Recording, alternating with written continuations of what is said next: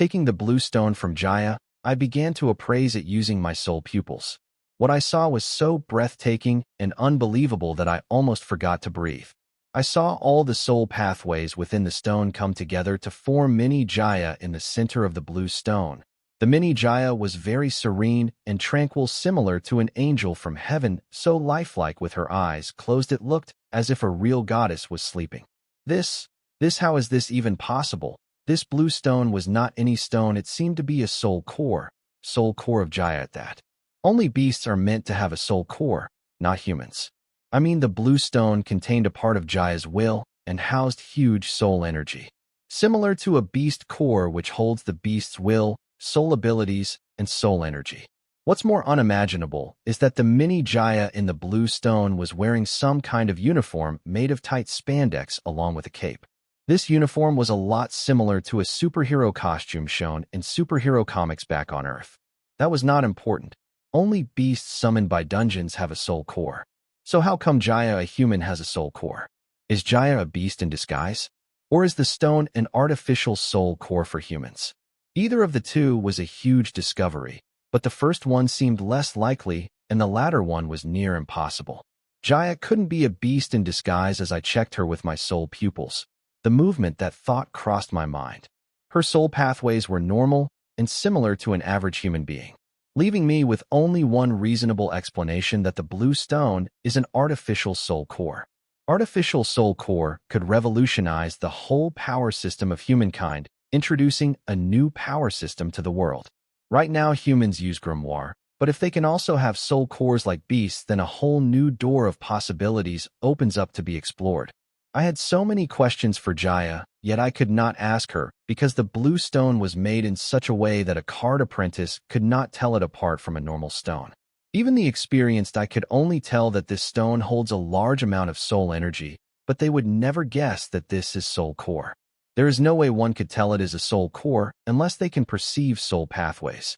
If I question Jaya about the artificial soul core, then I would be hinting to her that I can perceive the soul pathway in some way. It would not take her long to connect the dots and guess that my origin card is not Aura Sight, but a mutated version of Aura Sight, which allows me to see soul pathways. I could ask her without spooking her or arousing any suspicion. I had to, because artificial soul core for humans is a huge deal. This meant humans did not need a grimoire or cards anymore. They could just add soul abilities to their soul core, similar to how beasts can. Can I ask where you got this blue stone? I asked. No. Jaya flatly refused, with no room for further questions. Do you have more stones of a similar kind? I had to ask. I could not just let go, as my curiosity would not allow it. Why so many questions? Just do what you are told. Jaya rudely answered, reminding me to ask fewer questions. I seem to have said the same thing to Susan when I first met her. Karma. This stone is very peculiar. It looks like a stone but contains huge soul energy, unlike a stone. If I had extra stones of a similar kind, I could perform some tests to check what it is and what it is capable of. I tried to reason with her, because if I could get my hands on a couple of artificial soul cores, I was sure I could uncover secrets behind them and make a soul core of my own using the soul pupil. No, this is the only one I have. Can you create an origin card using it or not? Jaya impatiently answered. No worries, I can. I was excited to see a stone that could hold so much soul energy. I guess that is why it's worthy of being a fate ingredient.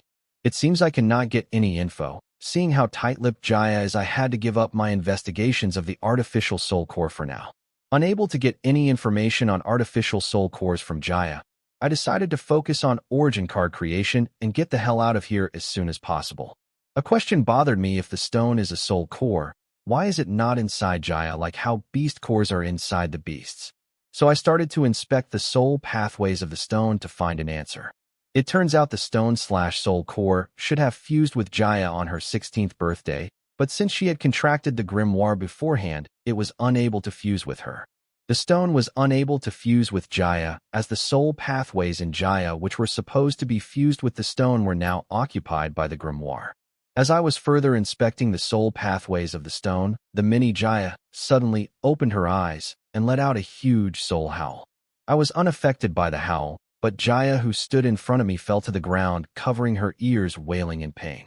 Just when I thought the situation could not get any worse, this happens. Seeing Jaya roll on the floor wailing with her hands covering her ears, I was flustered. I knew the source of her torment, the howling mini Jaya inside the stone, but I did not know how to make it stop yet. I could see that some of the soul pathways from the stone were connected to Jaya, and the mini Jaya was trying to communicate with Jaya using this soul pathway, but these soul pathways were not for communication, therefore Jaya could not understand what mini Jaya was trying to express. Instead, it led to her agony. Mini Jaya did not understand this. Being a part of Jaya's will, she just wanted to come back to Jaya, but the grimoire was blocking her path. I could put an end to Jaya's misery, but it would require me to cut the connection of the stone with Jaya. It would be the opposite of what she hired me for. Even though I knew what was happening, why it was happening, and how to stop it, I could only sit back and watch it all happen to let nature take its course. After 15 minutes, mini Jaya was finally done howling and closed her eyes, returning to her sleep, ending Jaya's misery. Jaya, who was rolling on the floor, unable to withstand the pain seconds ago, suddenly got up and glared at me with bloodshot red eyes. I understood why she is glaring at me. The first thing taught to her as the fine gold heiress is not to show weakness in front of anyone, be it loved ones, family, friends, etc. What just happened a few seconds ago went totally against that teaching. So I know right now Jaya is thinking of hundreds of ways to assert her dominance over me and feel like the one in control here. So, I did not dare to test her patience or provoke her. Her eyes were shouting, "Come at me if you dare." Fu, K, the artificial soul core, I will be content if I left in one piece from here. I cursed inwardly and said, I did not see anything, not daring to look into Jaya's eyes. Jaya snorted and asked, "So, can you create the origin card or not?" Earlier, I was planning to delay the card creation as much as possible to get more info on the artificial soul core, but now it was no longer required, as I could tell that Jaya herself had no idea what this stone was. If she had known about the stone/artificial soul core, then she would have known the reason for her suffering earlier and stopped it from happening. It seems she doesn't even know what this stone is in the first place. Wasting no more time, I said, I can create the origin card, and I require E-rank high would wisp X10. Unique grade, origin core X1. That's it, and nothing else. You barely ordered any ingredients.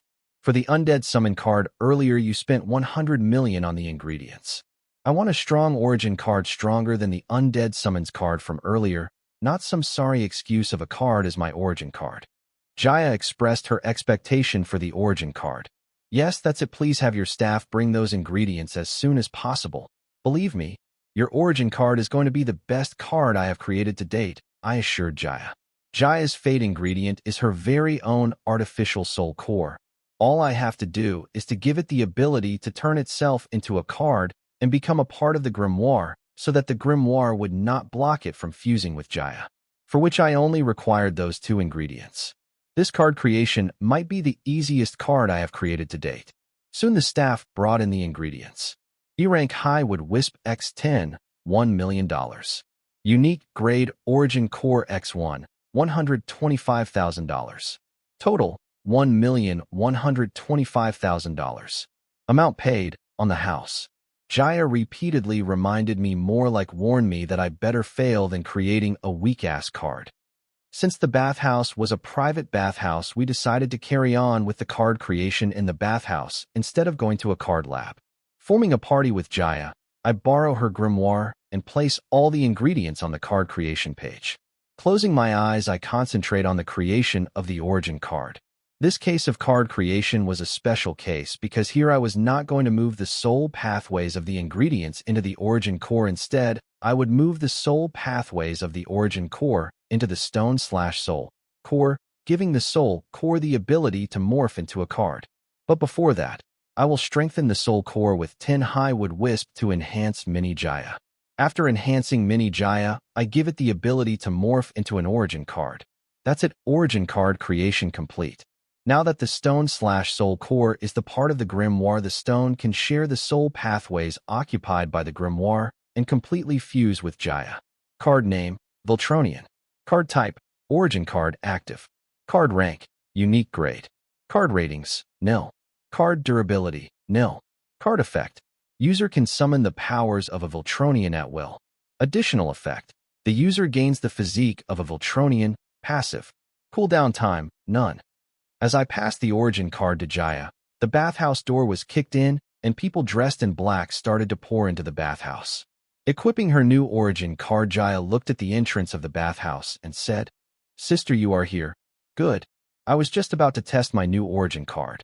Voltronian. I was not new to this word, but I wanted to check if it meant the same as I knew. Therefore, I stuck around. Not that I had a choice, as I did not receive my promised fees yet, and these people in black who suddenly barged into the bathhouse did not want me to leave and guided me to the training hall. My current situation was very bad. Physically, I was fine, but mentally, I was coming up with hundreds of ways to deny my willing involvement in the creation of Jaya's origin card. But I was worried that I won't receive my fee for the card creation if I deny my involvement. It turns out the infamous chairwoman of Fine Gold Group, Diana, had warned all card creationists about helping Jaya in the creation of her origin card. I knew Jaya was hiding something from me. I chose to ignore it, being blinded by the dollar signs in my eyes, but I did not know that it would potentially come back to bite me. I did not know why Diana had banned Jaya from creating an origin card, but I knew by helping Jaya, I was caught in the crossfire between the sisters. Diana was beautiful and looked stunning in her smart jumpsuit with a blazer, and was very tall. Her long legs, followed by 6-inch high heels, were breathtaking. By the way, Dana is a lot scarier in person with her grim face and all. I don't know if she is always like that, or just pissed off at Jaya. It's true that she doesn't heal her scars, and she does carry them with pride. I did not get to talk to her, but she did give me a hard glance. Standing in the middle of the training hall, Jaya summoned her grimoire and activated her origin card for the first time. An energy bolt from within the grimoire hit Jaya, emitting a blinding flash, and the next second Jaya floated in the air, covered in a gray glittering bodysuit with a golden 8-point star on her chest. The bodysuit came with a white cape and gold trim, with a pair of golden bracelets and boots. Exactly like a superhero suit shown back in Earth comics. Seeing Jaya in her glory, I was dumbfounded. Only one thought ran through my head. Fuck. She is the same as him, that Voltronian bastard. I should kill her. But he said he was the last of his kind, and his home planet Viltron was destroyed. How can a Voltronian be here? Wait, does that mean I can return to Earth? Date April 2nd, 2027. Time 4:30. Location Earth, Area 501, Underground Military Base, Floor G17. Okay, good try, fellows. April Fool's Day is officially over 4.5 hours ago. Did you just fly me over here at midnight to prank me? Dr. Wyatt, please behave yourself. This is not a prank. You are right now in the world's most secretive military base. Most of the world leaders don't even know this base exists. You think we are going to risk revealing the base just to prank you? Get over yourself. The guy with 6 stars on his camouflage uniform reprimanded me. Excuse me, General, how am I supposed to react to this? You fly me over at midnight to God knows where, and then ask me to build a heavy-duty plasma cutter to cut the bodysuit on a human corpse which you claim to be an alien being. You have a point there, saying that the general unholstered his pistol and aimed at the head of the corpse. What are you doing? I asked, thinking FCK. This is why I do not like to deal with the military. Proving to you that this is no prank. Then he shot at the corpse head at point-blank range. I backed hurriedly, trying to avoid the brain matter which was supposed to scatter throughout, but it did not happen. The skin of the corpse completely absorbed the force of the bullet on the impact and remained unharmed. Seeing this, I was utterly shocked and knew that I owed the general an apology. Forgive my ignorance earlier, General. Tell me what you need. I apologized and awaited orders. Dr. Wyatt, as I explained earlier, we require you to create a plasma cutter to cut the bodysuit of this alien being. The general explained.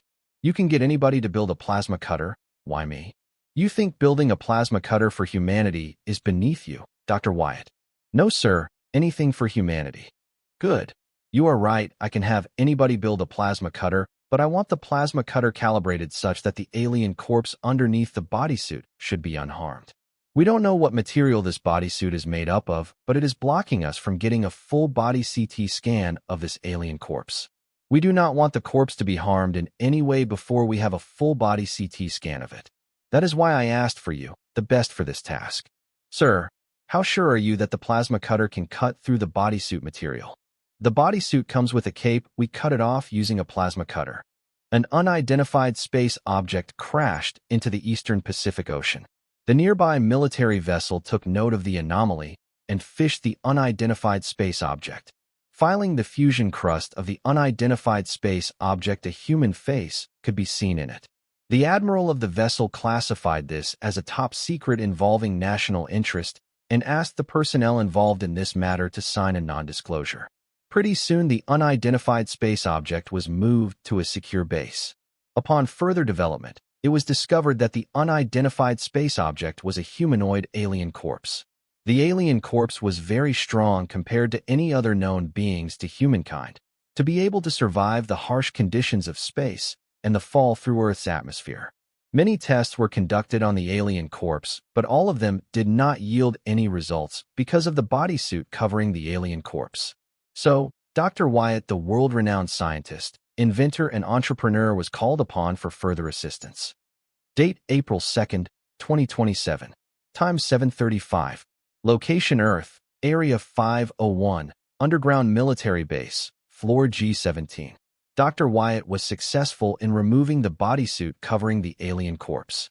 Then various tests were conducted on the alien corpse, only to find that it was not dead, but in a dormant deep sleep and could wake up anytime.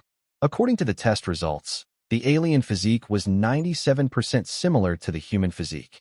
It can even be concluded that the physical structure of the alien body was a normal human structure enhanced millions of times under evolution. Meaning the alien physique was human, but it went through millions of evolution to achieve its current enhanced superhuman physical structure. When the higher-ups were considering what to do with the alien in the coma, back in the military base, the alien awakened and made the first contact with Dr. Wyatt. During the first contact, the alien did not show any hostile tendency. It tried to communicate using physical actions. The alien displayed superhuman strength and speed, leading to several small accidents as it slowly learned to control its superhuman abilities. The alien also showed superhuman comprehensive power as it was able to read, write, and speak the English language fluently from scratch within 2 hours. The alien life form called itself a Viltronian and referred to its home planet as Viltron, but denied to speak its name and preferred to be called as Viltronian, displaying survivor's guilty as the lone survivor of his race. It seems its home planet Viltron was destroyed in a massive space cataclysm. As the strongest champion of his race, he was able to escape the cataclysm using his might. All the information from Viltronane was yet to be verified for now. We could only act under the assumption that he was speaking the truth.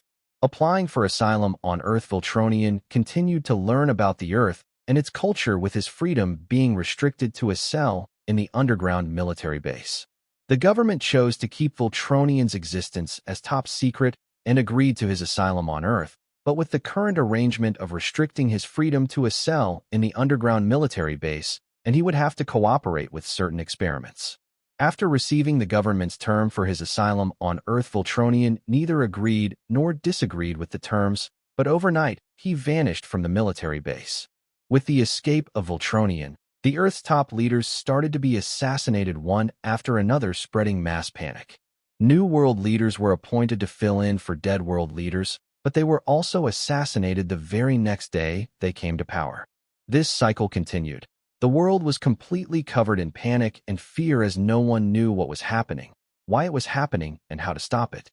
New leaders had to be appointed for the chain of command to work, as with no proper functioning chain of command, the world would crumble within no time. So no matter how many times the world leaders were assassinated, new one had to be appointed. The position which was once coveted by all had now become the position dreaded by all. But during the 7th cycle, when Dr. Wyatt took the office as the world leader of the Midwestern region, Viltronian came forward as the culprit behind the assassinations of world leaders on international news channels all over the world and brought the heads of all the assassinated world leaders as evidence.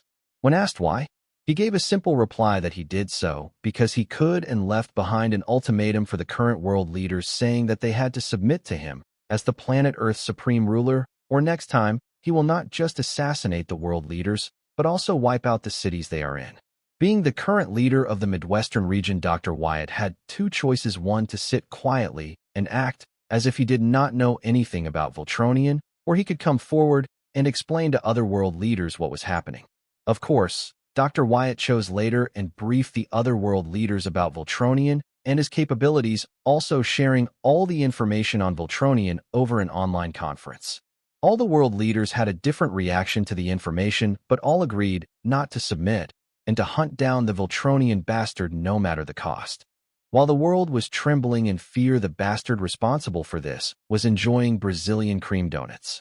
Using all the tech in the world, it did not take us long to track Voltronian, but the question was, how do we kill him? That bastard was faster than a bullet and also bulletproof. Concentrated, odorless sedative enough to kill 100 elephants was added to his meal, but he still did not go down, though he was slowed down enough to get blasted by RPG. The RPGs did not affect Voltronian, except for burning the clothes on his body, which only annoyed him as he went on a complete rampage, turning the once beautiful, vibrant Sao Paulo into a flaming graveyard. About 12.3 million lives were lost, and we knew it was not going to be the last.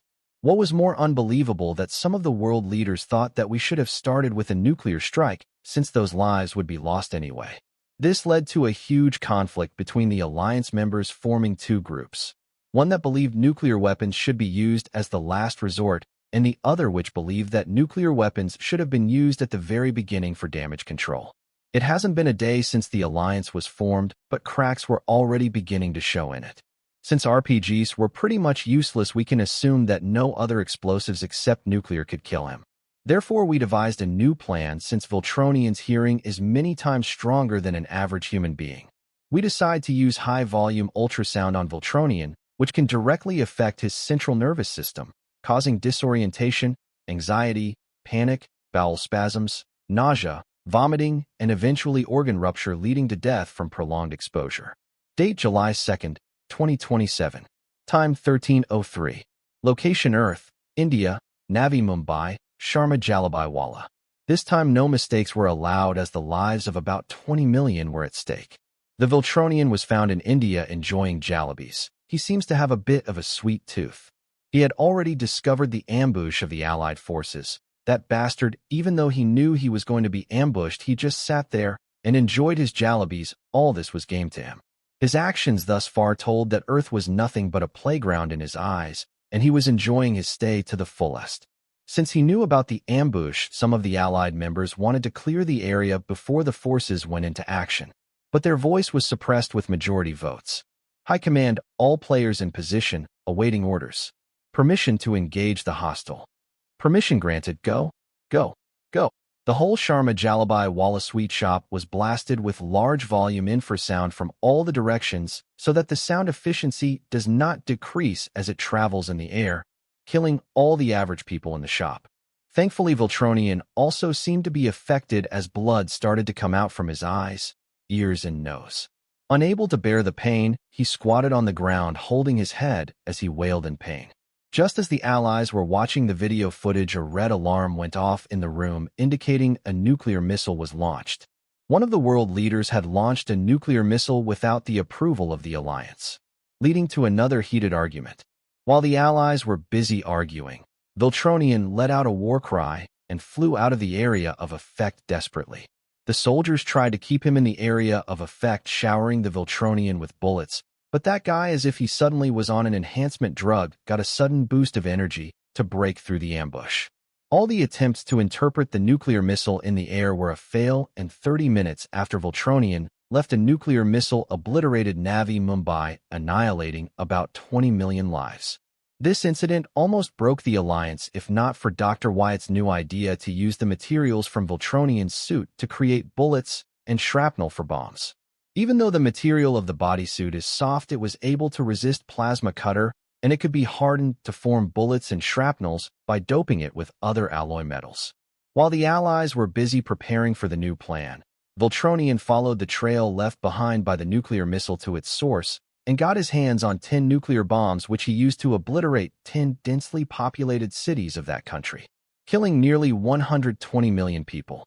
The world shook with 11 nuclear strikes in a single day, and chaos enveloped humankind.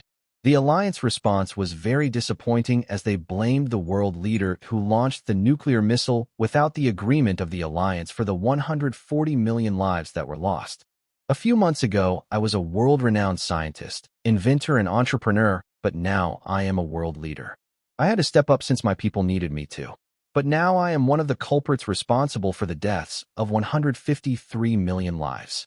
I did not know how my new colleagues slept, but I could not close my eyes for a second as the lost souls haunted my sleep. The Alliance right now was an empty shell. Most of its members have become neutral, some even considered surrendering to Voltronian. It all depended upon today's mission. If it was successful, all is well and good, but if we lost, then I cannot imagine the future of humankind. After our ambush at Navi Mumbai, we know Voltronian was not invisible. He too bleeds like the average human. That bastard was injured. We did not know the degree of injury to him, but it was enough to send him into hiding. I don't know if we can call this hiding. After all, we did find him in minutes seizing the Schlüsselburg fortress. This time we had to draw him out so that the snipers with new modified alloy bullets could take him down. To make sure he doesn't run away as he did in Navi Mumbai, the whole village was surrounded with anti-tank and assault missiles filled with modified alloy shrapnel. The hostile was engaged. The first modified alloy bullet lodged into his left eye, but it did not take him down. Then he was bombarded with the modified missiles, which only managed to cut his skin, but did not do any substantial damage to him. He then displayed an enhanced healing factor for the first time. Superhuman strength, senses, flight, speed, and now superhuman recovery. He is a total monster. The mission was a fail.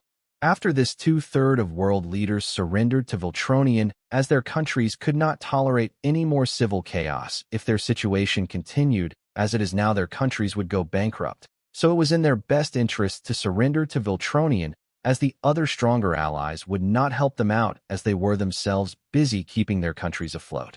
After the failed mission in Russia, I went into hiding, but Voltronian, who had lost his left eye because of me, took out his anger by killing all my friends, family, and relatives. It was no longer a fight for humanity for me, but a struggle for revenge. Blinded by revenge, I took part in the taboo of any scientist, human experimentation. Since our weapons cannot kill him, I decided to create superhumans of my own to kill that bastard. Using the body fluids and other DNA materials we collected from his body back in the military base, I, along with other select few scientists, invented a superhuman serum. During this research process, we were able to uncover some shocking truth about Voltronian's superpowers. Turns out that Voltronian is 100,450 years old. His superpower is such that it progresses with the host's age, meaning that the older a Voltronian gets, the stronger he grows. Due to this property of Voltronian's powers, the superhuman serum we developed was of no use against him, as 2 to 4 month-old superhuman amounted to ants in the eyes of 100,450-year-old Voltronian. This drawback of superhuman serum did not matter to other world powers. They started to mass-produce the superhuman serum, creating a superhuman army to fight against Voltronian and his vassal world leaders. But this road bump did not stop me, as I thought of creating a biological weapon targeting the Voltronian DNA strand, which harmed the interests of both the world leaders and Voltronian, causing 3/4 of the world power to turn against me. Now that even my allies were against me and conspired to kill me, I had to rule with an iron fist to hold whatever power I had. I was no longer a world-renowned scientist, inventor, and entrepreneur, but a warlord, mass murderer, dictator, and mad scientist. By now the whole world had submitted to Voltronian, and the mass production of the superhuman serum was in full swing. Voltronian did not oppose superhuman serum production. Instead, he helped enhance it and declared that he would provide superhuman serum to every one of his followers. Earth had fallen into chaos. 200 or so countries now divided into 17,800 small countries ruled by enhanced humans. In this new era, the enhanced humans were kings and the rest of humanity were reduced to mere slaves, while Voltronian was their supreme emperor. It took me months to find a biological agent strong enough to kill Voltronian DNA. During this time, world leaders conspired many times to assassinate me and failed. But by the time I had prepared the biological weapon targeting Voltronian DNA, the Earth, as I know, was gone. What remained was the Voltronian Empire. For all this, I was to blame. If I had not created the superhuman serum in the first place, it would not be so easy for Voltronian to take over the Earth. As I looked back to see what I did to save the Earth, I could only see heaps and heaps of dead human corpses with no results.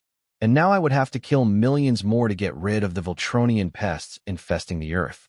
If I released the biological weapon, it would not only kill Voltronian, but all the humans containing Voltronian DNA. That is, all the people who took superhuman serum would also die, amounting to millions of dead humans. I tried to comfort myself by saying that they deserved it as they treated their fellow humans worse than slaves, but who am I to judge them? I had my hands bloodied with innocent blood too, who will judge me and my crimes. In the name of the greater good, I had sinned beyond redemption. After I released the biological weapon in the air, I watched it kill all the superhumans one by one, finally killing Voltronian. After seeing the Voltronian's corpse with my own eyes and destroying his corpse with a nuclear bomb, I felt assured of his death. I would be naive to think the Earth would return to its previous self with the deaths of Voltronian and superhumans.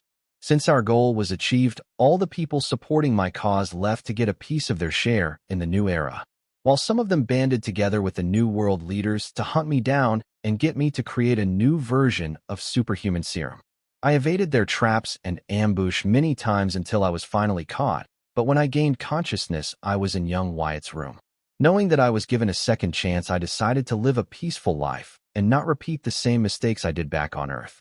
I contemplated Jaya's Voltronian powers and uniform while considering whether to kill her or just continue with my new life.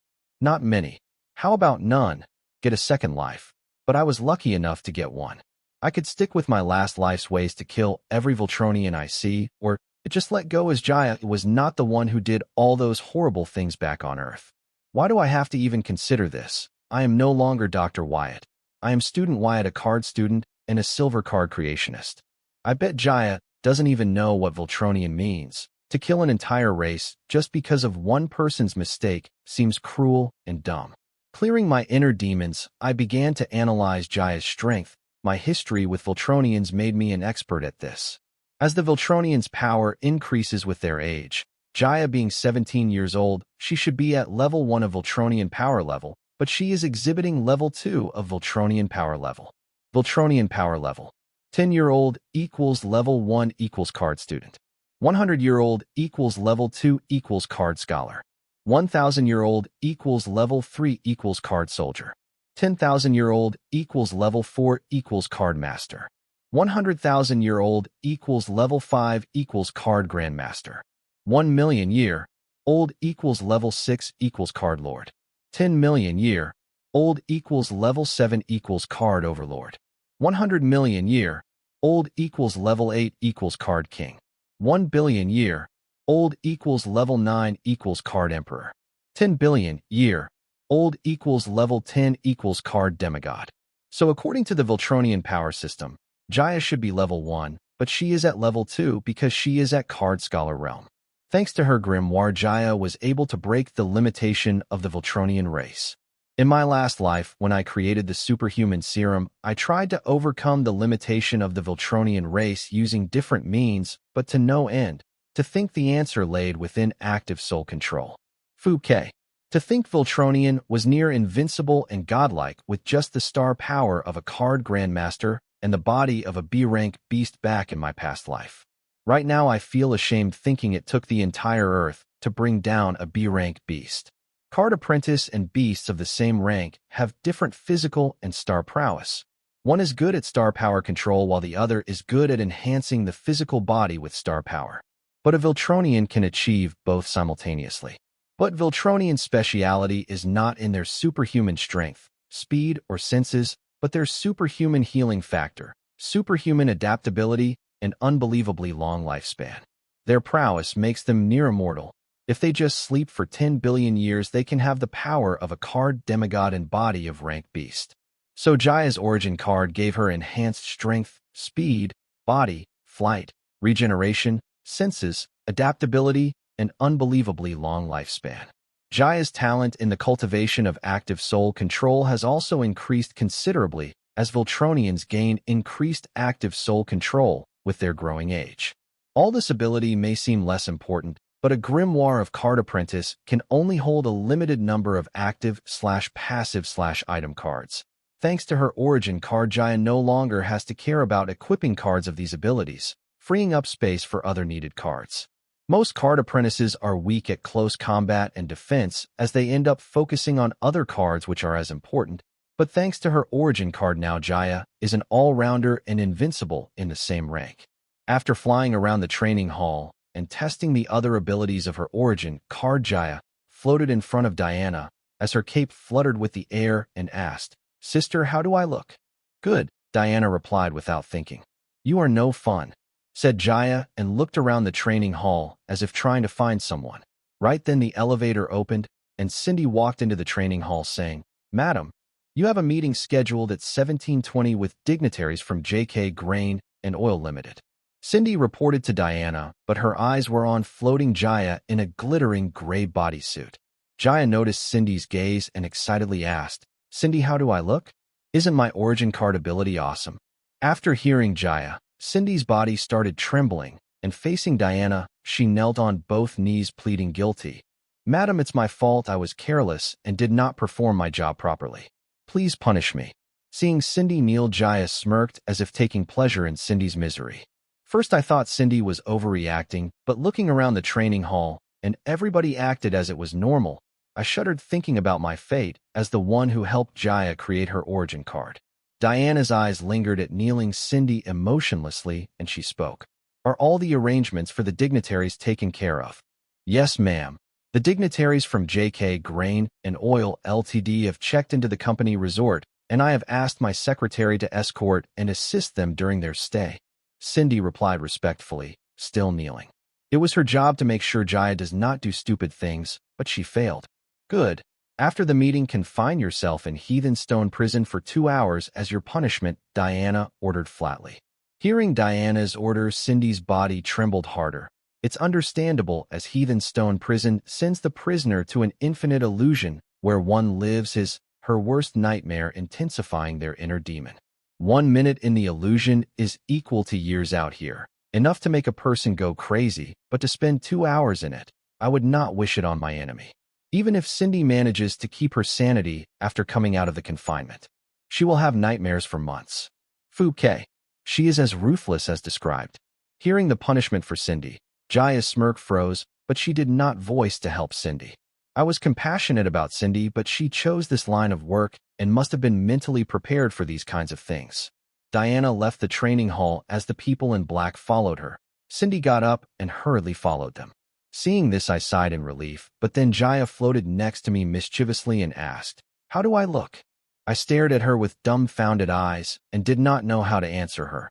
I felt like walking on eggshells around these psycho sisters. "I am waiting," said Jaya impatiently. "Sorry, I was lost in your charm. You look like a heroic female general. Can't you be more sincere?" Saying that, she headed towards the elevator and left. I would be pissed right now if not for my grimoire receiving a notification right then. $100 million deposited to your account, ending with XXXX. I wanted to live a carefree second life, but when did it get so complicated and stressful? I could blame it on money and survival, but that wasn't it. With the money I made in the first auction, I could live a comfortable life, but I chose not to. It was my ambition and pride to be the best in the room that led to my current situation. This whole situation with Fine Gold and the Psycho Sisters has made me appreciate Susan more. Thanks to Susan, I did not need to worry about money or anything else during the card creation. I just had to create cards, and the rest would be handled by Susan, no questions asked. I made $86 million, 20M plus 66M after tax, in Fine Gold, but my time there was crazy. I was worried for my life and worried whether I would get paid for my work. Not to forget the embarrassing things I had to say to save my weak ass. I would not have to go through this if I just stuck with Susan. In the Association Mall, I never had to fear for my life or getting paid for my work, though they charged a 10% handling fee. As a show of my appreciation, I decided to travel 40 minutes to get Susan her favorite fruit bread from the city's best bakery, Helen's Homemade Bread. And definitely not because I had this sudden craving for baked goods. Don't blame me if I were to fill my empty stomach with baked goods, as I happened to be in a bakery. I was famished as I never got to finish the lunch I ordered at Fine Gold Bathhouse, being interrupted by Jaya to help create her origin card. Taking a seat, I went through the menu as people gave me weird looks for being alone. "Wyatt, what are you doing here?" A waitress recognized me. "Isn't it obvious? I am here to eat." I did not recognize the waitress, so I went through young Wyatt's memories. Yeah. Sorry, you don't recognize me, do you? Jackie, I remember you. You used to babysit me and Ronnie. Hey, are you pregnant? Jackie tried to cover the baby bump with the apron, but it only made it more obvious. Sorry for being blunt and insensitive, but it is hard not to ask after seeing the stomach bump. I could understand Jackie's embarrassment as she was only 3 years older than me. What's the use of covering the bump now? You should have used protection when you had the chance. Sorry, I can't talk now, the manager is watching.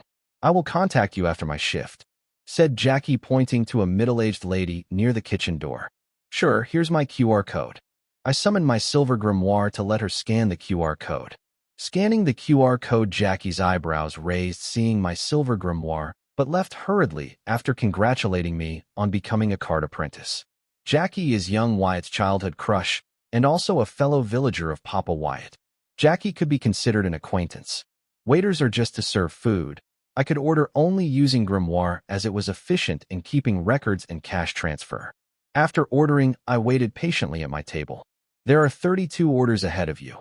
Expected wait time 15 minutes. Going into the bakery pantry, Jackie summoned her grimoire and hurriedly called a contact saved as hubby. Hello, babe, you okay? Answered a squeaky masculine voice. I am fine, sweetie. I ran into Wyatt in the bakery. What? Relax, babe. He did not recognize me at first. I think he doesn't know anything. Are you sure? But to be on the safer side, should we leave? No, we can't do that. You know our situation. Yes, but... No, you listen to me. I am pregnant and tired of running. Wyatt doesn't know, and nobody will tell him. Okay, no more running. How is my baby doing? Does it miss its dad? The two whispered sweet nothings to each other. Date March 21st, 2321. Time 1915. Location Sky Blossom City, Guild Association Mall, warehouse number 234. Susan and Corey were busy cataloging the new ingredients for 50 E-rank female armor and the new 100 F-rank storage trunk. Did she take a loan to get these ingredients? But who gave her such a huge amount as a loan? Seeing this, my appreciation for Susan grew.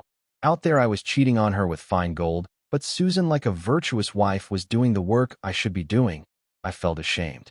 Susan's work was just to acquire the goods I ordered, but not to raise the money for them, then catalog and store them for my convenience. I decided then and there that I will never do side chicks. Side business. I made nearly $6 million on the auction, of which I spent $2.15 million on the hover bike. Then the rabbit leather boots got me $250,000, negligible, and $86 million from the fine gold group. Right now I have a little over $90 million in my account. Enough for me to begin with my plans. Hey, you two.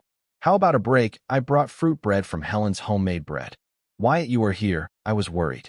If not for Deborah informing me, I would have thought you were still creating the card. Sorry, my bad. I should have called you once I was done there.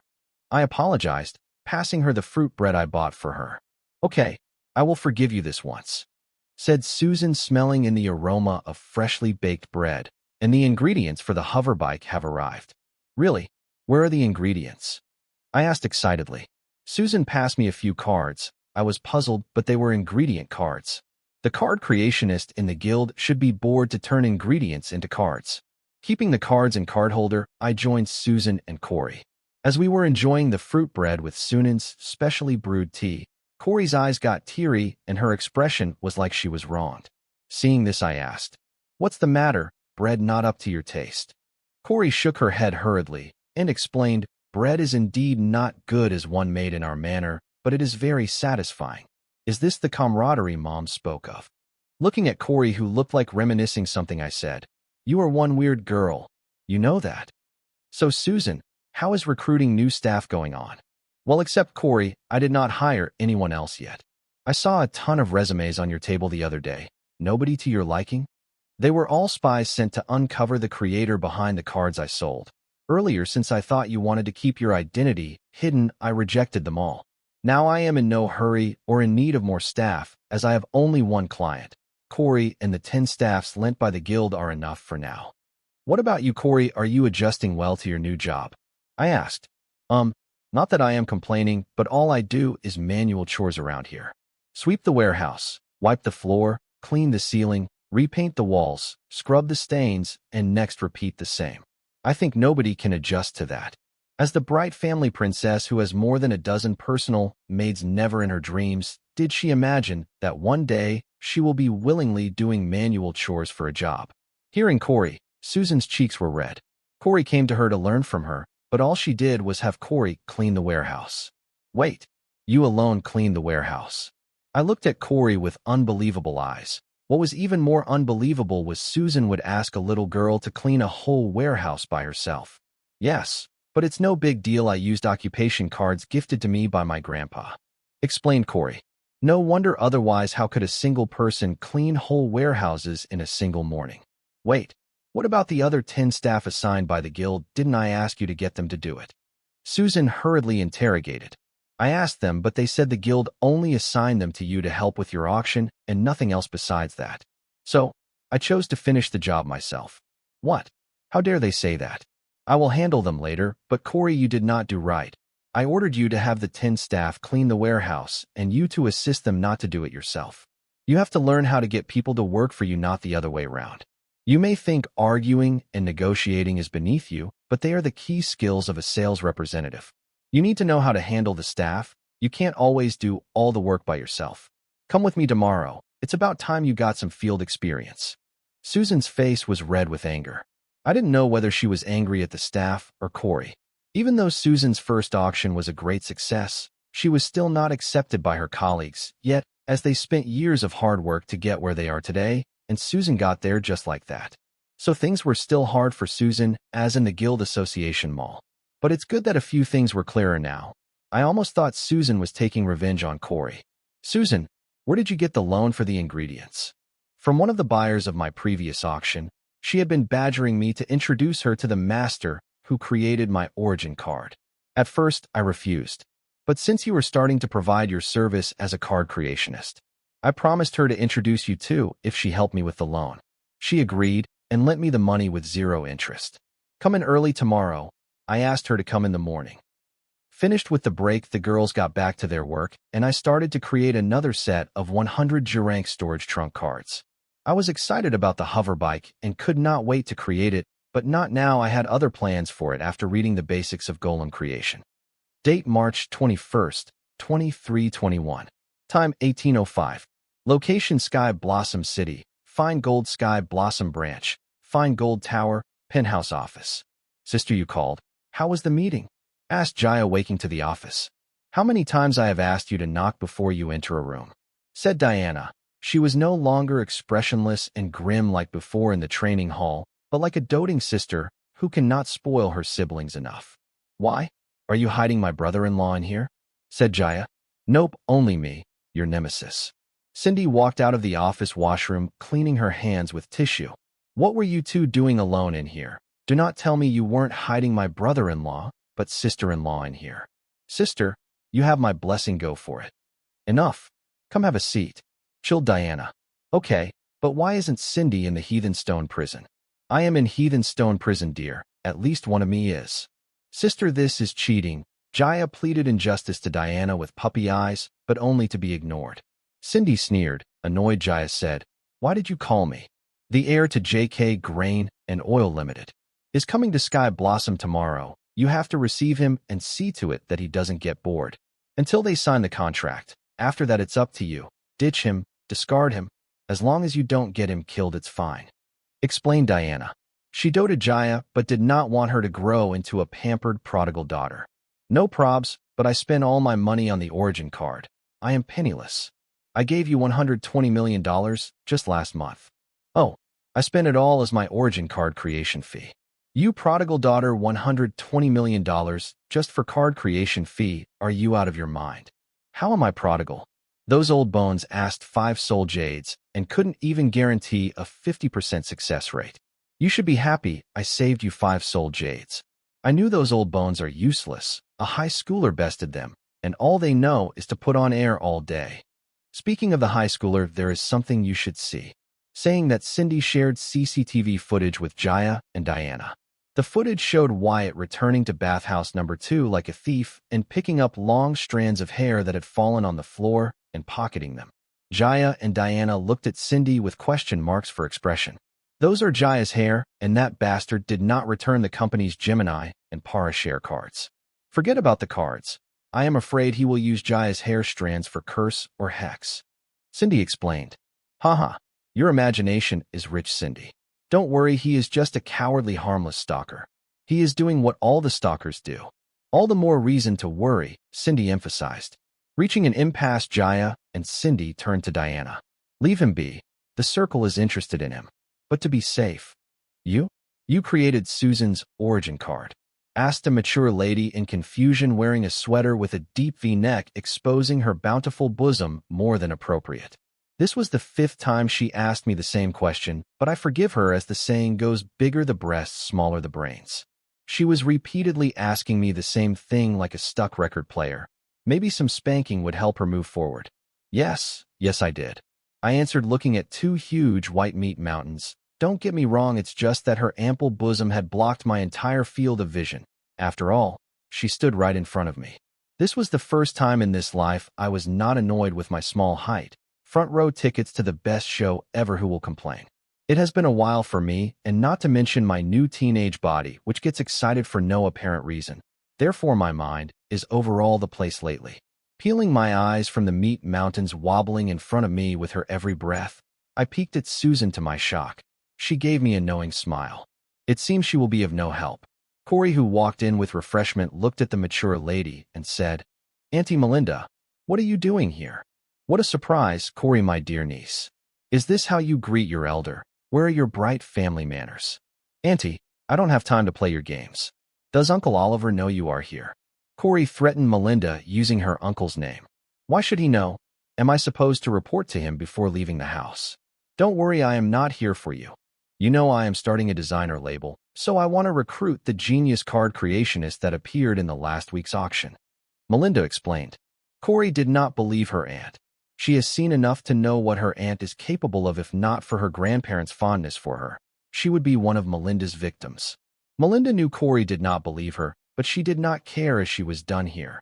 Now that all the pieces are in place, she turned to Susan and said, I will be expecting the armors by tomorrow. Any delay, and you will be hearing from my lawyer. Hearing Melinda, Susan was confused and asked, What armors? The ones for which I loaned you the money. Did you forget so soon? Melinda replied lethargically. What? You seem to have forgotten there was no such deal between us.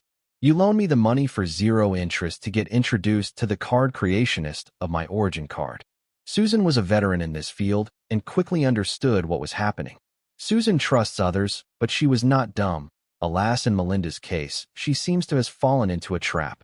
She chose to accept the loan from Melinda on a verbal agreement, trusting the reputation of the Bright family name. How could she know that a member of the city's prominent family will play rogue with her? No, sweetie. I loaned you the money because you promised me the armors, otherwise why would I give you a 0-interest loan? I have grimoire records of the money transfer. It's too late for you want to back out.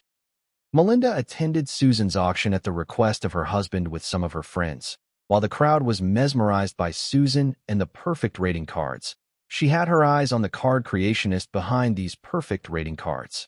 Seeing how the card creationist chose Susan to auction his card rather than any other popular auction managers, it can be seen that their relationship between Susan and the card creationist is not simple. Melinda was not worried that she would offend the card creationist, because if the card creationist was powerful or equal to the Bright family behind her, he would have directly used her name to get Susan out of trouble, rather than helping Susan while hiding her identity. Therefore, she got close to Susan by showing interest in her origin card, but no matter how much she seduced Susan, she could not crack her, until Susan called her asking for a loan from the Bright family. Seeing an opportunity, Melinda laid the trap by loaning Susan money under the Bright family name with just a verbal agreement.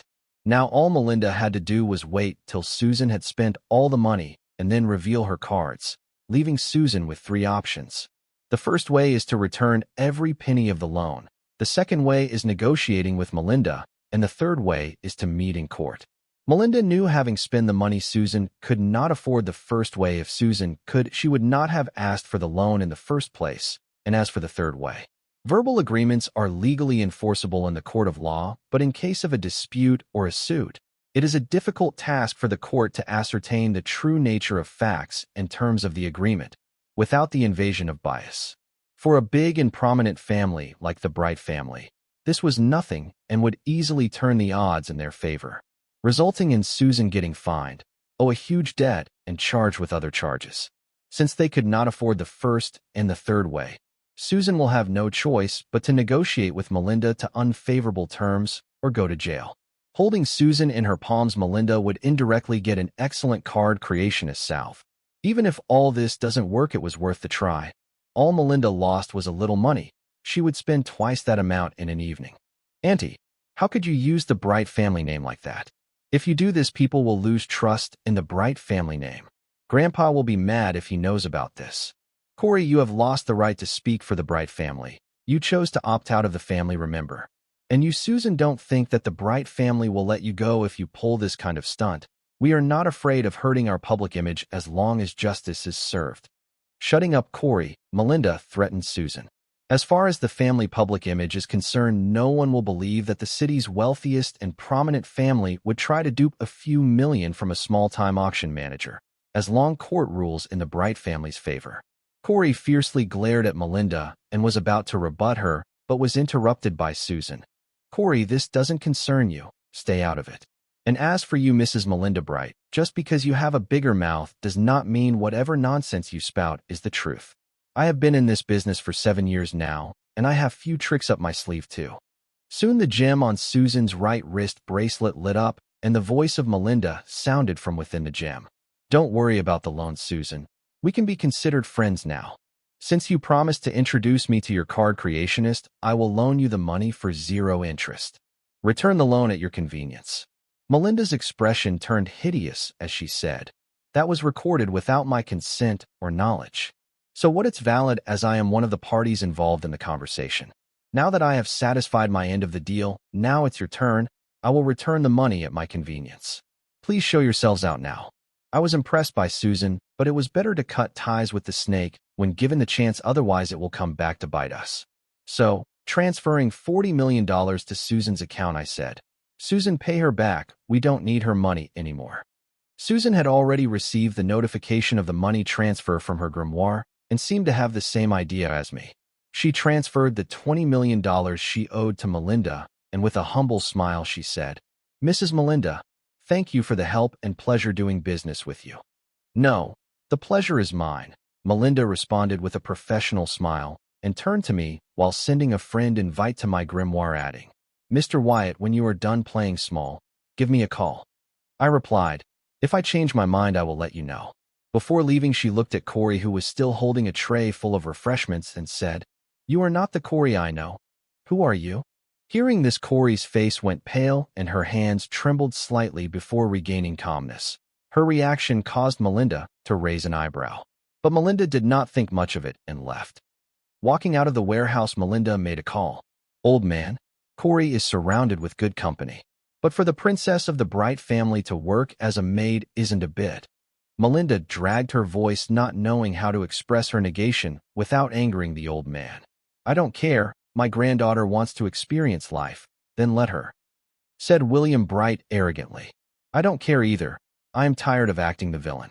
You should have seen her glare at me as if I am the enemy, that unfilial niece. I fed her my breast milk for 7 months when her mother was out on a mission. Ahem, don't clear your throat at me. You men all are the same. Didn't you have a mother?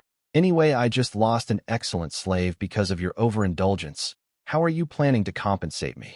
How about you get to inform Kitty that I am retiring and that I am giving her the family?" "What? Old man, have you gone senile? Family is not yours to give it to mother-in-law. You both run the family together. If you retire, then she will be the head of the family automatically. Whatever, I am retiring. Let me grow old peacefully watching my granddaughter grow.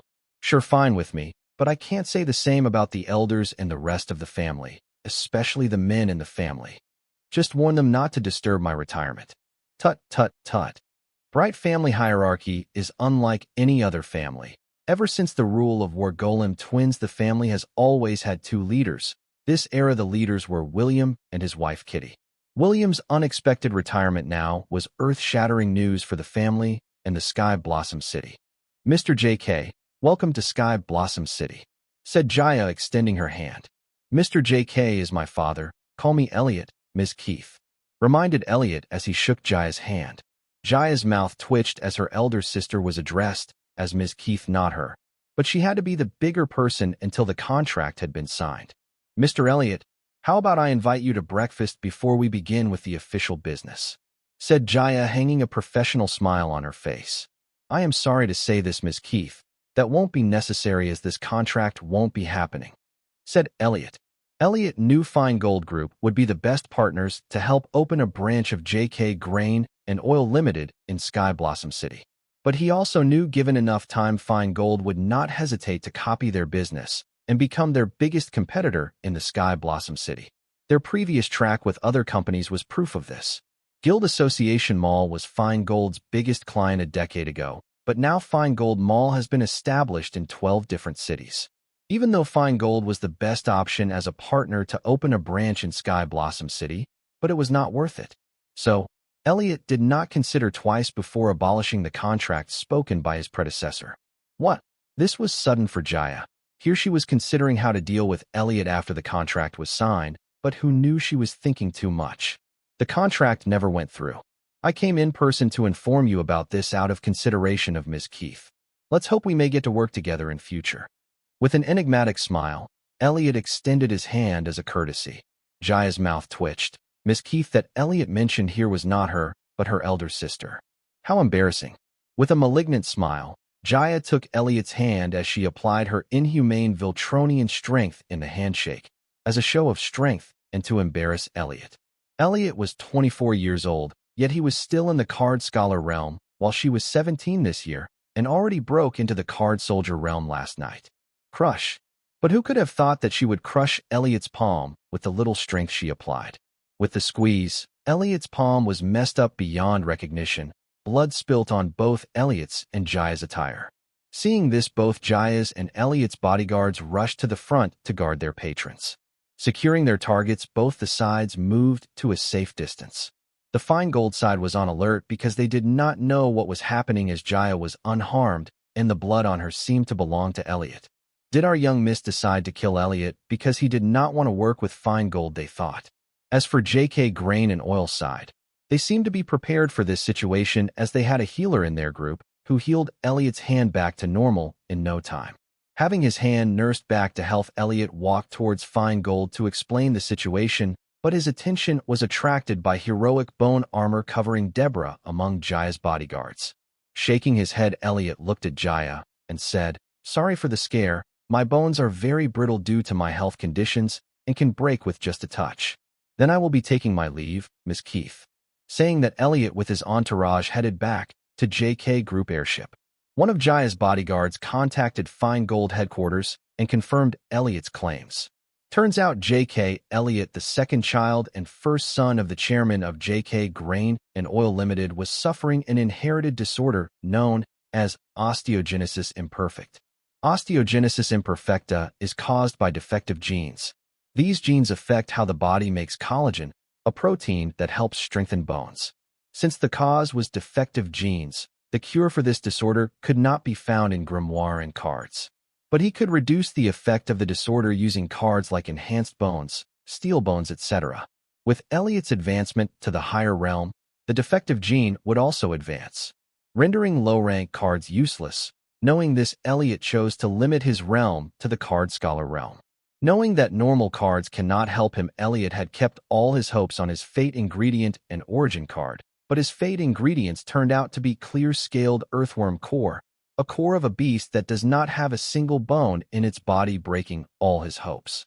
In despair, Elliot let go of what he cannot have and started to work on what he can have, which led to him joining his father's company at the bottom, but due to his continuous contribution, he was now offered to be managing director of the new JK Grain and Oil Ltd Sky Blossom branch. Seeing that the situation was normal, now Jaya's guards relaxed. Even Deborah withdrew her bone exoskeleton armor. Elliot, who was heading to the airship, turned back to take a last glance at the valiant bone armor only to be shocked to his core, sparking hope in his life again. Deborah's life in Feingold couldn't be more comfortable. Thanks to her origin card, the company valued her so much that they let her directly advance her grimoire to silver grade and promised to let her upgrade to golden grimoire if she showed positive exemplary results. Her current role at Fine Gold is to be the exclusive bodyguard of Jaya Keith. She no longer had to risk her life dungeon diving and exploring the unknown just to make pennies while the guild ripped all the benefits like in her last job. As the silver employee of Fine Gold, Deborah was offered the best cards which suited her battle style and origin card perfectly. She was also given various gadget item cards, like the earpiece and glasses which connect with her grimoire, allowing her to use the call and camera function of the grimoire without summoning the grimoire. Not only that, the earpiece and glasses give her access to the Fine Gold network, which she can use for assistance in getting information, to call for emergency backup and report her and Jaya's status. Not to forget the black suit armor card inclusive of a black tux, black leather boots, black leather belt, and a wristwatch. All these gadgets had their uses which she would require as the bodyguard of Jaya Keith. Deborah thought being a bodyguard would be a lot easier, but she was wrong. She had to be alert constantly and observe every detail while monitoring the patron. This was a lot similar to exploring the dungeons. Just now, there was a crisis. Without thinking, Deborah covered herself in her bone exoskeleton armor and jumped in front of Jaya to shield her from any frontal attacks, but it turns out it was a false alarm. But this was not the first false alarm today. She already had 3 such false cases before this situation.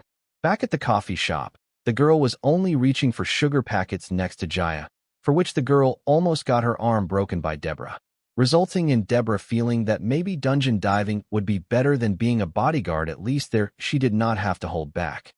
Elliot, who was heading to the JK group airship, suddenly turned and walked back to the Fine Gold group again. His entourage had no choice but to follow him quietly. Elliot could not walk fast because putting too much stress on the leg could lead to fractures in his leg bone. His body was able to stand thanks to bone-hardening passive cards he was using. His bones were soft as foam. No matter how much you harden foam, they would still crumble under pressure. Jaya, who was considering how to inform her sister about the JK Grain and Oil Limited backing out of the deal at the last minute, saw Elliot slowly walk towards herself. Puzzled, Jaya asked, "Mr. Elliot having second thoughts about the contract?" But Elliot did not answer her and just passed by her, stopping in front of Deborah as he eagerly asked, "Was that Rambull ability that you used?" Deborah did not answer him, but looked at Jaya for permission. It was not hard for Jaya to put 1 and 2 together. A guy with soft bones asking about Rambull ability, he could not be more clearer, so Jaya nodded in approval. Getting Jaya's approval, Deborah answered, "Yes, it is. Sorry to be rude, but could you sell me the card? I beg you." Elliot looked directly into Deborah's eyes and pleaded. Deborah blushed and looked away, as Elliot was what you call man pretty. If she could, she would have just gifted the card to him, but unfortunately, "I am sorry. It is the ability of my origin card." Hearing this, Elliot let out a sorrowful laugh and thought, "Why do I keep doing this to myself? Haven't I learned anything these past few years?" As Elliot was pitying himself, Jaya walked next to him and said, "Deborah's fate ingredient was just a bone from undead, remains nothing worth noting, but our card creationist turned that worthless bone into an undead summon card using the bone production ability of Rambull." Elliot heard Deborah loud and clear and knew what she was hinting at. So after a few minutes of consideration, he said, "What is it going to cost me?" "Nothing much. How about you sign the contract? Once the JK Group and Fine Gold Group are partners, then I will be obliged to help my friends." "No, that's not possible." "Why? This is a win for both of us. You get to open a branch in Sky Blossom City, and we get a high-value client." At first it seems that way, but looking at how the ex-partners of Fine Gold ended up, I know better than that. You provide us with goods transportation and merchant services, but along the way, you will slowly get to know our contacts, providers, and start to acquire them one by one behind our backs until it's enough for you to overthrow us. Guild Association Mall is a giant with the government supporting them. They will not feel any effect if they make less in 12 cities, but our JK Group is different. We are already pouring all our resources into expansion, and if we fail, then we will have no option but to shut down, leaving you vultures to feed on our remains. And with us gone, the market will be yours for the taking." Elliot explained. He was not explaining to Jaya or others, but telling himself what he will be losing if he took Jaya up on her offer. Jaya did not care. Seeing how frantic Elliot acted, she knew she had this guy in her palm. One of the ladies from Elliot's entourage dressed black in office attire walked next to him and said, "Sir, we have found the card creationist. He does not belong to any guild or group. He is a freelancer. I have the address. Should I make transportation arrangements?" Hearing the lady, Elliot came back to his sense and glared at Jaya for trying to take advantage of him. Feeling Elliot's glare, Jaya just shrugged her shoulders and said, "You can't blame a lady for trying, and we will arrange the required transportation. After all, you are fine gold guests."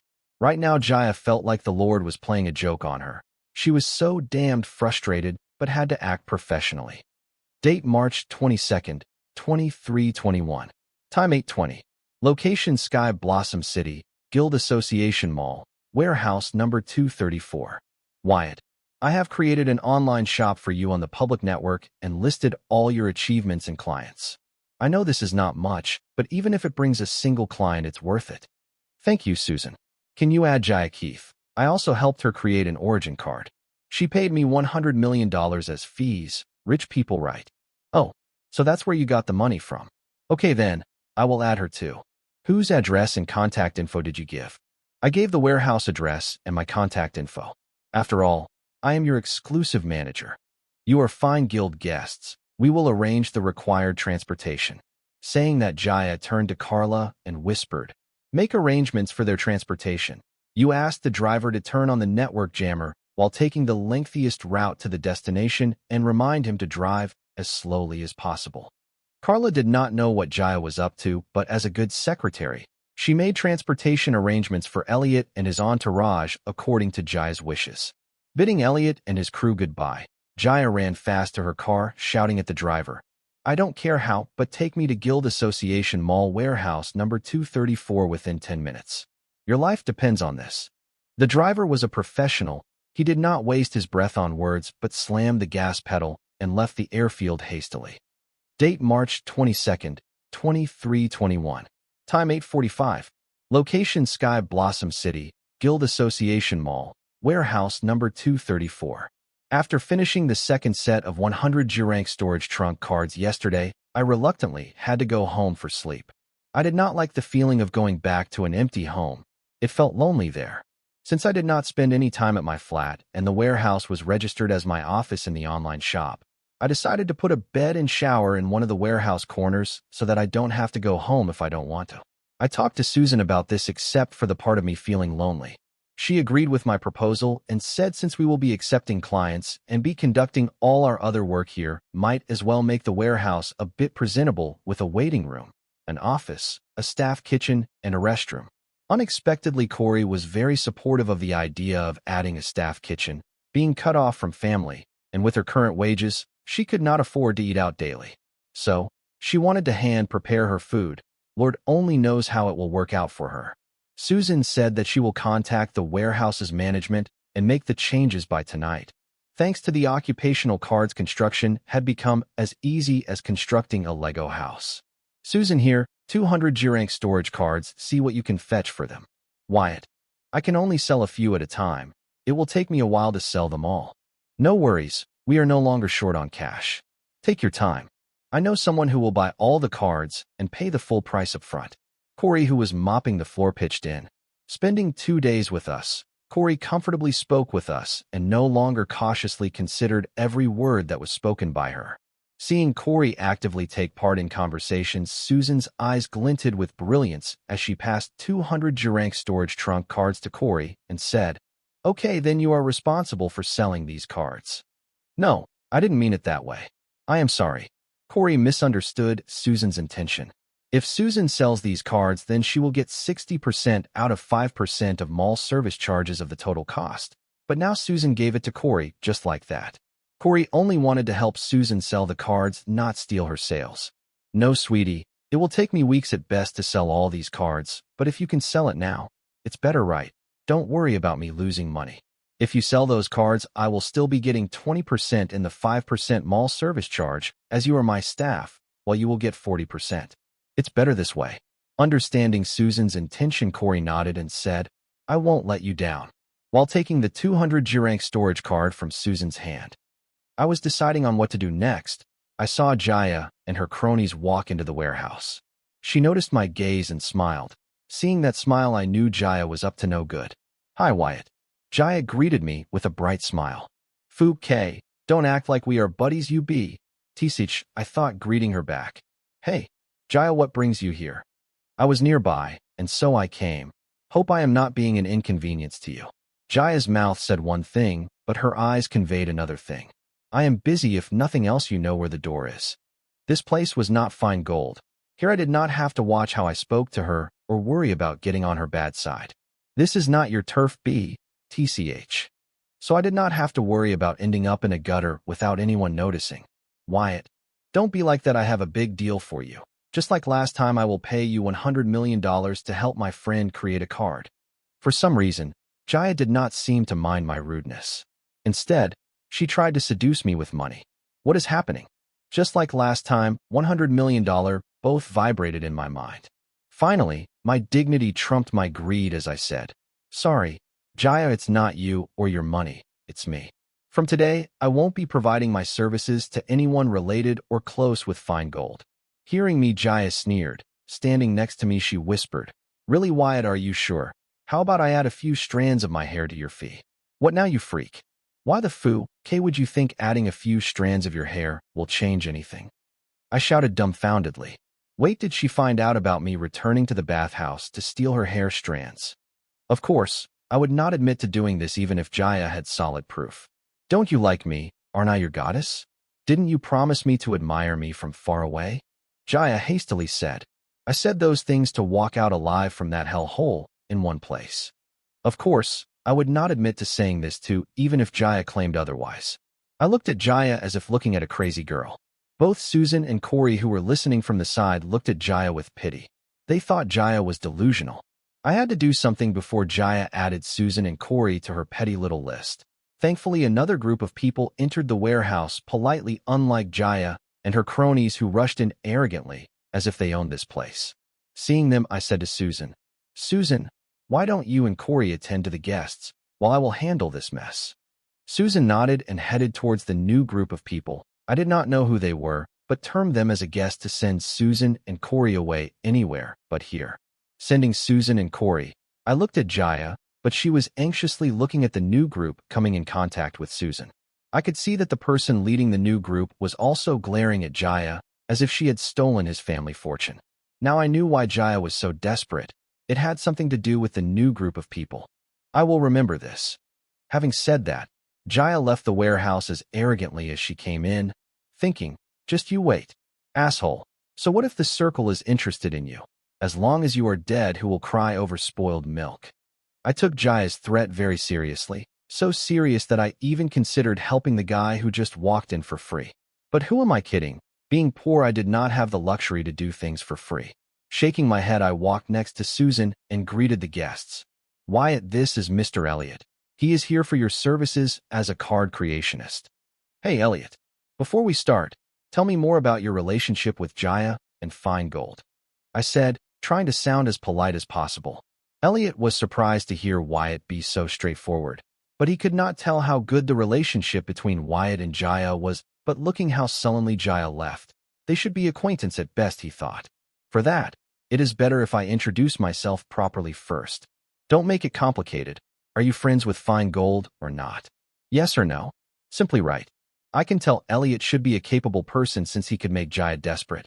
But who cares? Right now I am in one of the city's busiest and heavily guarded spot. Nobody dared to act arrogantly with city enforcers watching over this location. "No, I am not friends or in business with fine gold," Elliot answered. "Good, because since today I had decided not to provide my services as card creationist to fine gold and anyone acquainted with it." "Now, how did you know about me?" I did not care who Elliot was or what opinion he had on Jaya and fine gold. All I cared is if he could afford my services, as they were not cheap. Hearing me, Elliot sighed and said, "I met one of your clients, Deborah Khan, today, and was impressed with the origin card you created for her. And my secretary found your online shop. If not for that, I would have sold my soul to the devil to meet you, Mr. Wyatt." "Big sis Susan, your idea is already paying off." Corey chimed in before I could speak. Lately, I have noticed for some reason, Corey seems to worship Susan. Susan just smiled politely and remained quiet. This is one of Susan's qualities I feel guilty of loving. When it comes to work life, Susan never gets comfortable with me just because we are friends and always remains professional. 7 years at the bottom of Guild Association Mall's food chain, she seems to have experienced and learn a lot. So, Mr. Elliot, how may I be of your service? I want you to create a card for me to cure my osteogenesis imperfecta, aka brittle bone disease, using the ability of Rambull Beast. Hearing osteogenesis imperfecta, I searched about it in the Grimoire network. It was the same as I knew from my last life on Earth, a bone-related defective gene. If it's a gene defect, then no regular card will be enough to cure or suppress it. As with every ascension in the realm, card apprentice entire body undergoes baptism, meaning the gene defect will get worse with the increasing realm. Nope, I can't do this. And explained to Elliot why. But in response, Elliot just gave a knowing smile and said, "Forgive me, Mr. Wyatt. I knew this already but could not help but test you." I nodded in understanding, because if you trust a high schooler you just met to create your origin card, then what are you if not dumb?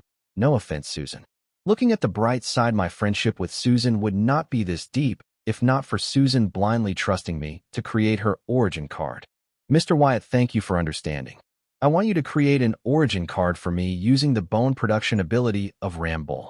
But the problem is my fate ingredient does not have any relation with bones. It might be tricky. Origin card, unlike normal cards, also get baptized as the host's realm increase. So the origin card was the only solution to fix the gene defect. Let me be the judge of that. What is your fate ingredient? Sorry, you are the specialist here. My fate ingredient is clear scale earthworm core. Hearing Elliot's build-up, I thought this card creation will be complicated and challenging. What was I expecting in this world with no comics or anime? People here have almost negligible imagination. If it was back on Earth, even a 14-year-old would have come up with a more creative plan to deal with this gene defect. Letting out a sigh, I provided Elliot with 2 options. Elliot, I have 2 plans for your origin card. First one is the one you proposed, that is if you just want to cure the gene defect, then Rambull ability is enough. However, the bone produced by the origin card level will fall by a grade, fixing your gene defect. The second route is if you want more than just a quick fix for your gene defect, then you will have to trust me and let me take charge. But with this card, not only will you be cured of your gene defect, but also become capable beyond your imagination. Now it's up to you, Mr. Elliot. What is your choice? Elliot was emotional. Just an hour ago, he was blaming himself for being too hopeful, even though he was living a life of despair, and now he was presented with a choice to become an average person, and maybe even more than average. He did not know whether to just be satisfied with being cured, or he could even have hope for more in his life. Ever since he started to gain an understanding of his surroundings, all he remembers is people's pity for him. But he did not need their pity. He was the first son of the JK Group's chairperson. So what if he is cursed with brittle bones? He is not a victim for them to pity, but a symbol of never-dying fighting spirit. He could accomplish more than what they will ever accomplish in their entire life. He proved it when all hope for his cure was lost, as grimoire and cards could not help his condition. He did not forswear to sit in despair, but decided to gain the respect he deserves by climbing to the top of his father's company from the bottom against all odds and ridicule. So, yes, he can have hope for more in his life. Better yet, he will fight for more in his life, and all he had achieved till this point was the proof of it. Mr. Wyatt, could you tell me more about this second choice you were talking about? If it was some other client who had asked me for more info, I would just say either they had faith in me or not. If yes, then blindly follow my lead. If no, then don't let the door hit you on the way out. But Elliot was different, not because I took pity on him, but because I wanted to check if it was possible to rectify and modify a gene. I know normal cards cannot, but the origin cards were different, as they become part of the card apprentice and would upgrade with their increasing realm. I had created origin cards for 3 people till now: Susan, Deborah, Jaya, and I did not inform my plans about their origin card before the creation. I would ask them what kind of card they wanted, and then I would surprise them with the origin card. Elliot's origin card creation for me was very important because his origin card creation was a practice run for my second origin card. Mr. Elliot, unlike other card creationists out there, I prefer not to involve the clients in my plans for their origin card. I can only promise you a 99% success rate. and to give my 100% to provide you with the best card I can think of for the type of origin card you asked for within your budget. Mr. Elliot, how much is your budget? My labor is not cheap. I only said 99% rather than 100% to not attract unwanted attention, but not because I was afraid or ashamed of sounding narcissistic and full of it. 99% success rate. Good, I chose to trust you, Mr. Wyatt. As for the budget, my entire life savings. Well, how much is it? I need an estimate to work with. Could you help me with that, Mr. Wyatt? Saying that, Elliot summoned his grimoire and activated his storage trunk card and opened the trunk with his mental energy. Thud. Click. Upon seeing inside the trunk, I was greeted by 15 shimmering blue jade bars placed neatly in a 3x5 formation and next to an incubator containing a 30 centimeters blue egg. Soul jade. I recognized those blue jade bars. They were the soul jade only found in the core of the dungeons and the actual currency of the card apprentices. But I did not recognize the egg. Since it was placed besides 15 soul jades, it must be expensive. Showing his net worth, Elliot recalled the storage trunk. The whole room went silent with Elliot's show of wealth. Mr. Elliot, this won't do. I don't mind you paying Wyatt with soul jades, but we cannot pay for ingredients using soul jade. It would be a huge loss for both you and us. Susan broke the silence by reprimanding the prodigal SOB in front of us. I know, Miss Susan, I am rich, but not that rich. This is just the price I am willing to award Mr. Wyatt with, depending upon how satisfying the origin card he created for me is. As for the ingredients budget, I have $500 million in my account and a $7 billion trust fund under my name. Now, Mr. Wyatt, let me ask you, how much do you need? Said Elliot, glancing at me with a provoking smile. Fu K. Is he taunting me? MF. Believe it or not, I will bring your entire family to the footpath creating this origin card. While Elliot was busy showing off his wealth, Corey was wondering, are soul jade bars expensive? Grandma gave me 100 of them as a reward to cultivate my active soul control when I became a card apprentice.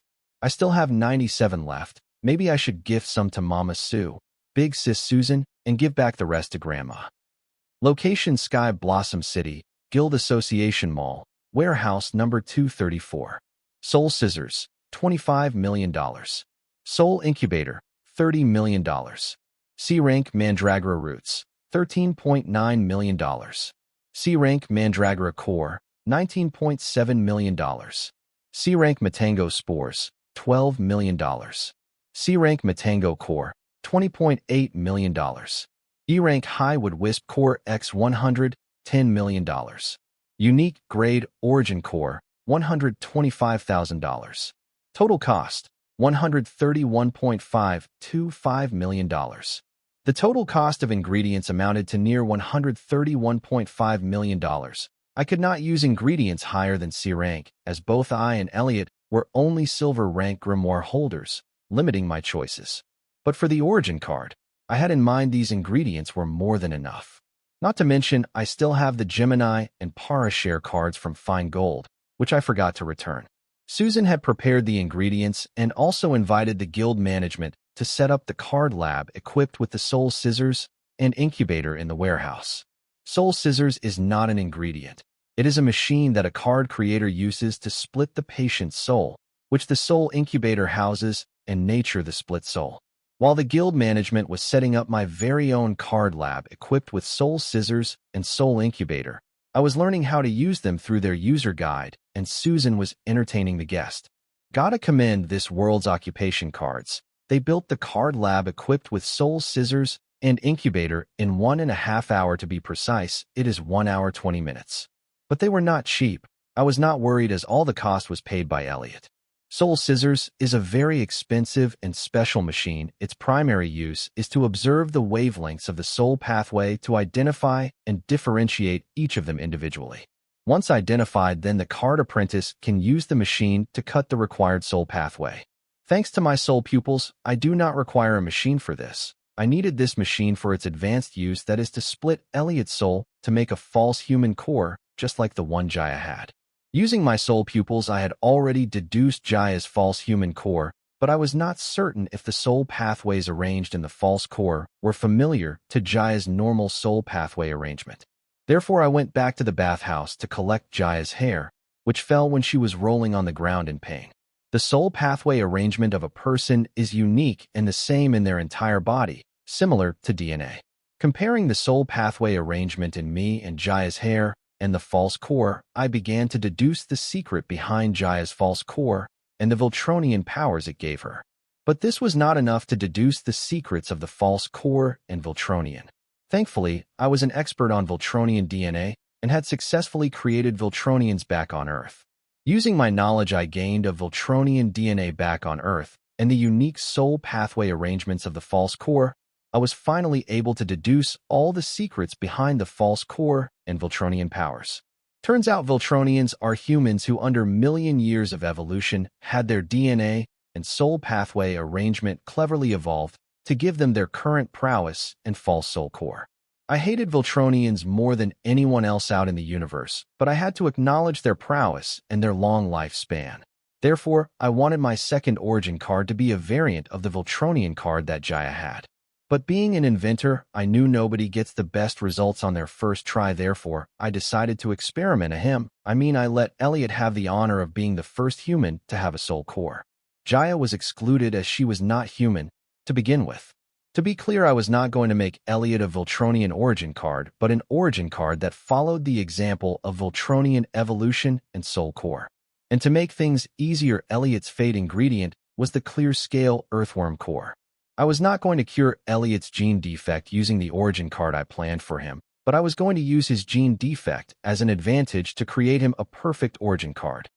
Wyatt, the card lab is set up and ready to use, Susan informed me as I was busy learning how to use the soul scissors and incubator.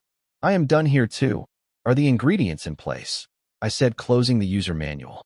Yes, Corey is placing them in the card lab as we speak. Great. Then what are we waiting for? Let's get started. Inside the card lab, looking at the operating bed of the soul scissors machine, Elliot nervously asked, "How sure are you about this?" 100%, I replied. Even though the machine has a 22% error rate, and its manual highly recommends to avoid soul splitting if not necessary. Don't sweat the small stuff. My skill reduces the error rate to 0. Now get on the bed. The machine has such a high error rate because its lens was not that accurate and also making it cheaper and affordable. But this error rate did not hinder me as I was going to use my soul pupils rather than the machine lens. Remind me, how old are you again? Asked Elliot, comparing my skill to experience. 17.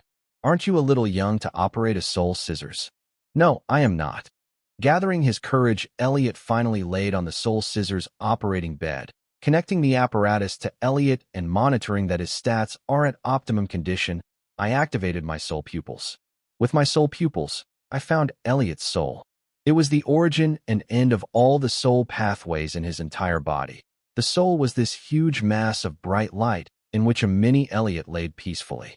The light blue threads originated from the mini Elliot, spreading throughout the body and returned to merge with it again. These threads were the soul pathways. The other card creationists use soul splitting usually to make clone cards, doppelganger cards, Horcruxes cards, or curse cards. But I was using it to make a false soul core for Elliot. Now that I had located the soul, I had to cut and split it in two in the ratio of 1:10. The part of the soul I will be cutting is not just any part, but the part of the soul over which Elliot has active control. Since Elliot had suppressed his realm to the card scholar realm, his active soul control percentage is 29%. Now I had to split this 29% into the ratio of 1:10. So I had to cut 2.9%, rounding off to 3% of the actively controlled soul. It was easy to differentiate the actively controlled soul from the normal soul, as the actively controlled soul is brighter than the normal soul. After splitting the actively controlled soul according to the ratio, I extracted the smaller soul and incubated it in the soul incubator to nature and to maintain it in optimum conditions until I completed the other part of the card.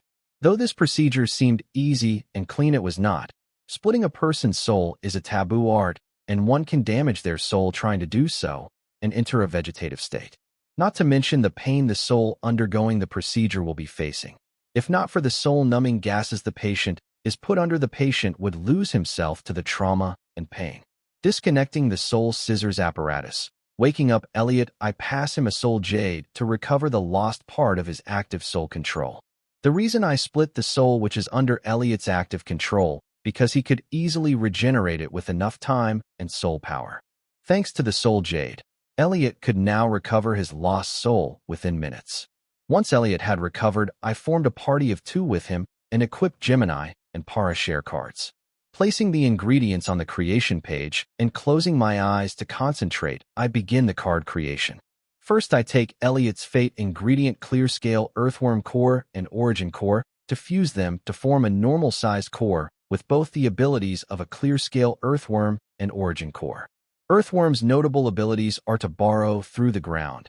It's elastic and highly resilient physic with full-body regeneration function. Clear Scale Earthworm is an evolved variant of the normal earthworm. Be it size or abilities, the Clear Scale Earthworm is nothing but a normal earthworm, if not for its special clear scales. According to popular belief, earthworms don't just dig tunnels into the soil using their body, but they do so by eating up the soil in front of them. After extracting the necessary nutrients from ingested soil, the soil is then excreted with mucus to cast burrow walls. These casted tunnels are not permanent and don't last long. Their lifespan depends on the various species of earthworms. The clear scale earthworms, like normal earthworms, also digs tunnels not just in soil, but any normal form of matter. But unlike normal earthworms, clear scale earthworms do not have a mouth to eat soil or any form of matter in front of them. Instead, their clear scales fuses and ingests anything that it touches, gases, liquids, solids, or even energy sources to extract nutrition and duplicate the properties of that particular matter, making these clear-scale earthworms a very difficult infestation to fight with. Because of their ability, they are usually attracted to eat up special metals and ores with soul energy, which is an expensive habit to cultivate. But this also makes them easier to trace as they leave a trail of excrement in their path. To protect important, expensive materials and machines from these worms, they are usually laced with diluted soul poison, just enough to kill these worms, but not enough to harm humans. Thankfully, these clear-scale earthworms are small in size, similar to normal earthworms, making their appetite small and enough to notice before they cause any serious damage. And also their core is of a small bead in size. Clear-scale earthworm scales have many special abilities, but the most fascinating thing about them to me is their small size, and each scale is like Lego pieces. They join together to form one large scale and break to form a smaller scale, so as not to hinder the earthworm's movement and give it a sturdy frame when it requires. I was planning to replace Elliot's bones with these scales. Crazy, yes, but not when you know that the gene defect which made Elliot's bones brittle would help the clear scales in reducing their actual size from micrometers to nanometers. Yes, the size of clear-scale earthworm is very small, and its scales are micrometers in size, that is approximate to the size of an average cell in its body. Therefore, even though clear-scale earthworm's whole body is covered with scales, it could still bend, compress, and contort like a normal earthworm. Osteogenesis imperfecta is caused by defective genes which affect the collagen protein in the body, in turn weakening the bones. But in the case of clear scales, it just reduces the size of the clear scale and not affecting it in any other way, because unlike bones which require a sturdy large size to show their strength, clear scales' strength lies in their small size. Turning from micrometers to nanometers in size, the clear scale's ability to assemble and connect has gotten stronger, more than enough to assemble into a hard skeleton frame for Elliot's body. But this is not possible by just transferring or altering soul pathways. I will have to evolve Elliot's soul pathway into replacing clear scales for bones using the Voltronian evolution method and modifying the soul pathway arrangement of the soul core. Thinking of what I had to do next, I take the new fused origin clear scale earthworm core and erase the unwanted soul pathways in it. Then I took Mandragora root and core. Mandragora is a spirit root plant monster which with age gains wisdom, and the roots start taking the human form. I was going to extract and transfer the spirit ability of Mandragora into fused origin clear scale earthworm core, so that what remains of clear scale earthworm in the core would use the spirit ability of the Mandragora to give birth to wisdom and a spirit will. After I transferred the soul pathway of the Mandragora spirit ability into fused origin clear scale earthworm core, all the soul pathway in the core merged to form a miniature human baby within the core. The baby looked ugly and ghostly. Its entire body was covered in clear scales. Its eyes and mouth were hollow. Now the core was fit and ready to house a living soul. Removing Elliot's soul from the soul incubator, I transferred it into the core. Feeling the presence of Elliot's soul, the sleeping spirit baby woke up in vigilance and started to attack Elliot's soul according to its instincts, but it's no match to Elliot's soul and strength. This spirit baby had just been born, and its strength was nothing compared to the strength of Elliot's 3% active soul. Soon Elliot's soul swallowed the spirit baby and took its place in the core, and I helped it completely take over the core by rearranging its soul arrangements according to the soul arrangement of the Voltronian core, forming a mini Elliot in the center of the core, but this Elliot was bald and covered in clear scales head to toe. And I could see soul pathways from the core reaching out and connecting with the soul pathways in Elliot, forming a bond between them. Now the whole core had become Elliot's fate ingredient, not just the clear scale earthworm part of the core. Finished with that, I took Matango's spores and core. Matango is a mushroom-type monster. What's unique about this monster is, unlike mushrooms, it doesn't live of decaying organic matter, but only lives of inorganic matter. Its spores fuse and grow on anything inorganic that it touches, be it gases, liquids, solids, or even energy sources. Matango spore's property is quite similar to the ability of clear scales, therefore, I was going to use it to strengthen the ability of clear scales. After I transferred the soul pathways of Matango in the core, the clear scales covering Mini Elliot in the core grew brighter. Even though I had completed creating the soul core, it was still not mature, as it was only 3% of Elliot's active soul control. It had to grow equal to Elliot's complete active soul control to be able to communicate with him and actively try to fuse with him, like how Jaya's core tried to fuse with her despite the grimoire blocking it. Jaya's core was with her since her birth and had slowly matured with her till her 16th birthday. But Elliot's core was just born, and I could not sacrifice 16 years of my precious time on just one origin card creation, so I had to mature this core using an external stimulant like the Highwood Wisps and Soul Jades. It took a total of 3 Soul Jades for the core to mature, and just when it was about to initiate contact with Elliot, I activated the morph ability in the core and turned the core into a card successfully, creating a Human Soul Core origin card. Origin card creation completed. Card name, Osmodite. Card type, origin card, passive. Card rank, unique grade. Card rating, nil. Card durability, nil.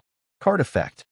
Osmodite is a subspecies of Voltronian whose abilities are given to them by unique soul pathways that are introduced in their Voltronian soul pathway arrangement.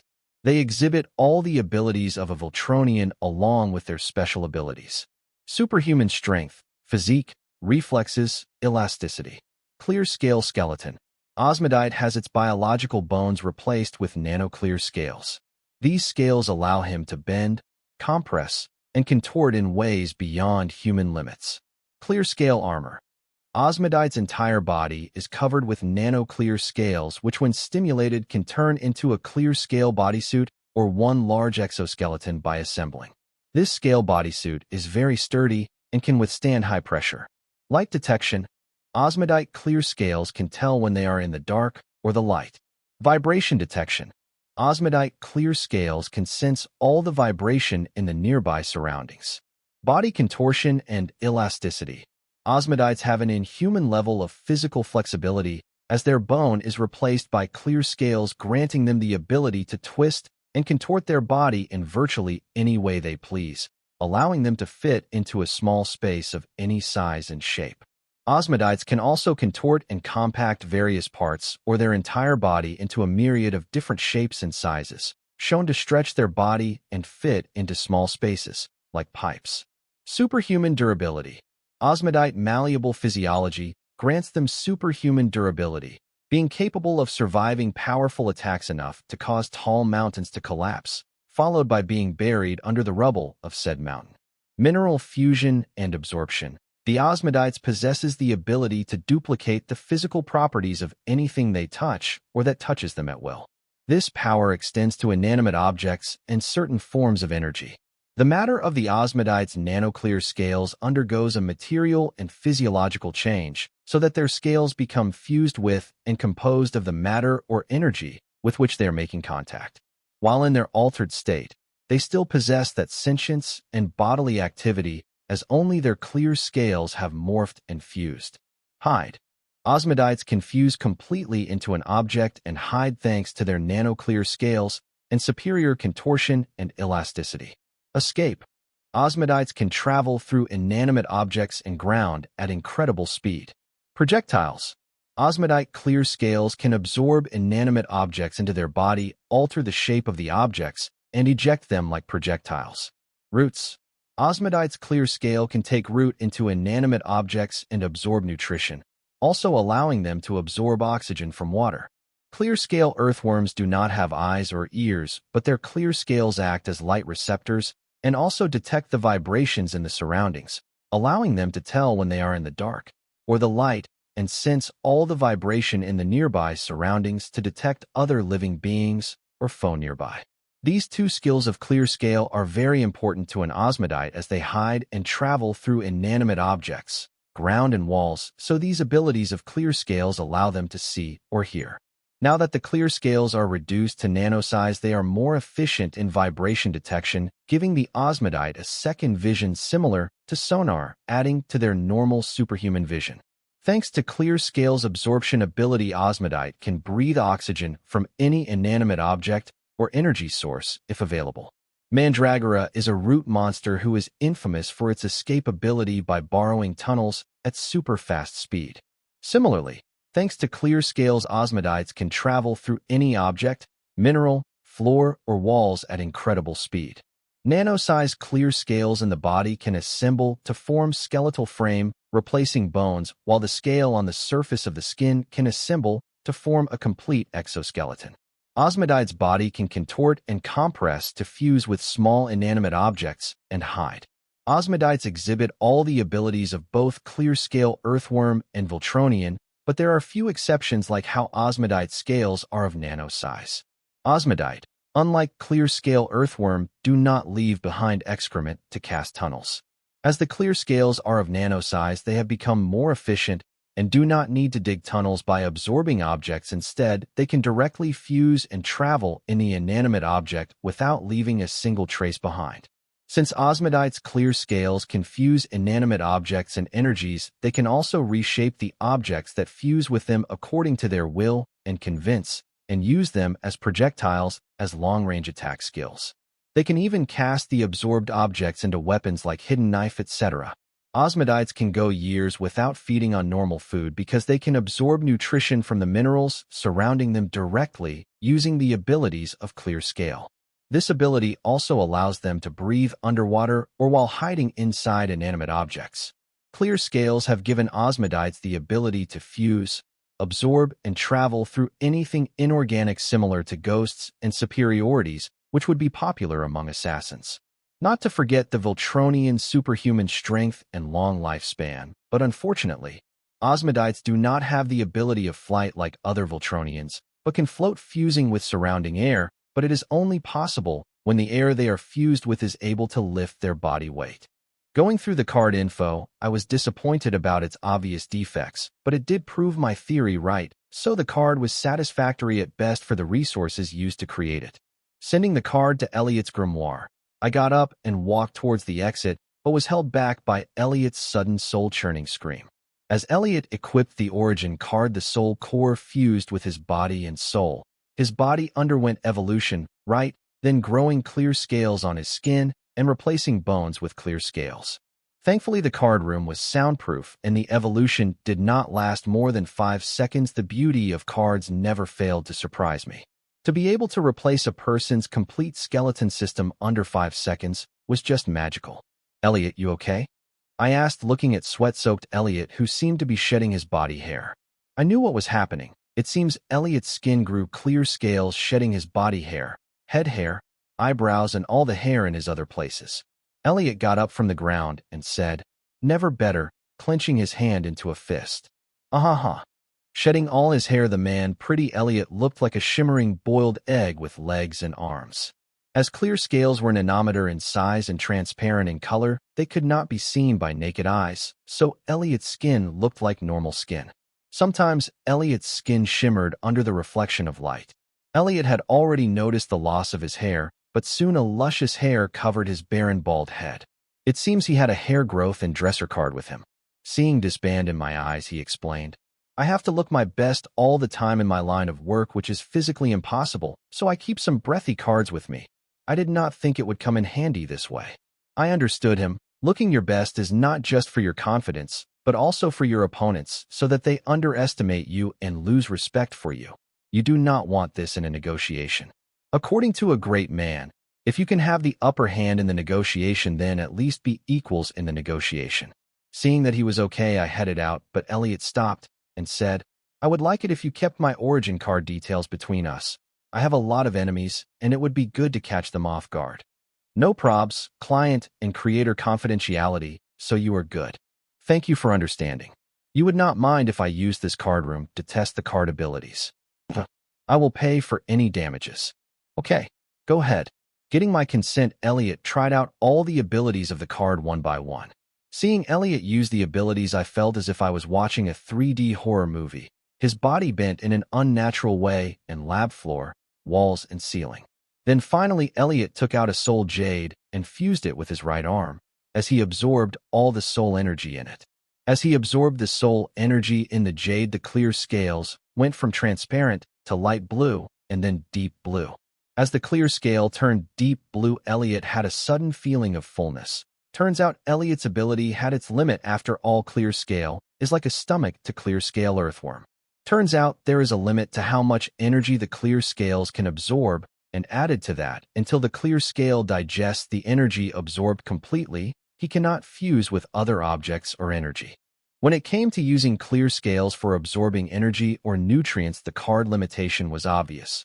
The clear scale can only hold a certain amount until the already ingested amount is digested or released. The clear scales enter a dormant state, ceasing all absorption functions.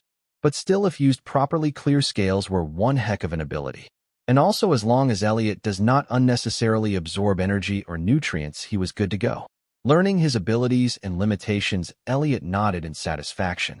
He was finally normal, though it was too late for him to pursue his dream to be ranked Card Master in the Card Master Championship. Now he at least could grow stronger and be independent. Thank you, Master Wyatt. You are my savior. I do not know how I can repay you, but I hope this shows my gratitude. Saying that, Elliot passed me a storage trunk card. Do not try to flatter me with your words. Let me see your gratitude. I equipped the storage trunk card and summoned it. This was the storage trunk Elliot summoned earlier. It contained 11 soul jades and a mysterious egg. For soul jades were missing as they were used for card creation. Haha, Mr. Elliot, I accept your gratitude. If you need my services in future, you can contact Susan. Speaking of Susan, do not forget to pay her services charges. Do not worry, Master Wyatt, I will pay Ms. Susan her share and add a handsome tip, rest assured. What monster does this egg belong to? Oh, Master Wyatt, this is not a monster egg, it is a dungeon calamity seed. Dungeon calamity seed. I have heard of it, but never seen one before. Fuck. This thing is very precious, more precious than 11 soul jades. Dungeon calamity seed is an almost immortal plant-type monster. Plant this seed in one dungeon, and that dungeon will become a barren land within a few days, justifying its name, the Dungeon Calamity Seed. Hell, if I plant this in the city, the whole city will be ruined and dead within a few days. That's how powerful this seed is. To think I will get my hands on such a thing. But having this thing will also attract a lot of unwanted attention. FCK, I may even be assassinated in my sleep for this. As good as this seed is, the trouble it brought was not worth it. I glared at Elliot. MF, I helped you, and this is how you thank me. The whole city will be after me if word gets out I have the Dungeon Calamity Seed with me. Seeing my glare, Elliot smiled apologetically and said, I won't tell anybody that I gave the seed to Master Wyatt. If you feel so unsafe and insecure, you can auction it, or I can take it off your hands and compensate you in dollars. If you cared so much, you should not have given it to me in the first place. Now that I know, how can I bear to part with such a baby? No need, I can handle it. If there is any conspiracy, I will be the one to smash your earthworm head. Rest assured, no conspiracies, Master Wyatt. Look at the time, it is almost time for lunch. Now that our account is settled, now bet it. I did not know what Elliot was planning by giving me the dungeon calamity seed, but his plans will be a waste if any because I plan to use it tonight to create my second origin card. Come on, Master Wyatt. Do not be like that. I thought we were friends, Elliot said with a sad yet very sincere expression. Maybe there is no conspiracy. He was just sincerely expressing his gratitude. I do not know and don't care. Knowingly or unknowingly, he has involved me in something big for which the current me was not ready yet. Seeing my unmoved expression, Elliot continued. Do you know what I want to do most after I leave this lab now that I am cured? How am I supposed to know? Guess. I did not bother to answer Elliot and could not go out as he was blocking the exit. He is way stronger now and a realm higher than me. Why does my creation come back to bite me in the ass? Master Wyatt, I respect you as my savior and also see you as my friend. I mean you no harm. Please spare me a few minutes of your time. I rarely get to talk with someone I trust without being monitored. I could feel genuine sadness and loneliness in Elliot's voice, but holding me hostage was not the answer. Why the do I get the crazy clients? The first thing I want to do is to make my secretary mine. Do you know the agony of being trapped in a fragile body and needing some hard love?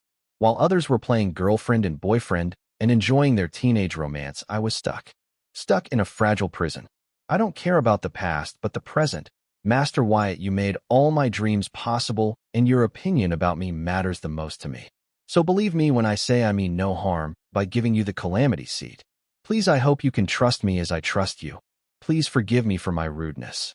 Saying that, Elliot opened the door, and turning to me he said, After you, Master Wyatt. I did not take Elliot's word to heart, because I could care less about it after what happened. I just wanted to limit my relationship with Elliot to employer and employee relationship. Sir, I have paid Susan and added a hefty tip, replied Karen, looking at Elliot whose skin was shimmering under the sunlight, which made him look more charming and celestial. Okay, good, get rid of these buffoons. They should have already reported to my brothers and sisters about me getting a cure. They are no longer of use, said Elliot as he walked hastily, enjoying the feeling of being able to walk without having to worry about breaking a few bones, as his entourage followed behind him. Good, sir, Karen replied enthusiastically. Then she suddenly turned and slashed her hand in the air as a red tornado swallowed the rest of Elliot's entourage and vanished into space. With a satisfied smile, Karen turned and followed behind Elliot and asked, Sir, what about the calamity seed? Didn't the chairman ask you to auction it? Forget about it. I gifted it to Master Wyatt for his help. But continue to act as I still have the seed. I do not want any harm befalling my benefactor. Understood, sir. Anything else? Quit acting, Karen. Nobody is monitoring us anymore. Act your usual self. Nope. Right now I am secretary. I should act accordingly. Okay, take me to the nearest hotel. I have to punish my disobedient employee. Right away, sir. I am looking forward to it, said Karen playfully with a devilish charm oozing out of her. Sending off Elliot, I turned to Sazin and said, Send me all the info you can get on Dungeon Calamity Seed. Dungeon Calamity Seed. Okay, I will send it to you ASAP. Meanwhile, I started to browse the Grimoire network to see what I can learn about Calamity Seed. All the info in the network was bullshit, even the images were fake, but still, I surfed the net to see if I can find something useful. As I was busy browsing, I got a call. Uncle Tom calling. Uncle Tom, wait, Papa Wyatt's only brother. Why is he calling now? Did he find out about Papa and Mama Wyatt? Cleaning up young Wyatt's mess is getting harder and harder. How am I going to explain to him why I did not report to him about Papa and Mama Wyatt's death?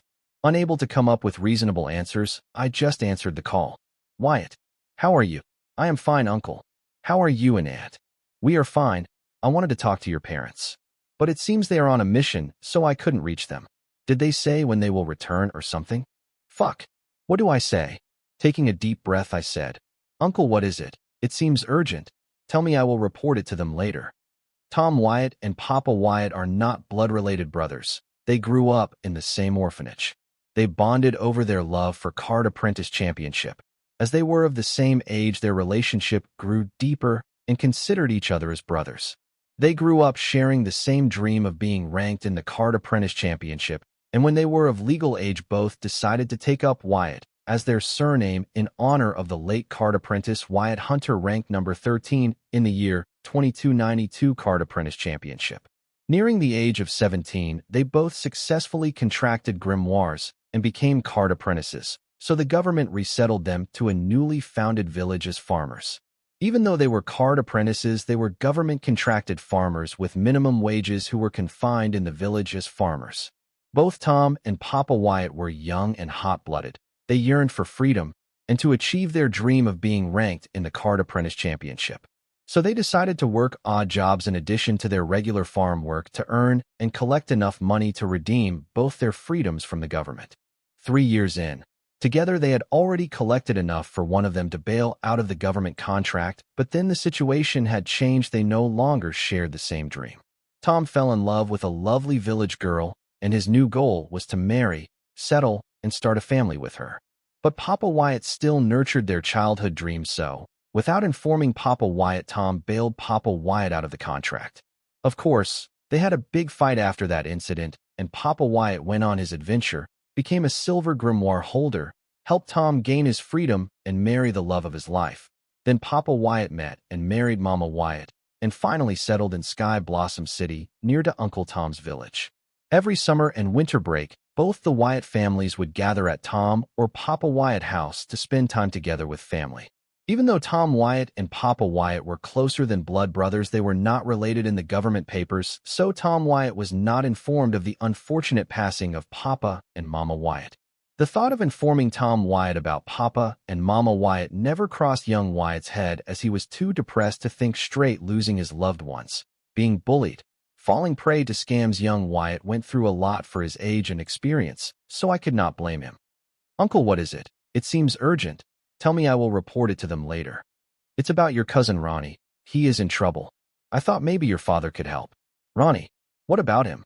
"I know he can be mischievous sometimes, but he is smart enough not to get himself in any trouble." "Sigh, I guess it doesn't matter telling you now. You will know about it soon anyway." "Ronnie, he ran away from the village." "What? Are you sure? Why would he do that?" "Maybe he is kidnapped by human traffickers." In this world, human trafficking is a day-to-day incident, especially near the rural areas, as they need slaves to do illegal dungeon mining. That punk ran away from the village with the village head's daughter. It has been a week now. At first, I thought spending all their money they will return, but it seems they ran away for good. Snort face, Ronnie got a girlfriend before me. Wait, what am I thinking? Clearing my head, I asked. What's the problem? They will return when they are bored of each other. The problem is that the village head's daughter is already engaged to the village guard chief's eldest son. Now both the village head and guard chief have already lodged an official complaint on your cousin, stating that he kidnapped Jackie against her will, and also put a $25,000 bounty on Ronnie's head. No matter what, if Ronnie falls in their hands, he is as good as dead. Jackie is the village head's daughter. Yes, she used to babysit you and Ronnie, remember? Foob K. Jackie is pregnant with Ronnie's child. No way, they are reacting like this just because they ran away. What if they knew these two were pregnant? Yes, I remember. Ronnie has good taste and skills, just like you, uncle. Ahem, I could suppress them till now using your parents' name, but now they have lost their patience. If not for the fear of your parents, they would not let me and your aunt go. We are not worried about us, but that foolish cousin of yours. Where is he? What is he doing? Sigh, your aunt has lost 20 kilograms in weight, worrying about him. Shit. Not good. Looks like news of Mama and Wyatt's death has not reached the village yet, but it doesn't mean it will not reach in future. Uncle and aunt are in danger. The village head and village guard chief are the law in the village. If the village head and guard chief knew about the passing of Papa and Mama Wyatt, then they will direct their anger towards Uncle and Annie Wyatt. Thinking of the dire consequences of Ronnie's foolish actions, my head went into adrenaline. The village head and village guard chief are the law in the village. Even if they killed Uncle and Annie Wyatt, they could easily get away with the murders. If not for them being afraid of Papa and Mama Wyatt's revenge, they would have already taken Uncle and Annie Wyatt hostage to threaten Ronnie into submitting.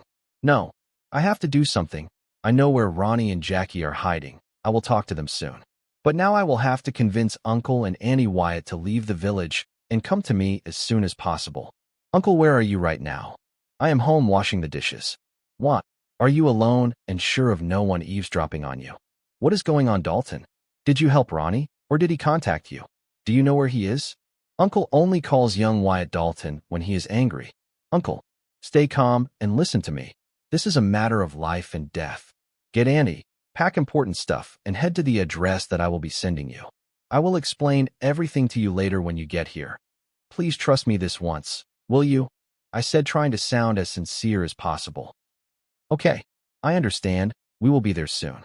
Wyatt, you have grown up and I hope you know what you are doing.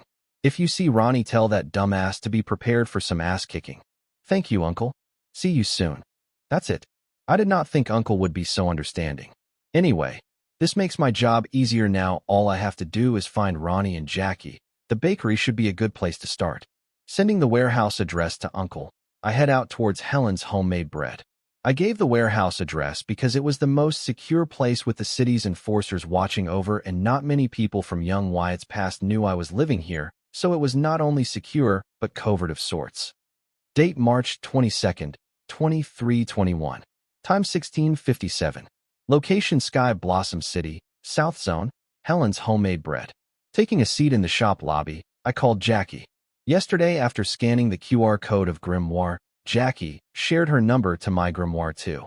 Hello, Wyatt. What a surprise. I was planning to contact you. I am at work. I will call you later. Hi, Jackie. I am sitting at table number 5 of your shop.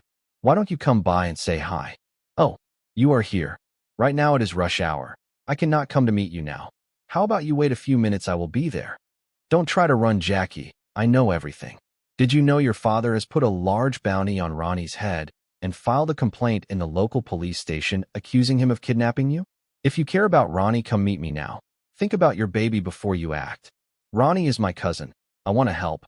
I have come alone and just want to talk. Trust me. Okay, I will be there. Two. I did not have to wait long. Jackie arrived and sat opposite to me, cautiously looking left to right. I did not blame her. One could not be more cautious when it comes to the well-being of your loved ones. I came alone, and nobody knows that you are here to my knowledge. Is that baby Ronnie's? Yes. I have so many questions to ask, but for now, of all the boys in the world, why Ronnie? What did you see in him?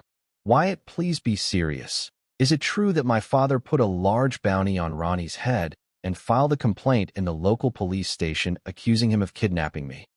Yes.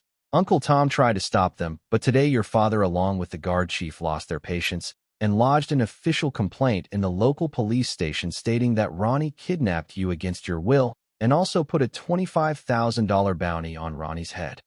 Did you post an assassination order on Dalton Wyatt in the neighboring Sun Blossom City?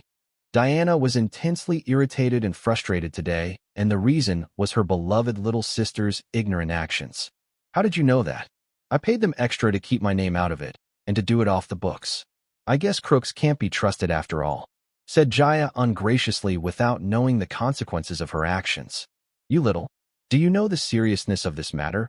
Did I not warn you about going against the Circle's interest? Diana was furious, and her sister's offensively nonchalant response only fueled her anger. What, the Circle knows about it too? How could they? I used special channels to be deceitful. Confused, Jaya asked agitatedly. You fool, everything related to Sky Blossom City, be it legal or illegal, requires the Circle's nod before coming into action. Let alone an assassination order. The Sun Blossom Assassination Guild you contacted submitted for permission to the Circle, and after that, sigh. Diana let out a long, deep breath, expressing her tiredness. Wait, if the Circle knows, then what about me, sister? Jaya asked in nervousness. The Sun Blossom Assassination Guild compensated the Circle with 20 soul jades along with the head of the person who accepted the mission. So, what do you think will happen to you? Seeing the fear on her sister's face, Diana felt a little pleasure and amused. She wanted to create a state of extreme fear and distress in Jaya to satisfy her sadistic urge. Sister, I was wrong. I don't want to die. Please do something. After all, you are a member of the Circle. Feeling the threat to her life, Jaya pleaded in great fear and nervousness. Diana was a member of the Circle, and the Scarlet Parade 18 years ago was her way in and the initiation. I am just a pawn in the Circle, dispensable just like anyone else. My reach is limited, sorry little sis. Nothing personal. Rules are rules. Jaya, being frightened and pleading for her life, gave Diana a sense of enjoyment and satisfaction. Feeding her sadistic pleasure, Diana intimidated Jaya more. Hearing her sister, Jaya was at a complete loss and felt an absence of hope. Seeing Jaya's expression, Diana let out a vulgar, satisfied laughter. Seeing her sister's uncontrolled and undisguised vulgar laughter, Jaya was confused and was having difficulty discerning the situation. Cutting the suspense, Diana said, "Relax, little sister. Ha ha ha, you should have seen your face. Even though I am just a pawn in the circle, I am still useful to them." "So?" Jaya excitedly asked, waiting for her sister to say the 5 magic words which would sow hope in her despair-filled life. "So, I took care of it, though it cost me 5 D rank and 1 C rank dungeons to exchange for your life. A small price to pay for you," said Diana dotingly. "But still, all this would not happen in the first place if not for that bastard Wyatt. If only he had listened to me, we would have landed the JK Grain and Oil Limited account, and instead of losing 6 dungeons, we would have snagged a huge fish," said Jaya menacingly, completely forgetting the ordeal few minutes ago. "Forgot about it. I already knew we couldn't land the account the moment Elliot was elected as the managing director of the JK Grain and Oil Ltd Sky Blossom branch. I still sent you to receive him, because if you were able to get the account, then good, but if not, then you would learn a valuable lesson. But who knew that it would end up costing me 6 dungeons?" Diana shook her head, thinking about how to make up for the losses. Coincidentally, Jaya was also thinking the same and asked, "Sister, how do you plan to move forward even if we do not consider today's loss? We still have all the money we borrowed for the JK account." "Do not worry, I have already made plans for it. What do you think about Deborah?" "Deborah? Apart from her awesome origin card, I think she is a very strong and capable card apprentice. We are lucky to hire someone with her caliber." "Wow, isn't it a rare sight to see you praise someone?" Diana was surprised. Her arrogant sister just praised someone, and she sounded genuine. "You would too, sister. You should have seen her today. She used her body as a shield to protect me. Color me impressed. She is an asset. Compared to her, our fine gold guards of the same level are not that remarkable." "I don't blame you. I feel the same. Not just Deborah, even the card apprentices from those adventure guilds are better than our fine gold guards, even though we recruit the best and brightest of every generation. Our guards are like zoo animals. They just train indoors and go on escort missions, but rarely participate in dungeon-related missions. But the card apprentices from those adventure guilds are like wild beasts. They complete dungeon diving and exploration 4 times a month, sometimes even 6 or 7 times along with other guild missions. After 5 years of such harsh work conditions, even a late bloomer like Deborah is looking better than these so-called best and brightest we recruited, not to mention the veterans in guilds with decades of experience." "Sister, what are you getting at? Both have their perks. The card apprentices from those adventure guilds are not suitable for escort missions. They are a bunch of hungry dogs who lack the discipline, manners, and patience required for escort missions, but our guards are praised for their grace and professionalism. Not to mention they are trained to be so." "You are right. But this grace and professionalism did not bring me where I am today. I need those wild beasts too." "Sister, just get to the point." "Well, you asked what my next step is, right? I am going to open an adventure guild in Sky Blossom City. But I thought the Circle warned you from expanding your private forces in Sky Blossom City. That was 13 years ago, before Fine Gold had spread to 12 cities, and they had extorted 6 dungeons from me. And besides, opening an adventure guild is just an honest business. I have no intention to go against the Circle. If you say so, but building a guild and nurturing stronger members will take decades, not to mention how expensive it will be." "Decades? No. It will take a few months if everything goes according to my plan." "Are you planning on the acquisition of guilds and merging them with our guild later?" "Those guilds will see it from miles away. Sister, no offense, but this plan is dumb." "I agree with you, it is a dumb plan, but thanks to Deborah it's possible. Yesterday, before assigning her as your exclusive bodyguard, I had an interview with her. That stupid girl had more worthy info than I thought. According to her, the Raven Guild along with Sunboar's Guild and Tyrant Guild formed a temporary alliance to clear the B-rank Blue Blossom Lake Field dungeon. Blue Blossom Lake is a huge attraction point for powerful adventurers and large guilds, as the haul for this one dungeon could be considered more rewarding compared to other dungeons because of its special monsters which only appear seasonally. Blue Blossom Lake is a rather unique seasonal field dungeon. The monsters appearing in this dungeon vary according to the seasons. This dungeon is spread across an area of 47 km² and is rich in marine life. The dungeon is heavily fished as the main monsters of this dungeon are rich in animal protein for the densely populated Sky Blossom City. The masters here are mostly mutated versions of the various species of tuna, mackerel, croaker, anchovy, shrimp, and shellfish. But this dungeon is not to be underestimated, as despite its appetizing monsters, it is still a B-rank dungeon. This dungeon is ranked Hell level difficulty among B-rank field dungeons because the dungeon is not on terrain but underwater. So, good for them. Even if they are not able to clear the dungeon, they will still make a fortune. How does it profit us? Jaya did not see where her sister saw an opportunity in this. Right, Deborah also thought the same and did not care when she revealed this info. Diana let out a smirk and explained.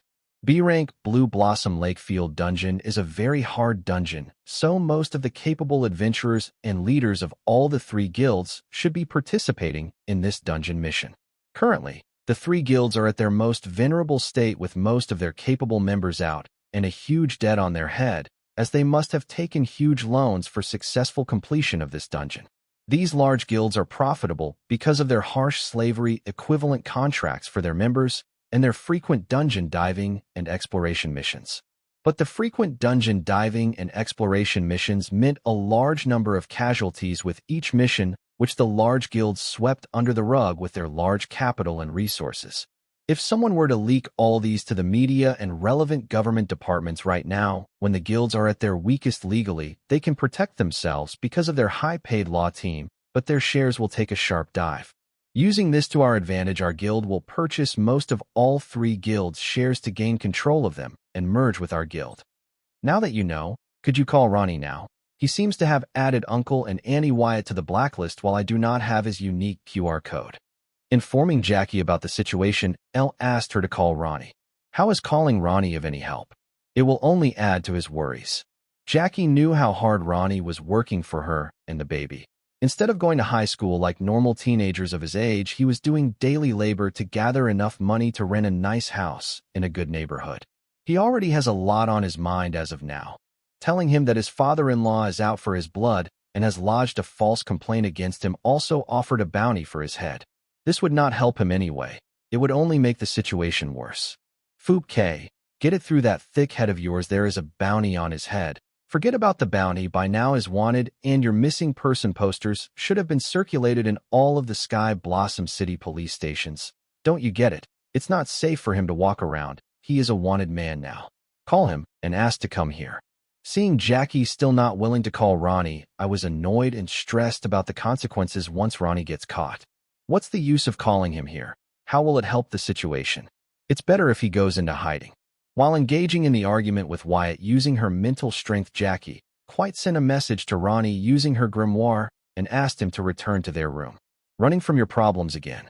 That's what got you in this mess in the first place. Listen to me, you and Ronnie need to clear everything up at the police station. Report what happened and clear Ronnie's name before it's too late. I tried to talk sense into Jackie, but she was adamant to stick to her ways. That way my father will know about my whereabouts and separate me from Ronnie, maybe even have me undergo an abortion. Jackie shook her head resolutely and did not even consider my advice. Is your brain filled with shit? You both are of legal age. Nobody can force you to do something you do not want to do. If you are brave enough to run away from home, then you should be brave enough to fight for your freedom and face your problems head on. After you clear Ronnie's name, we can hire a lawyer and reverse sue your father for defamation and false allegations. I knew being aggressive in this case will only achieve reverse results, but I could not control my anger seeing Jackie's foolish stubbornness. You want me to sue my dad? Are you out of your mind? There is no way I would do that. Jackie answered resolutely. I am not asking you to send your father to jail. I am asking you to fight back for your unborn baby. If you don't fight back and just keep running, then you are just avoiding the inevitable. We sue your father enough to scare him into leaving you and Ronnie alone. Otherwise, the way he is acting, he won't stop until he kills Ronnie. And if he knows about the baby in your belly, the same fate as its father awaits the baby. Think about it. Nothing is ever achieved by running away. Aren't you tired? Maybe it's okay for you and Ronnie, but what about the baby? How are you going to raise a baby when you are on a run? I tried to reason with Jackie with one thing she cared about the most, her unborn child. No, he wouldn't. My father won't harm my baby and Ronnie. I won't let him. Tell me what you want me to do. Mother's love is unmatched, and Jackie was resolved to protect her baby no matter what. First ask Ronnie to meet us here. Then together we will go to 89th Precinct to clear Ronnie of all the charges. Afterwards, we hire a lawyer to press charges against your father enough to knock some sense into him. Why 89th Precinct? Isn't the 77th Precinct nearby? 89th Precinct Police Chief Denise is my mother's friend. She may be of our help, and things will be a lot smoother over there. Oh, how could I forget your parents are silver grimoire holders? With them supporting us, we do not need to worry. No more running. Unfortunately, they are not here. So how about we proceed as I planned? Okay, wait, I will call Ronnie. Date March 22nd, 2321. Time 17:18. Location Sky Blossom City, East Zone, Zhang Financier's main office. Fourth, I heard a potential recruit is refusing to join our Zhang mercenaries. Is he looking down on us? Ben Lee asked one of his cronies. No, Brother Lee. It's just his baby mama back home. She doesn't like the idea of him becoming an adventurer. He needs some persuasion. Then handle it soon. Uncle is coming tonight. I do not want to see him disappointed. Don't worry, Brother Lee. Our people are persuading him in the basement as we speak. Good. I will not forget your contribution, Fourth. How about you come to the airfield to receive Uncle with me? Really? Thank you, Brother Lee. Date March 22nd, 2321. Time 17:23. Location Sky Blossom City, South Zone, Helen's homemade bread. Jackie's face was pale with fear and nervousness, thinking the worst as Ronnie was not picking up her call, and the messages she sent earlier were marked unread till now, which could only mean one thing: that Ronnie has not responded to his grimoire for a while now. Grimoire is a part of a card apprentice. If she is not responding to it, means either the card apprentice is asleep or not able to use it. It is still early evening. There is no way Ronnie would be sleeping now unless he is knocked unconscious or worse. Seeing calm and collected Jackie suddenly turn pale in fright, I knew something was not right and asked her, Jackie, what's wrong? Ronnie. He is not answering the call or reading the messages I sent him a while back. Something is happening. My gut is telling me he is in trouble. It must be them. Wyatt. Ronnie is in trouble. He needs help. We need to find him. Jackie grew frantic. Was it her pregnancy brain or something else? Jackie was freaking out and her emotions were all over the place. Jackie, calm down. Explain it to me. Why do you think Ronnie is in trouble, and who are the people you speak of? It was hard, but Jackie finally calmed down and explained to me. When Jackie and Ronnie eloped to Sky Blossom City, they did not carry much money on them, as eloping to Sky Blossom City was a sudden impulse under the stimulus of fear of Jackie's father and the village guard chief finding out about the pregnancy. With the money they had on them, they used it for room deposit, leaving them with enough money to feed them for 3 days. Feeling the urgent need for money, they both decide to get a job. Ronnie was against Jackie getting a job, but apparently, Ronnie's was not the head of the family Jackie was. Thankfully, on the second day, listening to Jackie's circumstance, the bakery manager hired her, and Ronnie found a manual labor job at the city airfield. Fortunately, Ronnie could handle the manual labor thanks to the physical strengthening card gifted to him by his father, but the workload was also equivalently more. Unfortunately, he caught the attention of the city's lowest of scum, the Zhang mercenary. Seeing his age and potential, Zhang mercenary asked him to join them and seduced him with romanticized adventure stories and promised him strength and wealth in a short time. Being young blood, Ronnie easily fell for their sweet words and false promises. Seeing the fastest way out of his current misery, he ended up deciding to join the Zhang mercenary, but when he told the good news to Jackie, she filled the table in anger and frustration. I ran from my home trusting you, an unreliable man, and now you want to go and die in some dungeon, leaving me and our unborn child to fend for ourselves in this cruel world. How can you be so heartless? When Jackie shared her worries with Ronnie, he understood he had to put his dreams on hold and be a responsible man like his father. So he promised Jackie that he will not join Zhang mercenary. But how could a dog let go of the bone in its mouth so easily? Similarly, Zhang mercenary did not give up on Ronnie and kept harassing him in his workplace until he was fired yesterday. Thanks to Jackie's persuasion and sweet whispers, letting go of his frustration today, Ronnie went out to find a new job, and now she hasn't heard from him yet. It's them, those bastards. Why don't they let us live in peace? They must have done something to Ronnie. Wyatt, we need to find Ronnie before. Jackie was once again distraught with fear and anxiety. Zhang mercenary, being occupied by my busy schedule, I almost forgot about them. I see they are up to no good once again. To think they would come knocking on my door themselves before I found them to settle the old scores between us. Yes, we need to find Ronnie, but we both are not enough. Sky Blossom is a big city. A high schooler and a pregnant college girl cannot cover the whole city. We will need help. Let's post a mission at the Guild Association Hall, that way we can save time and cover more ground. Repeatedly assuring and calming down Jackie, together we got into a cab and headed towards the Guild Association Mall. Why don't you call the police chief, your mother's friend? She can help, and I should inform the manager about my leave of absence. Sitting in the cab, Jackie said to me, but the latter part she mumbled to herself. Don't worry, 89th Precinct is near the Guild Association Hall. After posting the mission, I will pay a direct visit to her and explain the situation. And don't worry about your job. It's an emergency, they will understand. No, the bakery manager is a good person. She trusted me when no one else would. I don't want her to get into trouble because of me, and it's my responsibility to inform her. Here, I know this is not much, but this is all I have. Please use it as the award for the search and rescue mission. Removing her spirit gold earrings, Jackie handed them to me and transferred $1,000 to my grimoire.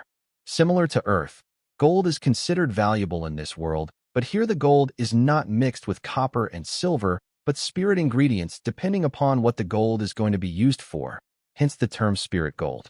As for the gold used for common jewelry, it is usually mixed with fine black steel shavings.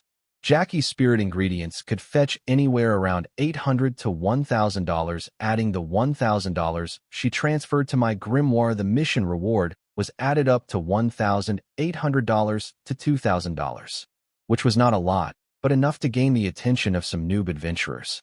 This amount was nothing for the current me, but I still took the jewelry and money quietly to comfort Jackie, as returning the jewelry and money would only make her restless. Don't worry, Jackie. Ronnie is my family too. I will do my best to find him. I have saved some money over the years to buy a good skill card. I will add that money for the reward. Hearing my words, Jackie's frown brows eased a little. She knew the money she gave was not enough for any reliable adventures to take up the citywide search and rescue mission, but still she would try everything rather than be helpless. Seeing that Jackie was finally at little ease, I texted the warehouse number 234 address to the cab driver. Guild Association Hall and Association Mall are adjacent to each other, so Jackie would not notice I have changed the cab destination, I hope. I am sure that the Zhang mercenaries are behind Ronnie going missing, as I had the first-hand experience of what Zhang mercenaries were capable of, and I had gathered a lot of intel on them before visiting Ben Lee at their main office in the East Zone. Enough to know that they do all their dirty work in the main office underground floor. Since I knew who kidnapped Ronnie and where he was being held, I did not bother to post a mission on the Guild Association Hall or get help from Chief Denise. No adventurer would be willing to take up the mission related to Zhang mercenaries. Not to mention, posting a mission will spook the Zhang mercenaries into erasing all the evidence related to the mission, putting Ronnie's life in jeopardy. Right now I was planning on the assumption that they would not harm or kill Ronnie since they want to recruit him. As for Chief Dennis, she will ask for evidence and follow the proper procedure, losing precious time, and may even stop me from rescuing Ronnie on my own. Yes, I planned on rescuing Ronnie myself, because if you want something to be done right, you better do it yourself. Since I did not have much time and knew that Jackie would not trust the life of the father of her unborn baby to a high schooler, I decided to trick her and leave her with Susan in the warehouse for her safety and to avoid any unnecessary troubles, and then go rescue Ronnie myself. Date March 22nd, 2321. Time 1810. Location Sky Blossom City, Guild Association Mall, warehouse number 234. Getting off in front of warehouse number 234, Jackie asked, "Wyatt, where are we?" "This is not the Guild Association Hall." Seeing the cab leave and that the street was empty, with a sigh, I knocked Jackie unconscious gently and carried her into the warehouse. Susan and Corey were enjoying their tea break. They grew curious, noticing me carrying an unconscious lady into the warehouses. To avoid being misunderstood, I explained the situation before they asked. "Don't worry, this is my unborn nephew or niece's mother. My cousin is kidnapped, so I knocked her out to avoid her panicking. She is 5 to 6 months in pregnancy. You guys take care of her while I sort things out. I placed Jackie in my new bedroom, which Susan had mall management build in the warehouse recently. Susan and Corey's expression became serious hearing my explanation. They wanted to speak, but I interrupted them. Looking at Corey, I said, I can handle this myself, so don't contact your family. And turning to Susan, I continued, no going to authorities and guild association is not an option, but you can help me by showing me the catalog of all good poison-based ingredients and skill cards. Now, not if you understand what I just said. Hearing me, Susan and Corey nodded in unison reluctantly, and Susan passed me a card saying, here, this is a mental skill card which I came across today. I bought it using the $20 million you gave me earlier. Though its initial bid was $12 million since it is a rare card even for mental skill cards, I directly bid everything I had to avoid competition. Taking the card from Susan, I checked the card info. Card name, parallel thinking. Card type, skill card active. Card rank, C rank, uncommon grade. Card rate, 21 stars. Card durability, 80/100. Card effect, once active, the user can temporarily split his mental state into two and perform two different tasks simultaneously. Additional effect, mental strength recovery x 1.5. Restriction, the user's mental strength is consumed twice as fast. Parallel thinking is a passive skill card and worth near $16 million, but the card apprentice who created this failure of a card dumped it for $20 million. I called it a failure not just because it is an active card instead of being a passive card, but because of its thrash stats and restrictions. Its card durability barely meets the normal conditions, not to mention a 21-star rating for a $20 million card and a restriction of 2 times the mental strength consumption. Parallel thinking is mostly used by card creationists, but its restriction makes it not suitable for card creationist use. Clearly, the card creationist who made it was a prodigal rookie to waste such rare ingredients. But this card will do for now, and I will figure a way to recreate or enhance it in future. In a way, this card was suitable for me who manufactured the same cards in bulk. It would reduce the time consumption. With it, I can create 2 similar cards in the time required to create a single card. If it was a perfect card, then there is no way it would show up in a guild association mall. Even if it showed up, Susan would not be able to acquire it. All in all, it was a required purchase. I know the card stats are not satisfying for $20 million, but it can save you some time during card creation. Seeing me frown as I looked at the card info, Susan explained her reason for buying the card. I shook my head and said, thank you, Susan. I needed this card. It's a good purchase. I am only mad at the prodigal card creationists who wasted such rare ingredients to create such a trash card. Susan nodded in understanding and said, I have sent you the catalog for poison-based ingredients and skill cards. The last time I visited Zhang Mercenary main office, I noticed that it was heavily guarded by card apprentices of card student and scholar rank. Especially the basement, it seemed to be a hangout spot for all the Zhang Mercenary goons. Though this world was less civilized than Earth and mostly leaned towards the jungle rule, it was still a crime to kill a person here. So the best way to save Ronnie from Zhang Mercenary Den without causing an incident would be by using sleeping or paralyzing poison. Since everyone there is of card student or scholar realm, an uncommon grade D rank or C rank poison should be enough to handle them all and successfully rescue Ronnie. I think I should also buy enough antidotes in case of a mishap. As I browsed through the catalog for suitable poison-based ingredients or skill cards, one skill card, in particular, had piqued my curiosity. Card name, Poison Gland. Card type, skill card, passive. Card rank, D rank, uncommon grade. Card rate, 13 stars. Card durability, 88/100. Card effect, the user's salivary gland is mutated into a poison gland. Additional effect, poison spit, poison immunity. Restriction, the poison immunity only works for the poison produced by the poison gland. Cost, $3.12 million. I was curious about this card not because it was a strong card, but because I had never seen a skill card temporarily mutate the card apprentice organs or glands before. I thought only the origin cards did that. I guess it is not surprising since there are skill cards that temporarily allow card apprentices to grow wings. It seems I have a lot to learn about card creation yet. Card name, Poison Swamp. Card type, field card active. Card rank, D rank, uncommon grade. Card rate, 11 stars. Card durability, 85/100. Card effect, area within a 500-meter radius of the user will turn into a poison swamp for 2 hours. Additional effect, poison immunity, muscle paralysis. Cooldown time, 27 minutes. Restriction, the poison immunity to the user is limited for the poison produced in the poison swamp. Cost, $11.5 million. Card name, Poison Fog. Card type, Trap card active. Card rank, C rank, uncommon grade. Card rate, 19 stars. Card durability, 94/100. Card effect, when used, all enemy units within a 110-meter radius of the user will be trapped in poison fog for 3 hours. Additional effect, poison immunity, lung paralysis, hallucination. Cooldown time, 12 minutes. Restriction, the poison immunity to the user is limited for the poison in the poison fog. Recommended, do not use the card during a windy day. Cost, $13.75 million.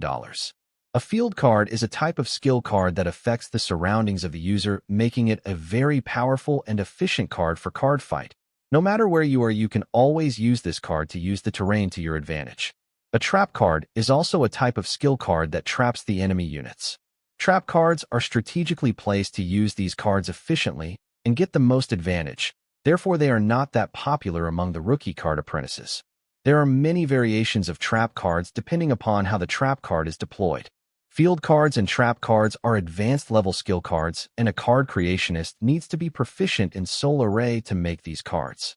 Since I had money, Susan sent me the complete catalog, not the cheap one meant for the rookie card apprentices. So I came across many new cards which I never knew existed, making me more cautious about my rescue mission. Who knows what kind of cards do the enemies have? It's better to be cautious than dead. Of all the poison-based, none were to my satisfaction, not because they were not good enough, but because they did not meet my requirements of just putting the Zhang mercenary goons to sleep or under paralysis. Each one of the cards was life-threatening than the other. Take lung paralysis and muscle paralysis, for example. If a person's lung is paralyzed, he will experience a hell of pain, unable to breathe, and finally die of suffocation. As for muscle paralysis, it may seem less harmful, but if the poison reaches a person's heart, then she can die because of sudden cardiac arrest. I did not want such deadly options, so I asked Susan for recommendations. She pointed me towards these cards. Card name, Poison Grenade. Card type, Item card. Card rank, D rank, uncommon grade. Card rate, 4 stars. Card durability, 91/100. Card effect, release poison's gas upon detonation. Additional effect, hallucination, temporary nerve paralysis. Restriction, please use with caution as the card does not give the user poison immunity effect. Recommended, more efficient in narrow areas, and use of a gas mask is recommended as the poison gas will scatter with wind. Cost, $110,000. Card name, Tranquilizer Gun. Card type, Item card. Card rank, E rank, common grade. Card rate, 3 stars. Card durability, 97/100. Card effect, a air gun used to shoot darts. Additional effect, auto-aim within 10 meters. Restriction, only used to shoot darts. Recommended, remove safety before use. Cost, $75,000. Card name, Tranquilizer Darts. Card type, Item card. Card rank, C rank, uncommon grade. Card rate, 6 stars. Card durability, 97/100. Card effect, strong poison enough to put a C-rank beast to sleep. Additional effect, total ammo of 7 darts, auto-reload. Restriction, not useful against the beast above C rank. Caution, reload delay of 1 second. Cost, $1.2 million. Except for the poison grenade, other cards did not impress me. Finally, I decided to create my own cards instead of searching for ready-made ones for 2 reasons. First, the cards on the catalog did not meet my requirements, and secondly, because of my current soul power, which is so low that I could only equip 1 or 2 of these cards along with my Abyssal Bear card. Therefore, I did not waste any more time on finding skill cards. Instead, I asked Susan to get the following card ingredients and item cards. C-rank Rainbow Scale, Full Body Armor Item Card, X1. C-rank Shoulder Mount Blaster Item Card, X1.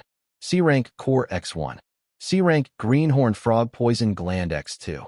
C-Rank Soul Beam Rifle Item Card X1. C-Rank Physical Strengthening Skill Card X1. Card Name: Rainbow Scale Full Body Armor. Card Type: Item Card. Card Rank: C-Rank Uncommon Grade. Card Rate: 6 stars. Card Durability: 93/100. Card Effect: Equipping Rainbow Scale Full Body Armor gives the user defense and elasticity of the C-Rank Rainbow Serpent. Additional Effect: Stealth. Cost: $14.2 million. Card Name: Shoulder Mount Blaster. Card Type: Item Card. Card Rank: C-Rank Uncommon Grade. Card Rate: 4 stars. Card Durability: 89/100. Card Effect: A shoulder mount blaster powered by a C-Rank Soul Energy Core and controlled using user's mental strength. Additional Effect: Auto-aim within 13 meters. Restriction: The user requires a minimum of D-Rank physical strength to equip this card. Cost: $7.32 million. Card Name: Soul Beam Rifle. Card Type: Item Card. Card Rank: C-Rank Uncommon Grade. Card Rate: 5 stars. Card Durability: 87/100. Card Effect: A rifle powered by a C-Rank Soul Energy Core. Additional Effect: Accuracy X2. Restriction: The user requires a minimum of D-Rank physical strength to equip this card. Cost: $6.78 million.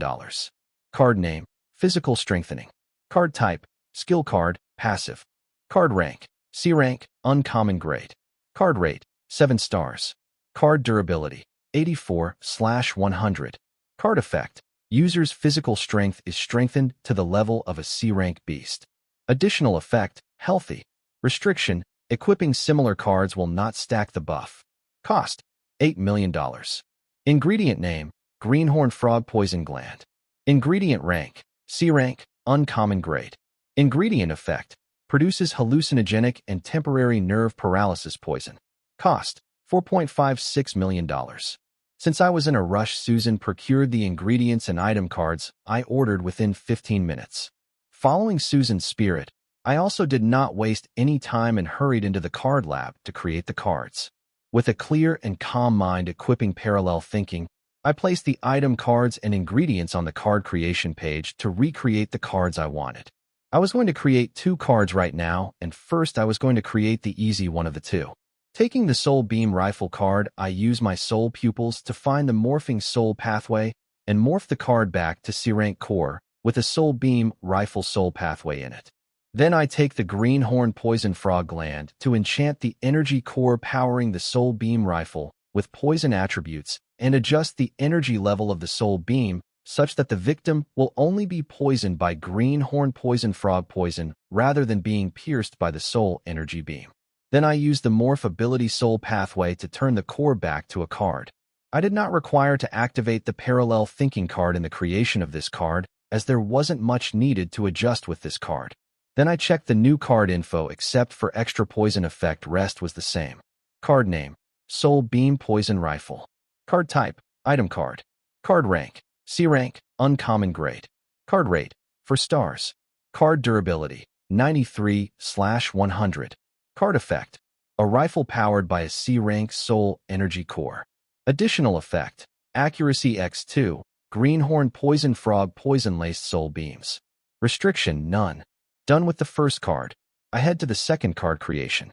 This one is a bit tricky and time-consuming, so I activate the Parallel Thinking card so that I can transfer the soul pathway twice as after using this card.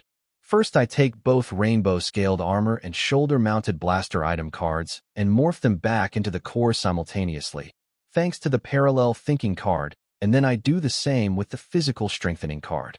Taking the new C-Rank Core, I transfer the soul pathways from Rainbow Scale Full Body Armor Core, Shoulder Mounted Blaster Core, Physical Strengthening Core, and the Greenhorn Poison Frog Gland in it.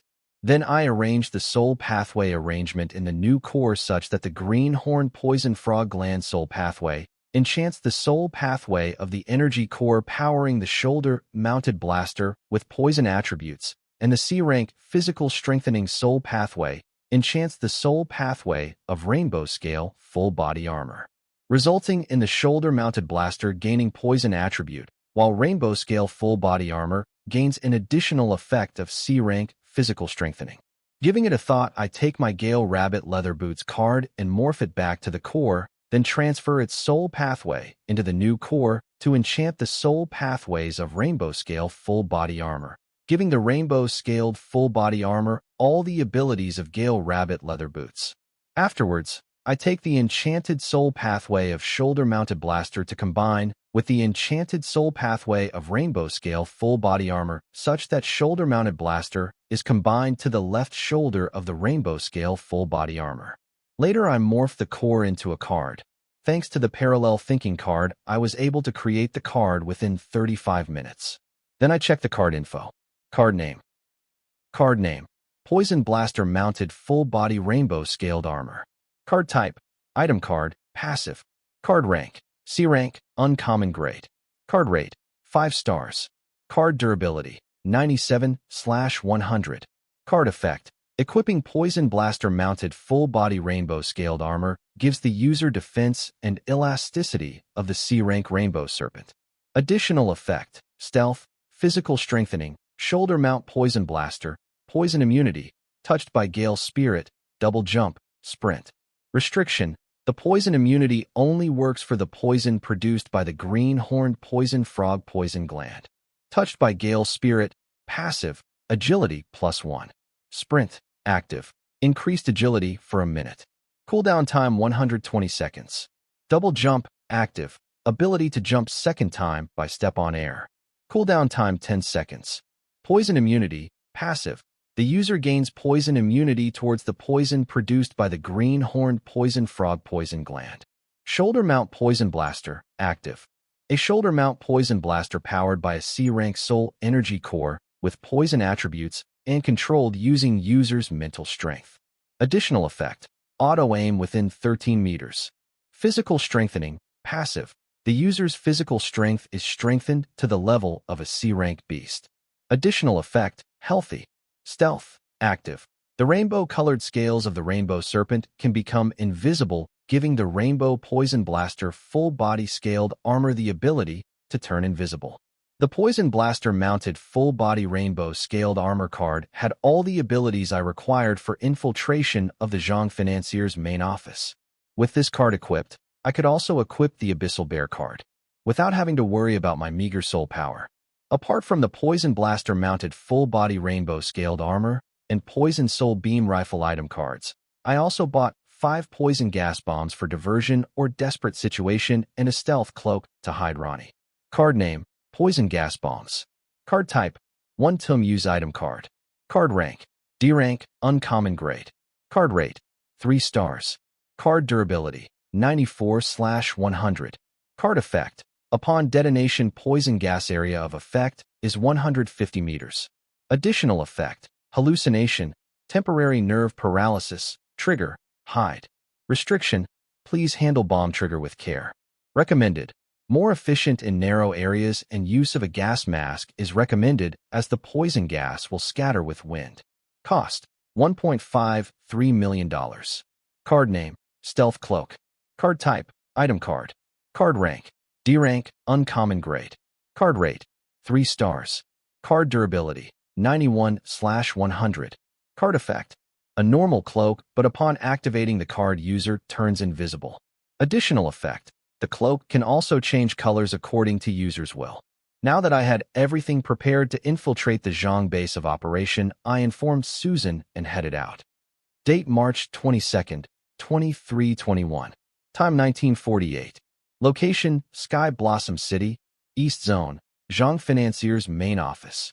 I got off the cab in a nearby ally to Zhang Financier's main office. Then, equipping the Poison Blaster Mounted Full Body Rainbow Scaled Armor, I turn on its stealth effect and walk into 13 stories Zhang Financier's main office through the front door. Since it was late evening, I thought that the building will be surrounded by drunk goons, but today that wasn't that case. For some reason, the place surrounding the building was cleaned up, and all the goons were dressed in black and stood in formation inside the lobby, as if waiting for someone. Listening to their whispers, Elle came to know that they were waiting to receive their boss, Kevin Zhang, who was returning to the Sky Blossom City today. Knowing that the main boss will be arriving soon, I did not waste time listening to their chatter and hurriedly placed all 3 poison gas bombs in the lobby and headed to the security room, which was conveniently by the main entrance of the building. Thankfully, there was only one security in the room.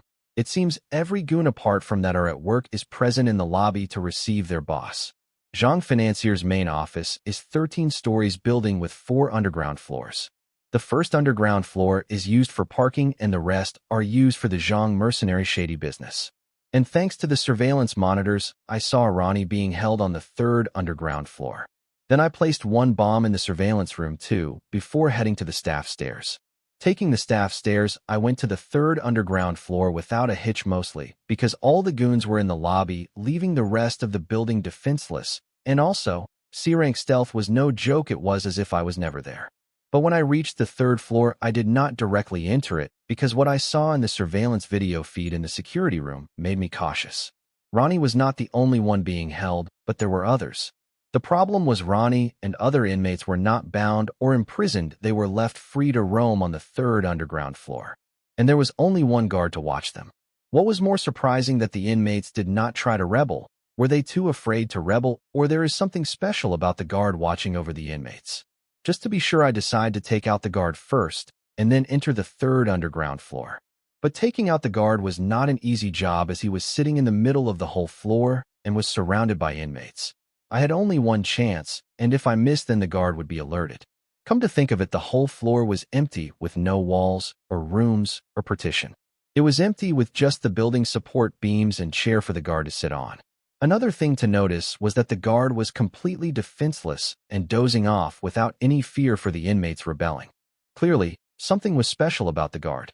Seeing how he was in the center of the floor and the inmates did not show any sign of rebelling, I guessed that the guard was using a field or trap card, and the entire 3rd underground floor was under the area effect of his field or trap card. Now the only way I could knock out the guard was by detonating a poison gas bomb at the center of the 3rd underground floor, so that the poison gas would render him paralyzed and confused under hallucinations. But with him, the rest of the inmates would be affected too. I did not care about the inmates, but Ronnie was among the inmates. He would also be under the effect of the poison gas and suffer from paralysis and hallucination. I could not waste my time on choosing the best option, as Kevin Zhang would arrive any minute now. He is a silver grimoire card soldier. Unlike the card students and scholars in the building, that guy was on another level. He was a veteran, and right now I was sure I was not his opponent. Therefore, without caring for the consequences, I threw the poison gas bomb at the center of the 3rd underground floor. As soon as the poison gas bomb entered the floor, the guard that was lazing around on the chair suddenly acted and turned to look right at the poison gas bomb. Thankfully, I had already guessed that the opponent's field card had field detection ability and would notice the bomb the moment the bomb entered his area of effect. Boom. So, when the guard acted, I had already detonated the poison gas bomb. Not just this one, I detonated all the remaining 4 bombs placed in the lobby and security room, so that nobody will be able to access the security room to watch the surveillance feed. I chose this particular poison gas bomb because this poison gas did not take effect through inhaling or skin contact of the poison, but it directly affects the soul energy of the victim. Once the victim's soul energy comes in contact with the poison, they are directly faced with nerve paralysis and hallucination within 0.076 seconds. Due to this effect of the poison gas, each bomb cost me near $1.5 million. Threatened by the large bang sound and poison gas, any card apprentice will choose to protect themselves with their soul energy, allowing the poison gas to come in contact with their soul energy and falling prey to it.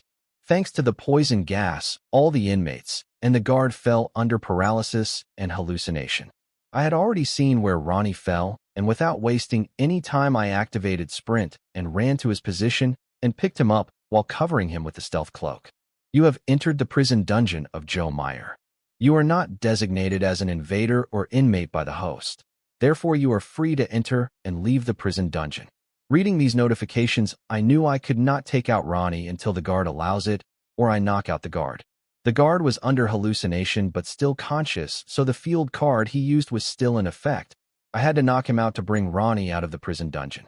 While entering Zhang Financier's main office, I had equipped a C-rank Rainbow Poison Blaster mounted full-body scaled armor card, 5 stars, and 5 D-rank Poison Gas Bomb card, 3 stars, completely occupying all the 6 item card slots.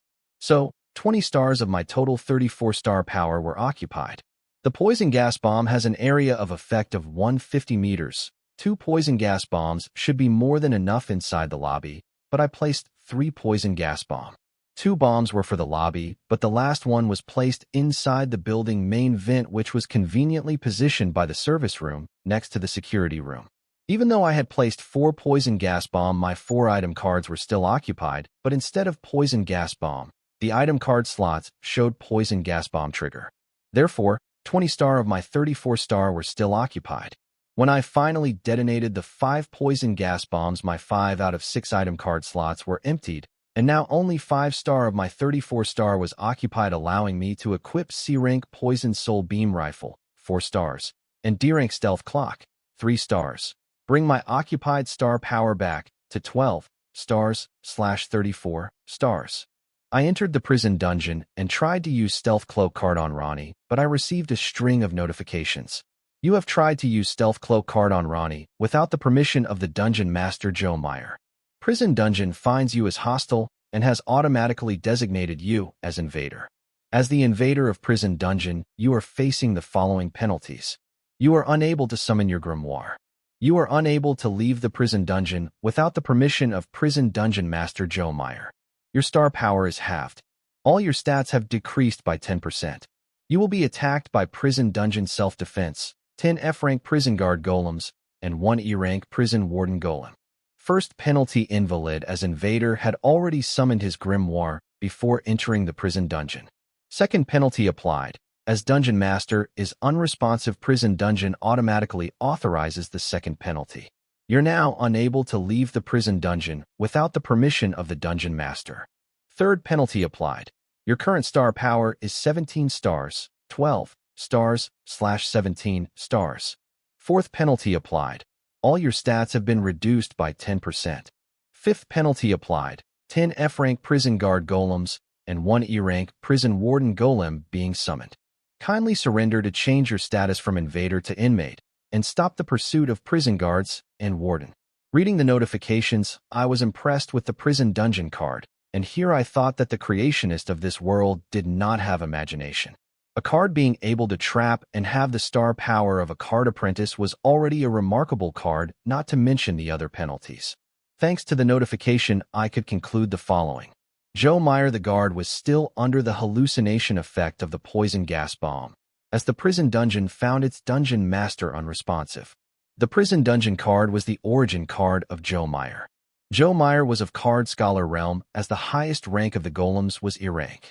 Finally, unless I completely rendered Joe Meyer unconscious, I and Ronnie could not leave the prison dungeon. As I was assessing the situation, 10 F-rank Prison Guard Golems and 1 E-rank Prison Warden Golem were summoned right to my location, such that the 11 golems had surrounded me, blocking my exit from all directions. I already knew that even though I was invisible, the prison dungeon could accurately pinpoint my location within it thanks to its detection ability, which I discovered when the guards spotted the Poison Gas Bomb earlier. The third penalty to have the invader's star power was impressive ability, but it did not affect me at all, as my card star ratings were very low except for the Abyssal Bear card, which had a card rating of 26 stars. Even though my stats were reduced by 10%, the 10 F-rank Prison Guard Golems and 1 E-rank Prison Warden Golem were not my match thanks to my C-rank Poison Blaster mounted full-body Rainbow Scaled Armor card, which gave me the defense of a C-rank Rainbow Serpent and C-rank Physical Strengthening. While carrying Ronnie in one hand, I defeated each of the F-rank Prison Guard Golems with a single punch, and as for the E-rank Prison Guard Golem, its body crumbled with a single punch of mine, but the broken golems regenerated. To my surprise, I did not find any core in their body to destroy them for good, even after I activated my soul pupils. Considering that the Prison Dungeon card is the origin card of Joe Meyer, then the core of the golems should be Joe Meyer himself. Since I knew that the golem's core was Joe Meyer himself, I no longer wasted my time fighting with the prison golems.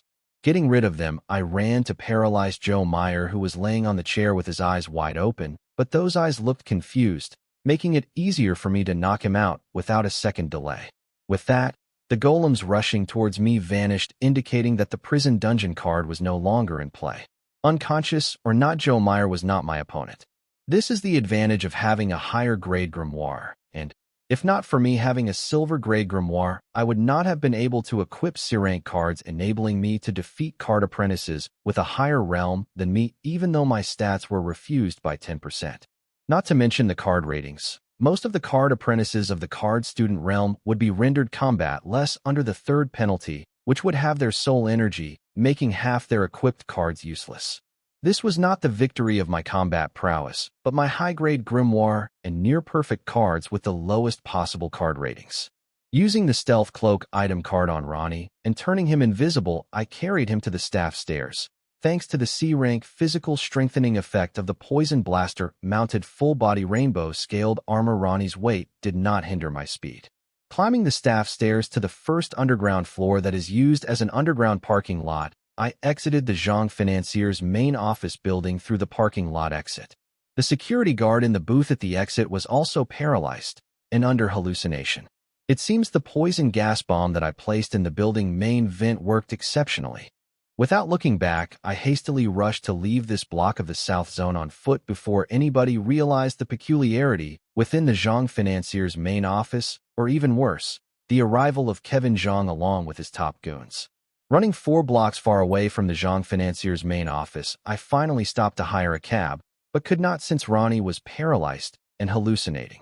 I thought of carrying an antidote, but did not as my item car slots were full, and there was no point in carrying them since the poison blaster-mounted full-body rainbow-scaled armor card gave me a poison immunity. Another reason why I chose the poison gas bomb, as its poison was from greenhorn poison frog. Even though the poison was only temporary, it would still take hours before the effects of the poison start to wear down, because the poison gas was of D rank and 2 realms higher than Ronnie, who was only a card student, so its effects on Ronnie would last longer. So, I could only carry Ronnie and walk to the warehouse, avoiding the main streets and crowded area in stealth. Date March 22nd, 2321. Time 2023. Location Sky Blossom City, East Zone, Zhang Financier's main office. Ben, you have made all the arrangements properly, right? Why isn't everyone rushing out to receive me? Asked Kevin Zhang, seated in a luxurious black limousine, which was parked right in front of the Zhang Financier's main office main entrance. I have arranged everything properly, uncle. Please wait, let me call them to check. What's the delay? Replied Ben Lee as he hurriedly summoned his grimoire to call the goons. But to his surprise, nobody answered his calls. Ben Lee started to sweat vigorously under heart fear and nervousness. Imagining the worst, he panicked and stutteringly said, "You uncle, it seems we have a problem. Nobody inside the building is answering my call." Kevin Zhang frowned and asked the driver to drive into the building's underground parking lot. To their surprise, the security guard in the booth at the entrance of the parking lot was laying on the floor. One of the goons got out, and the condition of the security guard only to be affected by the residual poison inside the booth. Seeing the goon who went to check on the security guard fall to the ground, Kevin Zhang shouted, "Poison! Fu, quick, get out of here." Hearing Kevin Zhang's order, the driver did not delay and fled the scene. The atmosphere in the Luminous was tense, especially Ben Lee. He knew from today on that his uncle would not trust him with anything. Kevin Zhang was a cautious type, and because of this, he was able to survive till now in the underworld. Considering the situation, the first thing that came to Kevin's mind was to flee the scene to avoid any possible ambush or assassination attempts. It did not matter if his decision was wrong or right as long he was alive. Who cares if he was wrong? "You uncle, what is going on?" Just before leaving the airfield, I checked on them while informing them about your safe arrival and be prepared to receive you. Everything was normal then. What happened? Just within 40 minutes. Uncle, what do we do next? Almost 3/4 of our manpower were in the main office building. If all of them are assassinated, then wouldn't the Zhang mercenaries be doomed with this? After fleeing the Zhang main office in a hurry, Ben Lee and his uncle Kevin, along with what remains of Zhang mercenaries, seemed to refuse in Madison Garden instead of going to their houses, as therein lied the risk of ambush like what happened in the main office building. Hearing Ben Lee, Kevin Zhang trembled with anger and shouted, "You fool, I am the Zhang mercenary. As long I breathe, the Zhang mercenaries live and have a chance of revival. Now is not the time to mop around. We have to find who is targeting us before it is too late. Uncle, how about I have someone call the emergency number and report cops about the incident at the main office building? This way cops will do all the work for us. You dumbass, this way aren't you just handing our enemies enough reason to investigate us and get rid of us legally? The main office is the center of our operation. It contains all the records and material evidence of our dirty laundry. I am starting to regret handing you my life work. Zhang was filled with rage, but it was cooled down with his regret of choosing Ben Li as his successor based on nepotism. Uncle, no need to worry. I have everything under control. Even if the coups tear down the building, they would not find any material evidence of our dirty deeds, because 4 days ago, I had everything shifted to your mansion in the South Zone. Because the main office building was like hot potato, I always feared when the police will raid it. The current main office building is just an empty shell except for the few rats stored on the 3rd underground floor. Ben Li explained his reason for involving cops. Hearing his nephew's deeds, Kevin Zhang felt chill in his heart, because the main office building was registered under his nephew's name, so even if the cops raided these places, Kevin could deny any knowledge or connection with shady things going on in the main office building and use his nephew as a scapegoat. But now all the evidence had been shifted to his mansion, which meant Ben Li was in clear and Zhang was trouble. The worst thing was Zhang did not know if his nephew did this on purpose or he just had an innocent foresight. Date March 22nd, 2321. Time 21:19. Location Sky Blossom City, Guild Association Mall, warehouse number 234. It took me an hour to reach the warehouse on foot while carrying Ronnie in stealth.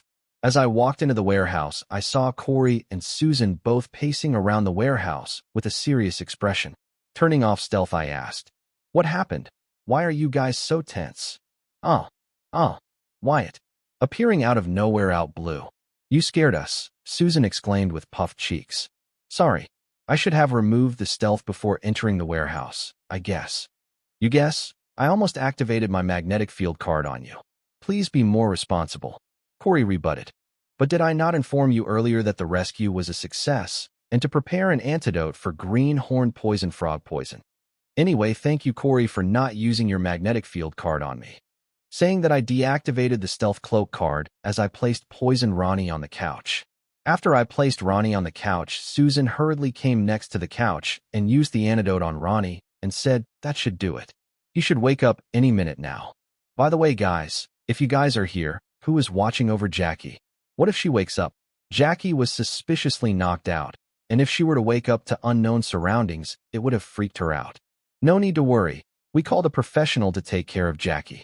Seeing how Jackie was unconscious for a long time, we were troubled thinking about her being pregnant and all. Don't worry, she is a friend of mine. I called in a favor." Susan explained, "I guess I was hastily knocking Jackie out without considering her being 5 to 6 months pregnant." "Thank you." I thanked Susan sincerely for considering something that I did not think of. "The baby and the mother are fine and healthy. No need to worry. I will go ask my friend to wake up Jackie since the problem is solved and the situation is better now." Susan tried to console me. "Yeah, thank you." I had known Susan only for a few days now, but I had already become very dependent on her, and she had become a part of my life. I was lucky to have made such a friend. As Susan left towards the bedroom, I looked at Corey and said, "Thank you, Corey." "Why are you thanking me? I did nothing to help you." Corey replied shyly. "No, you did, and you staying at the warehouse, even past your working hours, say it all." Corey's shift was already over by 19:30, but still, she stuck around accompanying Susan when she could have gone home. "By the way, did you both have dinner yet?" "No, we did not." "Okay, let this couple wake, and we can all have dinner together." "Okay," Corey exclaimed excitedly. While I and Corey were chatting, Jackie ran out from the bedroom shouting Ronnie's name, and seeing unconscious Ronnie, she rushed next to him, raised his head, and sat on the couch. While laying Ronnie's head on her lap, she started to caress his face as she whispered, "Baby, wake up." "It's me. Baby, wake up." "Don't worry, Jackie. He is just unconscious and he will wake up within the next 10 minutes. You lied to me. You never plan on getting help from the guild or the authorities in the first place." Jackie glared at me. "You would never agree to plan anyway, so I did what I had to." I did not bother to explain my actions to her. "But why did you knock me out? I could have helped. How could you put yourself in danger? Do you think Ronnie would be happy knowing his cousin getting hurt or worse, to rescue him. No, he would not. Wyatt, I know I may be sounding ungrateful and all, but how you shoulder all the sudden yourself. I may not have been able to help you, but we could have shared the burden of making the choice together. In the future, please refrain from doing such things. Back in the cab, you told me Ronnie is family, then we are a family, let's work together in future. No more lone hero stuff anyway, thank you. Wyatt, you did not just save one life, but you saved 3 lives today. WTF. Just say thank you and be done with it. Why are you spouting such cringe stuff? Yes, Jackie is right, Wyatt. Earlier, I was very mad and angry at myself for allowing you to go alone. There were many other ways I could have helped you, but at that time I could not think of any and was of no help, but later I regretted it thinking of all the ways I could have helped you, but it was already too late. Wyatt, as my client, every time you get a business you fairly give me my share, but when the times were difficult you shoulder the burden all alone. Susan, you too? I followed the most effective method. If I needed help I would have asked you guys. Who is playing alone here? Who is shouldering the burden alone? You are giving me more credit than I deserve. I said sly, scratching the back of my head. Wyatt, I think they are not praising you, said Corey. While we were bickering, Ronnie regained consciousness. Excited, Jackie gently caressed his hair and said, Baby, you awake? How are you feeling? Muddled Ronnie, hearing Jackie's voice, hurriedly opened his eyes to be greeted by Jackie's face. Shocked, Ronnie tried to get, but the C-rank poison had taken a toll on his body and was completely limp and unresponsive to his command. Terrified, Ronnie shouted, Jackie, what are you doing here? Did those beasts kidnap you too? No, baby, calm down, you are safe now. We are at your cousin Wyatt's place. See? Jackie tried to ease alarmed Ronnie. Hey, Ronnie, don't worry. Everything is taken care of. You and Jackie are safe now. I did not know this side, but the Wyatt family cared a lot about him, so I had to save him. I owe the Wyatt couple and son a lot, especially Mama Wyatt, whose inheritance I had inherited. If not for inheritance, I would be struggling to survive in this world right now.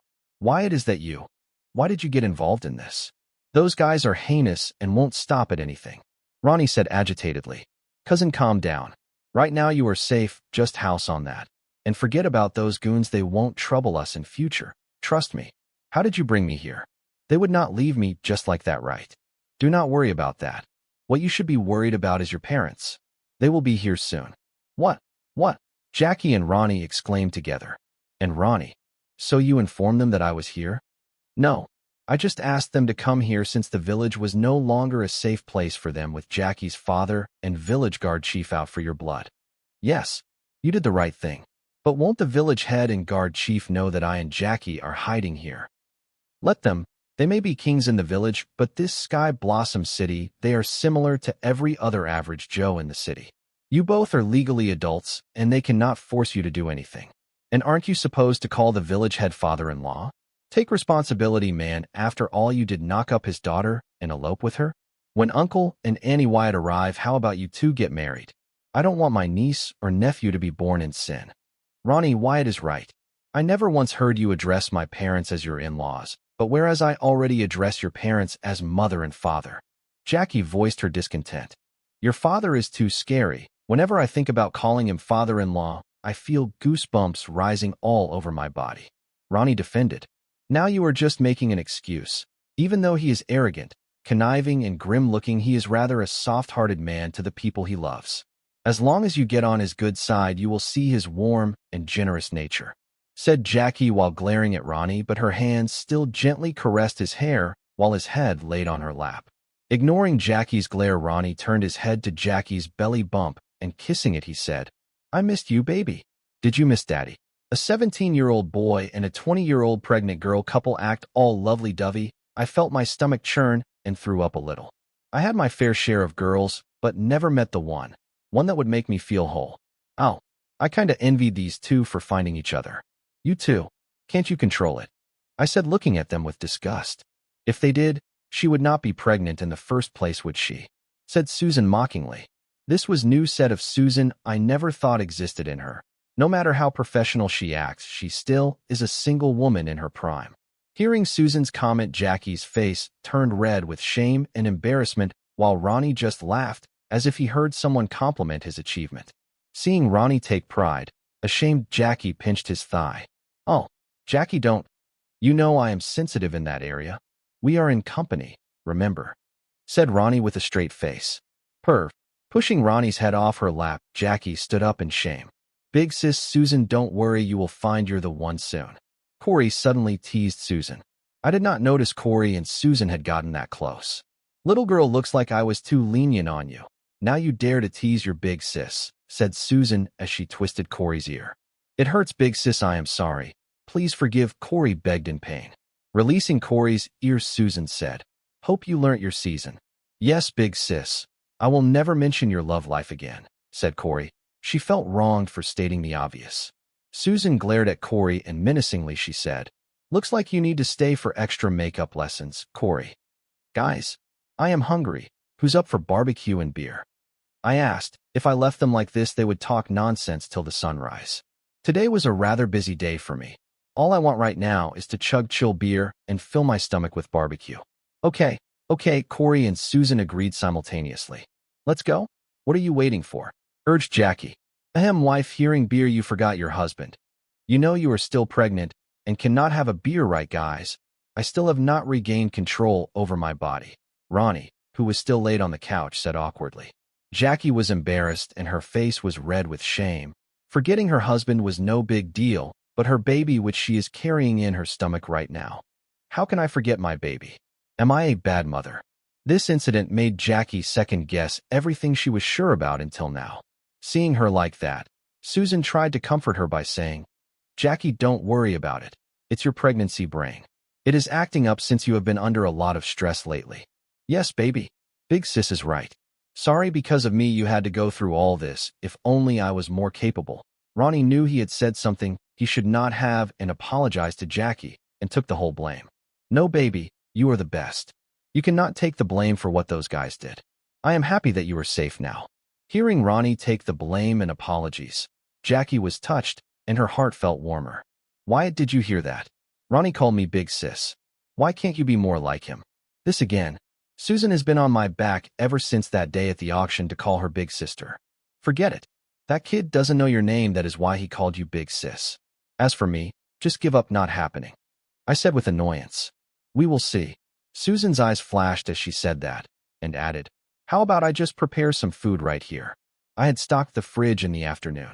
In the afternoon, while I was helping Elliot create his origin card, Susan, with the help of the mall management, had built a bedroom, restroom with shower, and a kitchen with dining hall along with required furniture in the warehouse.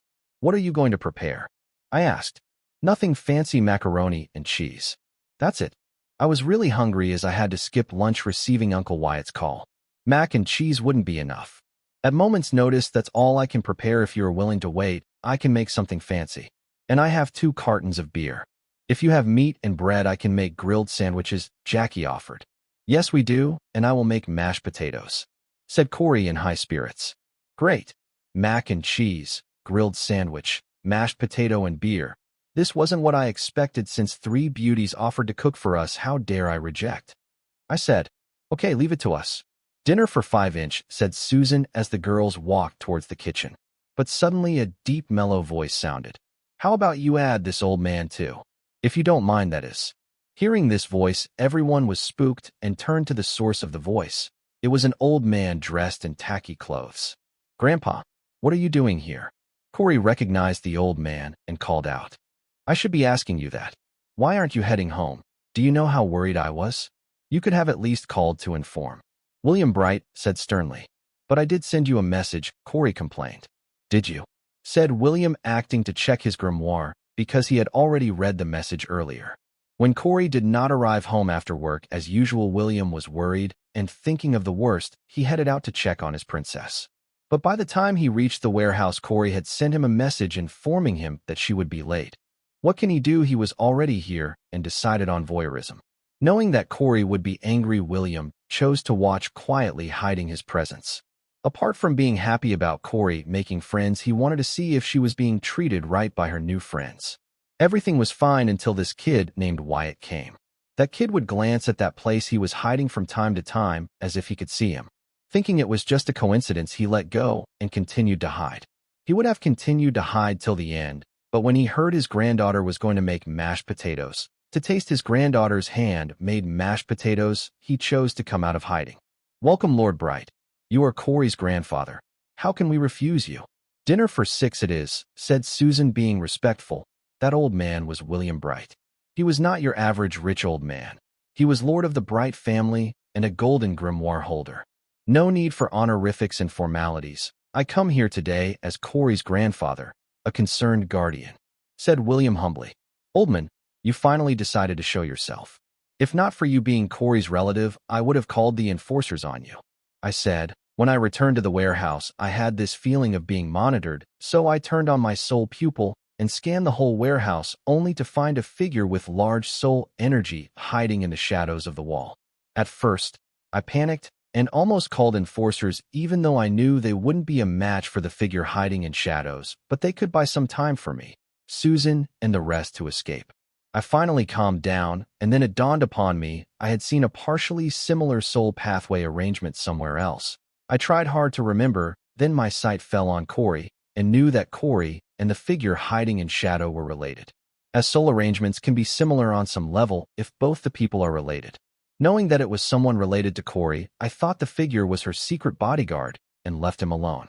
But never would I have guessed that the Bright family lord himself would personally guard his granddaughter. Grandpa, is Wyatt speaking the truth? Asked Corey. I thought of Corey as my friend, and I would like to think Corey would not want me to hide this from her. Listen, my princess. Let Grandpa explain. I was worried and came to check on you after all you were late. Please do not be angry. Forgive Grandpa this once. This the last time I will act like this. The esteemed lord of the Bright family acted like a troubled parent and begged Corey for forgiveness. After Corey forgave William, the girls went to cook while I and Ronnie were left to entertain the lord of the Bright family. Old man, you have a big family, wife, children, and grandchildren. Didn't anyone teach you how to dress? I get that you are a golden grimoire holder, but that does not give you a pass on killing proper dressing. What's with that blue polka dot shirt over yellow floral print pants along with a pair of white cowboy boots? Where did you buy floral print pants? Do they even make those? Seeing how you are my friend's grandpa, let me give you advice on clothing. If you think it is appropriate to wear, then don't wear them. For someone with all the money and power in Sky Blossom City, William was dressed tacky.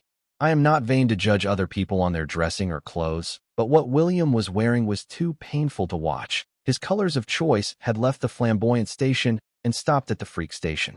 Kid, you know my identity and still dare to talk to me like that. Do you think I will let this pass just because you befriended my granddaughter? William was trembling with anger. Does he not know that his dressing is not appropriate? He does. But what can he do? They are the requirements of his origin card, and he cannot control them.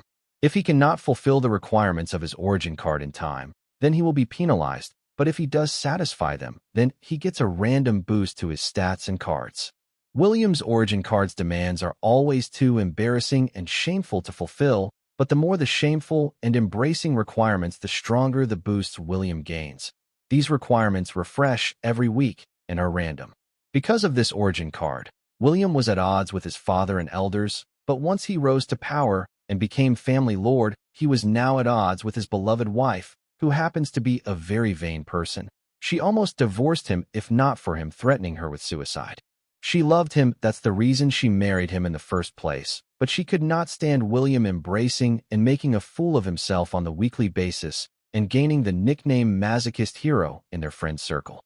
People did not dare to call the majestic Bright family lord by that name, but the other family leaders and association leaders were not afraid and even dared to taunt her with her husband's dark secret. Because William's wife loved him too much, she fought hard and sought the card-scraping card for her husband to scrape off his blasphemy of an origin card. But William did not agree with her, because even though his origin card made him do shameful and foolish things, it gave him great strength enough to challenge opponents at a higher realm than himself. This great strength provided by his origin card was one of the reasons the family elders who hated him because of his black history due to his origin card did not oppose to him becoming the family lord. Since William was not willing to scrape his origin card, William's wife threatened him with divorce, to which William threatened her with suicide. But now a junior of the card student realm dared to do what the rest of the city dreaded to do. William was angry beyond any words could describe. If not for his granddaughter's sake, he would have obliterated this young, ignorant calf who did not fear the tiger in front of him. Old man, are you angry? Good, now that I know that you do have some dignity and resistance felt even after being abused by your origin card for a lifetime, I will offer you a chance. What if I were to offer you a way to control your origin card? Do you have the guts to take me up on that offer? I am willing to bet my life on this gamble, old man. What about you? Are you willing to come out of the shadow cast on you by your origin card? William was quite a famous figure in Sky Blossom City, even before he became the Lord of the Bright family, thanks to his origin card. William was one of the lucky ones who found his fated ingredient as soon as he contracted a grimoire. But since that day his black history began. At first, the conditions mentioned by the origin card were just childish, mischievous act, which made him gain the public wrath of the entire Sky Blossom City. Bright family elders had to come out to explain the situation to the public, but as William's strength grew, the conditions mentioned by the origin card became crazier and crazier, but never included harm to others or self-harm. Another reason for the Sky Blossom City tolerates him apart from his insane prowess. Thanks to William and his origin card's popularity, it was not hard for me to gather information on William's origin card.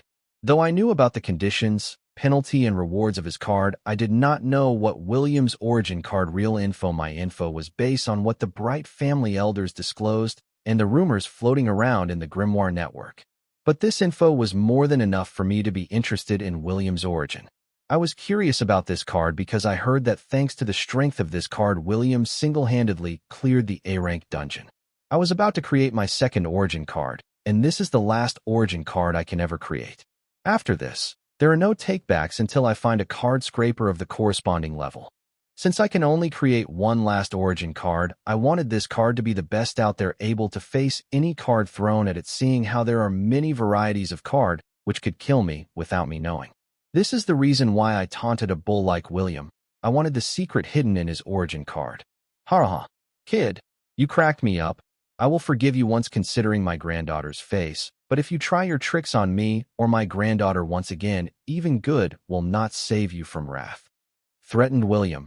As suddenly out of nowhere, I felt thousands of tons of pressure pressing on my soul. My soup was like a rubber ball that would be quashed any second now. Only one thing came to my mind, feeling this pressure, intimidating aura. No, intimidating aura only works on a person's mental state. It does not directly affect a person's soul.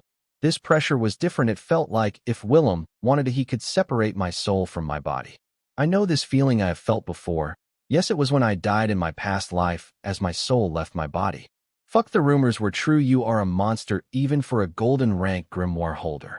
Is this the boost provided by your origin card? To be able to attack the opponent's soul? No wonder you don't give up on this origin card. With this, you could easily kill the opponent beyond your realm. Colored me impressed. My gamble still holds good, old man.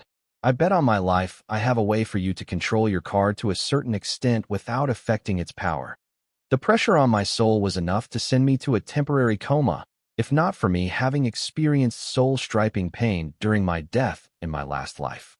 William was shocked. This was the first time he had seen someone of the card student realm withstand a direct attack on their soul. Before, if William thought Wyatt was just boasting and was ignorant, now he was impressed, but not enough to believe Wyatt had a way to control his origin card. William's eyebrows raised, and he wanted to see if how much of the soul pressure this ant in front of could withstand. So he slowly began to increase the pressure on Wyatt's soul, without hearing the words that came out of Wyatt's mouth. Feeling the pressure on soul increase, I knew what William was doing. This bastard took my life as entertainment to satisfy his curiosity. But I did not regret my approach to gain William's attention. Rather, I was more determined than before. I knew people like William, if they do not acknowledge your strength, they will not buy, even if you were selling the secret to become good. But finally, not being able to withstand the pressure on my soul, I gritted my teeth and said, "You lewd granddaughter loving pervy old man. You forced me. Corey, your grandpa is killing me. Help." Hearing Wyatt shout, William's mouth twitched and wanted to quash Wyatt's soul once and for all, but he controlled himself. He did not want Wyatt's suffering to end here. How dare he sully his pure love for his granddaughter? Wyatt had to suffer for eternity. The more I knew about various types of cards available in this world, the more I felt as if I could die any moment while I would not even know the reason for why and how I was dead.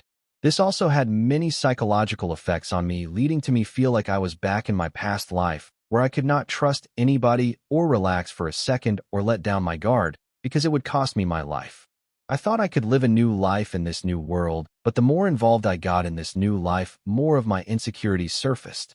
Recently, I no longer had the scene of security as I felt a constant threat to my life, which kept me on alert. Therefore, I always felt that I had to get stronger, but I seemed to have not enough time to get stronger. So I decided on creating my second origin card, which would be the fastest way I could become stronger. I had everything in place for my second origin card: the Viltronian Soul Pathway arrangement for a human core, Dungeon Calamity Seed, Soul Jades, resources, capital, and had decided to create my Soul Pathway tonight. But who knew that fate had other plans for me? Instead of increasing my strength, I ended up spending all my money and in knee-deep debt creating cards for an infiltration and rescue mission. C-Rank Rainbow Scale Full Body Armor Item Card X1-$14.2 million. C-Rank Shoulder Mount Blaster Item Card X1-$7.32 million. C-Rank Core X1-$125,000. C-Rank Greenhorn Frog Poison Gland X2-$9.12 million. C-Rank Soul Beam Rifle Item Card X1-$6.78 million. C-Rank Physical Strengthening Skill Card X1-$8 million. D-Rank Stealth Cloak X1-$6.805 million. D-Poison Gas Bombs X5-$7.65 million. Total cost -$60 million. Yep, Ronnie's rescue cost me freaking $60 million. Otherwise, rescuing him wouldn't have been as easy as it took. Fuck. I poured all my money like water to rescue this shit I don't even know just because I owed Mama Wyatt. It would have cost me less if I chose to directly kill all the Zhang mercenary goons and step on their corpse to rescue Ronnie. But then I would become a wanted man and would have been on the run just like in my past life. Fuck. I tried to calm myself by thinking about the different ways I would take my revenge on the Zhang mercenaries, but it did not help as taking revenge in legal ways was boring. Revenge on Zhang mercenary was no longer young Wyatt's revenge. It had become personal, because if not for them kidnapping Ronnie, I would not have to pour what was left of all my wealth in on Ronnie's rescue mission. I had made $86 million while working with fine gold, of which $20 million was used to pay the loan given by Corey's pretentious aunt, and another $20 million was used by Susan to purchase a D-rank parallel thinking card, leaving me with $46 million. Adding the $4 million I had left from the auction money after buying the hoverbike ingredients for $2.15 million, I had an approximate total of $50 million bank balance, which I wanted to use to create my second origin card, because the faster way to become stronger than having strong cards is to have a strong origin card. But who knew all of a sudden, out of nowhere, I had a cousin whom I would end up rescuing, which would cost me $60 freaking million. Not only did I use all my money for the rescue, I ended up taking a $10 million loan in Susan's name. Why take a loan in Susan's name, you ask? Because she has better credit points than me, so she gets better interest rates than me. Who would you loan money to? A high schooler with a silver-grade grimoire, or an auction manager at Association Guild Mall? It is obvious. My shop just went online on the Grimoire network today morning, and I was already knee-deep in debt. I had 11 soul jades given to me by Elliot. I could sell one of them, and all my money troubles would be gone. Poof. Just like that. But that would be dumb because I could not buy a soul jade, even if I wanted it, for twice the price I would be selling my soul jade for. Knowing that I had all this wealth, but I still had to take a loan in my friend's name, frustrated me. I could pay off all the debt by selling the C-Rank Poison Blaster Mounted Full Body Armor, C-Rank Poison Soul Beam Rifle, and the D-Rank Stealth Cloak, since I no longer had any use for them. But to get the best price for them, I would have waited for next mall auction. Within a day, I went from a millionaire to debtor. In my last life, even though I was on a run, I never had any shortage of money, but in this world, no matter how much money I earned, I still ended up with debt. I started to believe that Lady Fortune did not favor young Wyatt. I needed to get stronger. For that, I needed money. That's when the walking treasury walked into the warehouse. The Lord of the Bright family, William Bright. William Bright had right what I wanted. A buttload of money. Check. Mysterious and powerful origin card. Check. Dire problems which I could solve. Check. William Bright was like a God-sent answer to my prayers. Ever since I knew about his origin card, I wanted to know more about and solve all the mysteries behind its power, and make them my own. From the rumors of William's origin card, it was one of a kind as it was able to initiate a conversation with the card apprentice and put forth demands. If not satisfied, it could even punish the card apprentice, which is unheard of as the card apprentice are the masters of the cards, and grimoires and origin cards are supposed to be a part of the card apprentice. Even a small discovery in solving this card's mystery can mean a huge boost in the strength of my second origin card, because what I had planned for my second origin card was more than just a human core or dungeon calamity. It was a game changer, and I think the mysterious of William's origin card can help me further achieve my goals. This is the reason I did not hesitate to taunt this pervy old man, even at the cost of my life. "Corey, your grandpa is killing me. Help!" My cry for help was so loud that Ronnie, who was sleeping peacefully on the couch, jolted and fell on the ground. As for Corey, it took a while for her to process my words, but she rushed to my rescue. Jackie rushed behind her too, but was stopped by Susan, who asked her to hide, just in case for the worst possible scenario, while Susan herself rushed to my rescue. Thinking about the safety of the unborn baby in her belly, Jackie listened to Susan and stayed behind, as even a small disturbance in her soul pathways could lead to severe consequences for the baby, whose soul pathways are in the process of being formed. "Corey, your grandpa is killing me. Help!" "Shut it, brat. Do you think Corey can save you? If you don't close your trap, believe it or not, I will crush your soul to powder." William was frustrated. This was the first time someone dared to sully his love for his granddaughter by comparing it to a pedophile. The rage William was feeling was beyond words. He wanted Wyatt to suffer not just for a moment, but for eternity. He wanted to leave an imprint that would teach this smart-mouthed, noisy brat not to mess with someone who can kill you with a thought, or you are not capable of killing. Blinded by rage, William did something which he would not wish on his enemies. He started to use to slice apart a small piece of Wyatt's soul.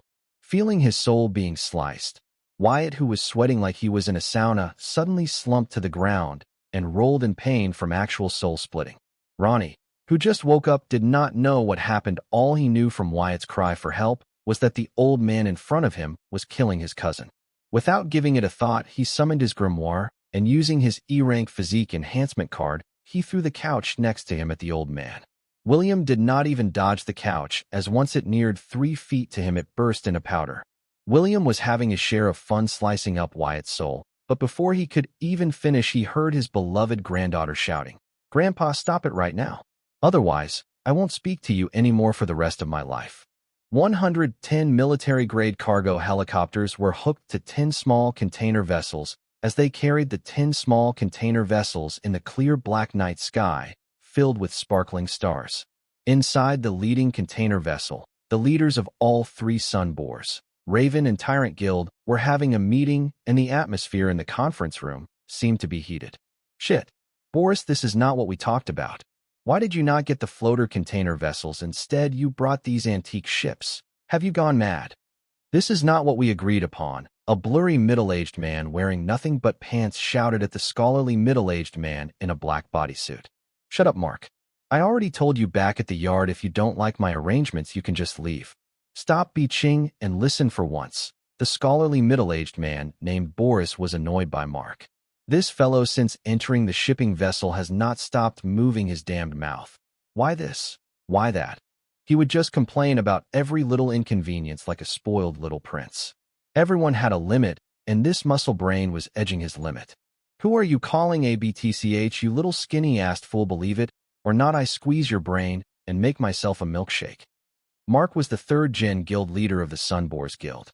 The guild was named Sun Boars because of the origin card passed down to every generation of guild leaders.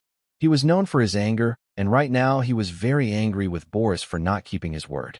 Boris is the current guild leader of the Raven Guild, only he knew how much pains he went through to arrange for these 110 cargo helicopters and 10 small shipping container vessels. Seeing them not appreciate his work, instead acted arrogantly, and blamed him. Boris was also very pissed.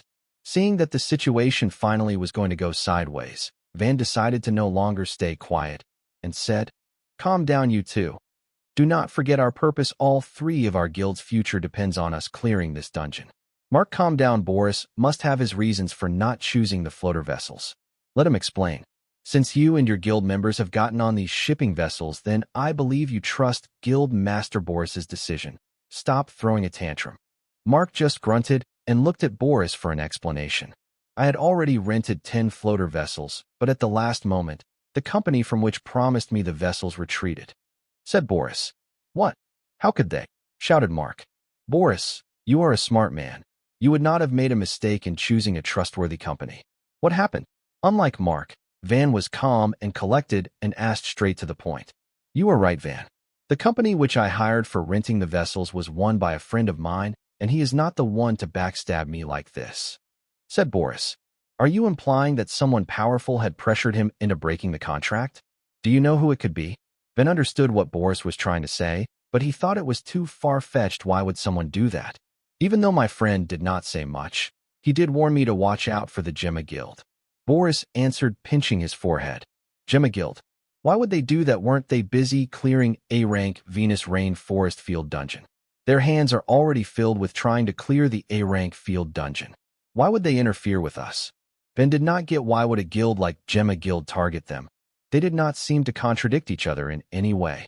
At first, I also thought the same thing until I saw the dungeon schedule for the B-rank Blue Blossom Lake Field Dungeon. Turns out they are next on the schedule to use the B-rank Blue Blossom Dungeon. Boris explained. What's the point in this? The dungeon will automatically refresh after 3 weeks, no matter the results of our dungeon expedition. Van was confused. What if they are next to use the dungeon? It will refresh after 3 weeks. Anyways, why take such underhand methods to delay their dungeon expedition? I know why, and that is the reason I hurriedly arranged these 10 shipping vessels and 110 cargo helicopters. Said Boris with a brilliant smile on his face. Wow, it seems to be something good. Then why so much drama, Guild Master Boris? Spit it out. Seeing Boris's facial expressions turn to excitement, Van slapped himself on his forehead and thought, Boris, you chose the wrong career. You are a born actor, brother. 2 words. Dungeon reversal, said Boris, stretching out 2 fingers. Dungeon reversal. Dungeon reversal. Yes. My fellow guild masters, the B-rank Blue Blossom Lake Field Dungeon will undergo dungeon reversal. Said Boris excitedly. Are you sure? What makes you think that the B-rank Blue Blossom Lake Field Dungeon will undergo dungeon reversal? Ben did not let the excitement get to him.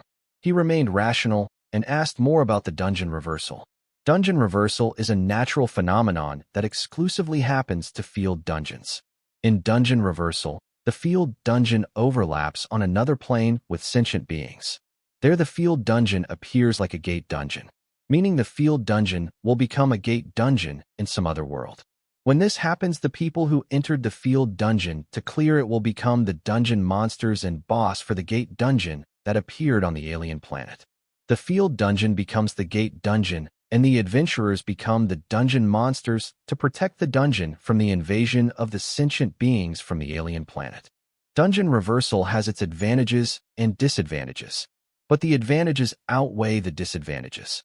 Because new sentient species, meaning new civilization, means new unexplored and undiscovered knowledge. Every time a dungeon reversal has happened, it has been recorded in the course of history. Dungeon reversal has marked the rise of many people who gain various knowledge which does not exist in the current world. One can keep the knowledge obtained for himself or share it with the government for a handsome reward. Knowledge has always revolutionized the way humankind thinks for centuries, allowing it to be the top predator even in this apocalyptic world. Humankind has always been greedy for knowledge over power or wealth or anything else, allowing it to survive everything the world has to throw at it. Gemma Guild is one of the Sky Blossom City's topmost guild and also been rumored as the dog of the circle. It is so powerful that even the 3 guild Sunboars, Raven and Tyrant Guild combined, cannot compete with it. Being in higher standing has its privilege. Thanks to that, Gemma Guild knew that B-rank Blue Blossom Field Dungeon was going to undergo dungeon reversal, but unfortunately the next in line to use the B-rank Blue Blossom Field Dungeon were the 3 Sunboars, Raven and Tyrant allied guilds. Though the 3 Sunboars, Raven and Tyrant allied guilds were no match for the Gemma Guild, but currently Gemma Guild could not afford to clash head-on with the 3 guilds because most of their forces and guild leader were busy clearing A-rank Venus Rain Forest Field Dungeon. Dungeon reversal was too good for them to just let it go, so they decided to hinder the three Sun Boars, Raven, and Tyrant allied guilds from entering the field dungeon itself. In this way, they can enter the B-rank field dungeon next, without having to go through a fight with the three guilds, but who knew that their action would leak the info to Boris, who would rather take 10 antique shipping vessels and 110 cargo helicopters for the dungeon expedition than accept defeat. How did you know that the B-rank Blue Blossom Lakefield dungeon is going to undergo dungeon reversal? Asked Van. You must have heard of the deputy guild leader of the Genma Guild who lost his shot as the Gemma Guild leader just because he was a bastard born to the ex-Gemma Guild leader. He leaked the news to me, but the cost was not cheap. Boris explained. Mark, who was quiet till now, finally spoke. I get all this, but what I don't understand is why did you not rent floaters from other companies? There is no company that is willing to provide us with 10 small floater vessels at such short notice. Explain, Boris. What about Feingold? They seem to have 700-something floater vessels. Asked Mark. Are you stupid or born dumb? Why would you want to invite a wolf to your own house? If that woman knew about the dungeon reversal, she would not care for rules and regulations. She will directly kill all of us to be able to enter the B-rank Blue Blossom Lakefield dungeon. Shouted Van even before Boris. When the three guild leaders were lost in the heat of the argument, there was a knock on the conference room door. Knock. Knock. We are at our destination, guild masters, reported the guild member. Good. Gentlemen, let's stop our discussion here and win a fortune for ourselves, shall we? Said Boris, looking at the other two guild masters. I can't agree with you more, Mark agreed, while Van calmly nodded and said, let's head to the deck. All three of the guild masters left the conference room and headed to the deck. Reaching the deck of the vessel, they looked down at the B-rank Blue Blossom Lake field dungeon entrance. Then you were right, the southern part of the B-rank Blue Blossom Lakefield dungeon is less populated with monsters. The water is so still and calm, I thought it would be bubbling with monsters and beasts. Boris praised Van for his foresight. No, the southern side of the dungeon is less guarded by the field monsters, but it is not this calm. It's as if there are no monsters in the lake. Said Van, acting humble. You too, isn't it, because of the dungeon reversal? There aren't any monsters in the dungeon that are supposed to undergo dungeon reversal, and you call me dumb. Said Mark, feeling proud for noticing what Van and Boris did not notice. You idiot, shouted Boris and Van simultaneously. And Boris continued, other times you forget to use your brain, but out of all of those moments you choose right now to use your brain. Both Boris and Van knew why the B-rank Blue Blossom Lakefield dungeon was empty, but they acted as if they didn't because of the turbulent soul energy in the atmosphere, which caused them to be suspicious and cautious. Maybe they are not alone here. Enemy attack. Sound the alarm. All hands on deck. Rise the shields. The turbulent soul energy had sudden sharp change. Feeling this change in the surrounding soul energy, Van shouted hurriedly, but he was still too late. Boris felt the abnormalities in soul energy in the surrounding atmosphere. Maybe the abnormality is because of the dungeon reversal, he thought, but he was still on alert, and after listening to Van shout in panic, he directly summoned his grimoire and activated a card, Immovable Mountain. Pretty soon a huge golden mountain-shaped soul energy covered the complete shipping vessel he was standing on. BOOM. One by one, all the 9 vessels behind the lead shipping vessel were bombarded and blew up. The 99 cargo helicopters carrying them also met a similar fate after the shock of the sudden bombardment. Even 2 of the 11 cargo helicopters carrying the lead shipping vessel at the rear blew up in the aftershock, but thankfully the remaining 9 cargo helicopters could still lift the weight of the shipping vessel. Otherwise, even though the vessel survived from bombardment, it would be crushed, plummeting to the earth. Targets in sight, awaiting order. Reported a mysterious man dressed in a special combat force uniform while standing on the deck of a stealth floater speedster. Hold the position. Ordered the half-black, half-white clown-masked man in a special combat force uniform while watching the surveillance feed in the convoy floater monitoring the 3 guild leaders who were talking on the deck. Sir, the cannons are powered up to 100%. Reported a logistic analyst. Good. Are the cannons locked on the targets? Asked the half-black, half-white clown-masked man. The analyst reported, cannons locked on the targets. Fire, ordered the clown-masked man. BOOM. Reporting stats. 9 out of 10 targets down. Cannons reloading. Send the troops to take care of the survivors. I will take care of the last target," ordered the clown-masked man as he jumped off the convoy floater and summoning his grimoire he chanted, "Summon, twin-winged cursed lizard. Roar. Mark, Boris, get hold of yourselves. It's not time to mourn," shouted Van, looking at his allies who looked like they had lost their soul watching their trusted comrades die an unjust death. "Sarah," shouted Boris as his bloodshot eyes looked at the wreckage of the shipping vessels that were free-falling to the ground. Sun bore possession. Mark activated his origin card and jumped off the shipping vessel towards the free-falling wreckage. Boris also wanted to jump of the vessel and search for his beloved Sarah, but he could not, because once he moves the golden mountain-shaped soul energy protecting the vessel will be deactivated. Shit. All guild members hurry and save the survivors. Van cursed seeing Boris jump off the vessel and added, "MF. Mark, come back. Sarah, she is. Fuck. I asked her not to come. That stubborn girl." Roar. The twin-winged cursed lizard roared, attracting the attention of Van and Boris. "Clap, clap. Do you regret coming on this expedition?" The clown-masked man standing on the head of the twin-winged cursed lizard clapped excitedly, as if he was enjoying the firework display. "You? Half-white, half-black clown mask. You are from the Circle. Why are you targeting us? We did not hurt any of the Circle's interest. Why?" roared Boris in despair. It was as if he saw the dead end in the half-black, half-white clown mask. "Your existence itself is a nuisance to the Circle's interest," said the clown-masked man and continued. "The Circle gave you a chance, but you dared to neglect it and rush to your grave in these antique shipping vessels. Is it because of the dungeon reversal? I was told the Circle had no interest in exploring the dungeon reversal," shouted Boris, as he was the one who got the info on B-rank Blue Blossom Lakefield dungeon reversal. According to his source, the Circle was not interested in it, but the Gemma Guild was, and had paid quite a lot of resources to keep the info hidden. "But nobody can order a clown mask except for the Circle.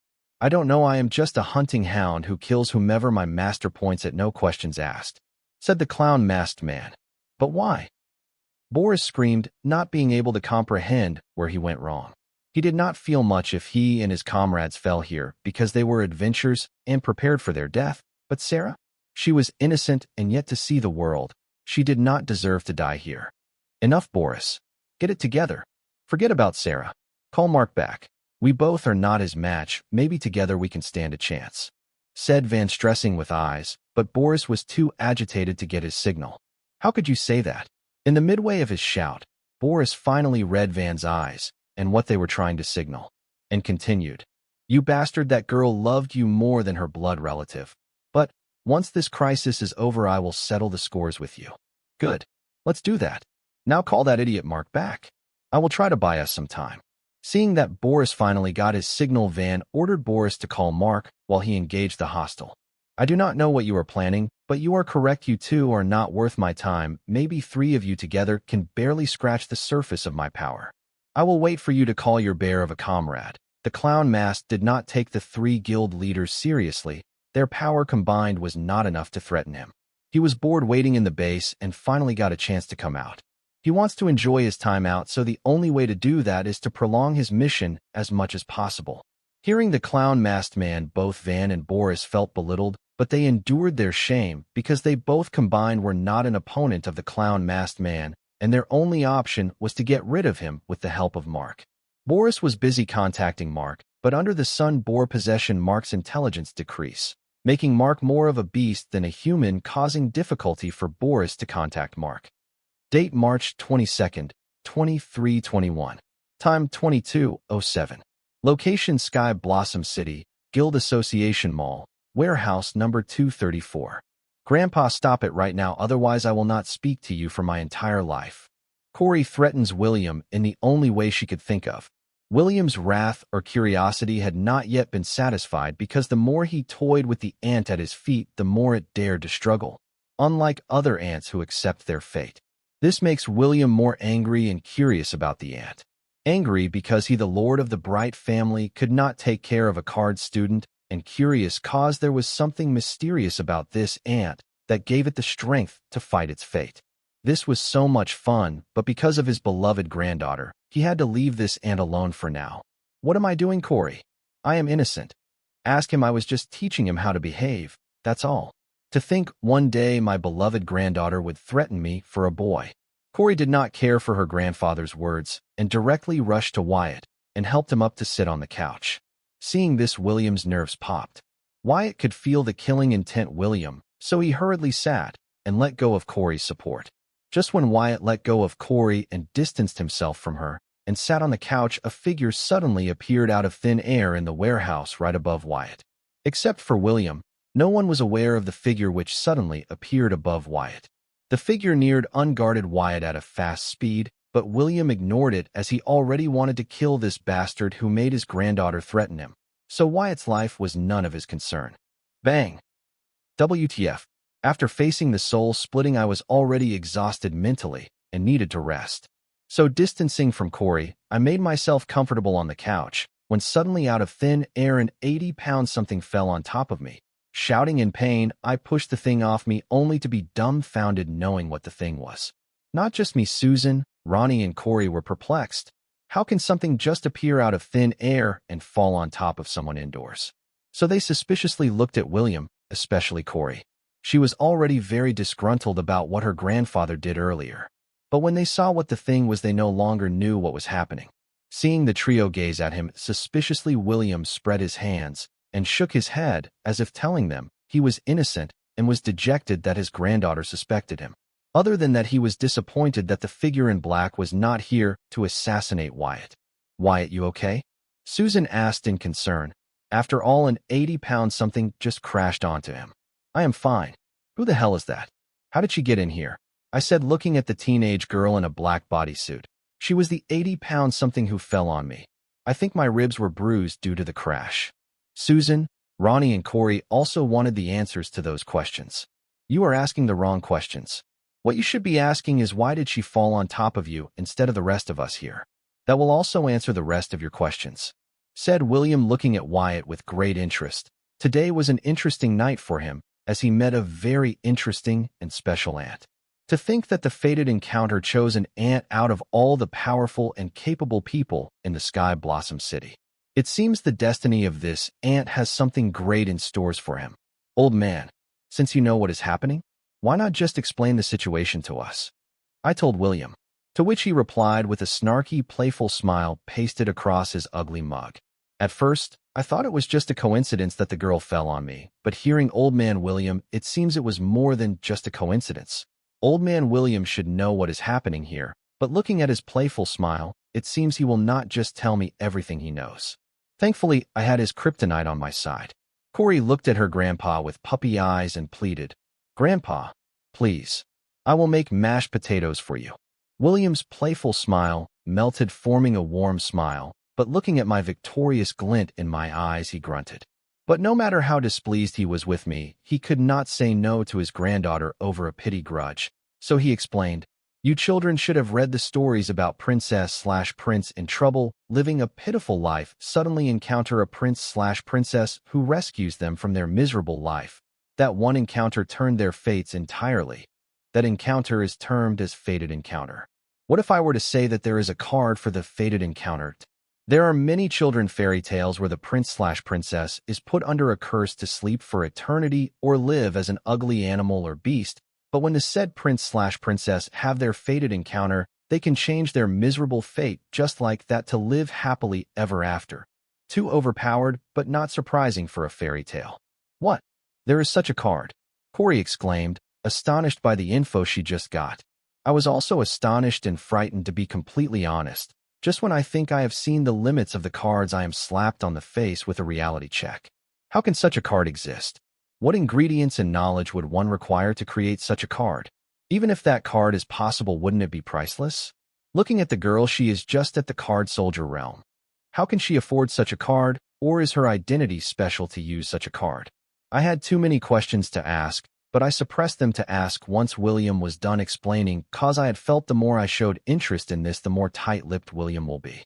Grandpa, tell me more about the card, asked Corey. Being a real-life princess, the fated encounter card fueled her curiosity. Though she was trying to change and experience life, bad habits are hard to get rid of. Since his princess wants to know, William could only oblige and illustrated the fated encounter card info. Card name, Fated Encounter. Card type, demigods bestowed card, passive. Card rank, C rank, uncommon grade. Card rating, for star. Card durability, 100/100.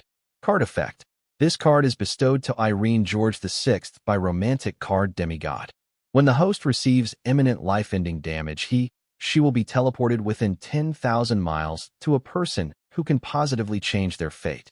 Additional effect, when the card is activated, the host will be healed completely of any injury or debuff. Restriction, 1. The card can only be used by Irene George VI, her descendants, and people trusted by them. 2. If no person can positively affect the host's life within 10,000 miles, the host will randomly be transported to the safest place within the range. 3. This card can only be used one time by one person in his entire life. Caution. Card cannot be used by people with negative emotions from Irene George VI or her descendants or people trusted by them. If forcefully used, there is a probability of gaining the attention of romantic demigod. The current known descendant of Irene George VI is Van George, the current guild leader of Tyrant Guild. You guys are lucky I was here because except for the Tyrant Guild leader, I am the only person in Sky Blossom to know about this card. This was supposed to be a secret between me and him, but seeing how the card has been used, there is no point in keeping it a secret. Boosted William and added. He pawned this card to me when he first came to Sky Blossom City to open his guild. Van George is not an original resident of Sky Blossom City, but a refugee who fled to the city when his home was destroyed in a dungeon break. Starting a new life in Sky Lost City, he wanted to open a guild here, but he needed a lot of money for that. So to gain the capital to establish his guild, Van pawned the fated encounter to the Lord of the Bright family. The card had many restrictions to it, but since Van had willingly entrusted the card to William, William found no reasons to give up on such a treasure. William then sighed, and looking at Corey, he said, I wanted to gift this card to you when you contracted the Silver Grimoire, but Van finally paid his debt by then and had retrieved the card. If not for the restriction, alas. While William was explaining the card, Susan explained the situation to Jackie, who was hiding in the kitchen, and arranged the unconscious girl in the bedroom, and even brought a few cushions for me to rest comfortably. Seeing Susan's action, William was puzzled and asked her, Why are you tending to the unknown girl? Just hand her to the enforcers. It will save you from a lot of trouble. William was a well-known and respected figure. Susan did not know how to answer him without being rude to him. How could she explain to him that she would not just abandon a person in need without her words being taken as rude? If she said that, it would mean she is implying that William is heartless. Old man, aren't you forgetting something? This is our place. We decide how we do things here. I said directly to William's face. This asshole was one cruel SOB. You sliced my soul in anger. I understand that, but slice it to the end. Due to the interruption of Corey, William did not completely slice a small part of my soul, but he left halfway through. If he had sliced apart the soul completely, I could consume a soul jade to regrow the sliced part of the soul, an expensive yet easy remedy. But he only did it halfway, leaving a tear in my soul. Now I had to mend my soul to heal the tear, which is a very painful process, but cheap. Now that I think about it, may be intentional, because if he wanted to, he could just slice it off within seconds, even with the interruption from Corey, but he did not do so. Instead, he chose to leave halfway, leaving a tear in my soul knowingly. William, you conniving old bastard. I had many questions like, what is Demigod's Bestowal? What are the ingredients used to make this card? Why is it just an uncommon grade card, even with such overpowered stats? What does the card mean by gaining the attention of the demigod? Now that was one awkward dinner. I wanted to reward myself with a nice dinner and chilling beer after a productive day, but a few uninvited guests made it awkward. But thankfully, beer is perfect for any situation. Your parents getting divorced, here, have a beer. Your girlfriend broke up with you, here, have a beer. Your cheating husband gave you an STD, here, have a beer. You hot for you cousin, here, have a beer. Your boss screwed you over, here, have a beer. Man, beer does fix everything, I said, throwing the crushed beer can into the bin. What? I ain't afraid of you, old man. Man, for someone who is tamed by a card for decades, you sure have a lot of pride. William was glaring at me, maybe, because Corey gave more priority to my appetite than her grandfather. Not just Corey, even Susan and Jackie made a plate for me together. The macaroni and cheese and grilled meat sandwich were good, but mashed potatoes were a bit overdone. Overall, the dinner was satisfying except for William giving me the death gaze the whole time. I did not shy away because of one weird look. I became more proactive, adding fuel to William's jealousy as the old man had to behave in front of his granddaughter. And did not forget to bring up the topic of William's origin card once again. During the dinner, even Corey personally recommended me and boasted about my card creation to William, but he did not seem to budge. I tried taunting him, gambling with him, gaining his recognition, even used Corey, but nothing seems to work. I had huge plans for my second origin card. In a way, it is a bit overpowered thanks to the Dungeon Calamity Seed. But after knowing about the features of William's origin card, I wanted to add it to my origin card. Especially how his card had independent conscious. Many cards have beast will or artificial will, but these will are only active when the card apprentice is using them, but William's card is active on its own. I want this feature of William's origin card because I wanted a card that did not need me to tell what to do, but it would actively work for my betterment. Think of a card that is watching over and protecting me 24/7. Yeah, of course, the card has other powerful effects, otherwise I wouldn't call it overpowered. For this feature, I wanted to explore William's origin card under the ruse of helping him create a card to control his origin card, but this old man is too stubborn. No matter what I do, he doesn't even consider my offer. Unless there is something about the card that makes William not even consider my offer. What can it be? Is there any other restriction to the card? Yes, there has to be. No wonder this old fellow refused without even considering my offer. This restriction must be something others can use against him, otherwise he would not try to hide it from the public. If nobody knows about the restriction, then nobody can use it against him. These damn sly foxes. Now I know why the elders of the Bright family did not hesitate to reveal William's origin card info. They were helping William by covering the complete restrictions of his origin card using incomplete but true card info. Now that everyone knows that William's origin card has him satisfy weird conditions, whenever William acts out of the ordinary, all of it will be credited as conditions put forward by his origin card, and never will anybody doubt that maybe there is more to William's origin card than told. Maybe many leaders in the city suspect that there is more to William's origin card, but they will never know until they forcefully take the matter into their hands. Now that I knew why William would not budge regarding his origin card, I no longer wasted my breath on him. My only concerns right now were gathering capital for my second origin card creation, then Uncle and Annie Wyatt, and the unknown girl currently lying unconscious in my new bed, and her fated encounter card. Especially the card type Demigod's Bestowal I had never heard or read of till now. Since I knew that the girl had something to do with the Tyrant Guild Master, I will send her packing to the Tyrant Guild after she regains consciousness and tells me more about the card. As for Uncle and Annie Wyatt, I could only wait and hope that they reach here safely. Now all that remains is raising capital for my second origin card. But the best way to raise capital currently was to pawn a soul jade, and I happen to have a pawn star glaring at me right now. It's nice when everything works out in your favor. Old man, since you are not up for it, let's forget about the gamble. How about we make another deal? Deal? Kiddo, deals are made between equals. Now tell me, do you think you are equal to me? William sneered. Wyatt's words sounded like a child acting adult to him. Not to mention, what can an orphan high schooler offer to interest him? No, you are right, we are not. How can I, a young card creationist with a limitless future, be the same as an arrogant old man with a leg in the coffin? But I don't mind being on the losing side since you are Corey's grandfather. I should have thought of pawning a soul jade earlier, but I had to try my hand on William's origin card. Fuck. How about I cut your limitless future right here, right now? Brat, do not test my patience. After all, Corey will not be there every time to help. You gotta sleep sometime. That is when I am used to hunting the damned beasts. William had enough of it. This ant was talented, but he has seen many talented ants get quashed before they even matured. Damn it, old man. If you keep threatening me, I will just marry your granddaughter for good. Believe me, I will. That's it. I had it with you. I will slice your soul into 1,000 slices. Don't worry, it will be slow and painful. Grandpa, stop it. What? What am I doing? William looked at his granddaughter aggrieved and in disbelief. That jerk just told me he will marry you, and I am the bad guy here. Melinda was right. My granddaughter is unfilial. Speaking of Melinda, didn't she say Corey is in good company? Did she not see how shameless this bastard is? What I was worried about for years is not far from coming true. Grandpa just listens to what Wyatt has to say. Please for me, okay, said Corey, holding the hands of her grandpa. William's mouth twitched as he thought, no? My worries have already come true.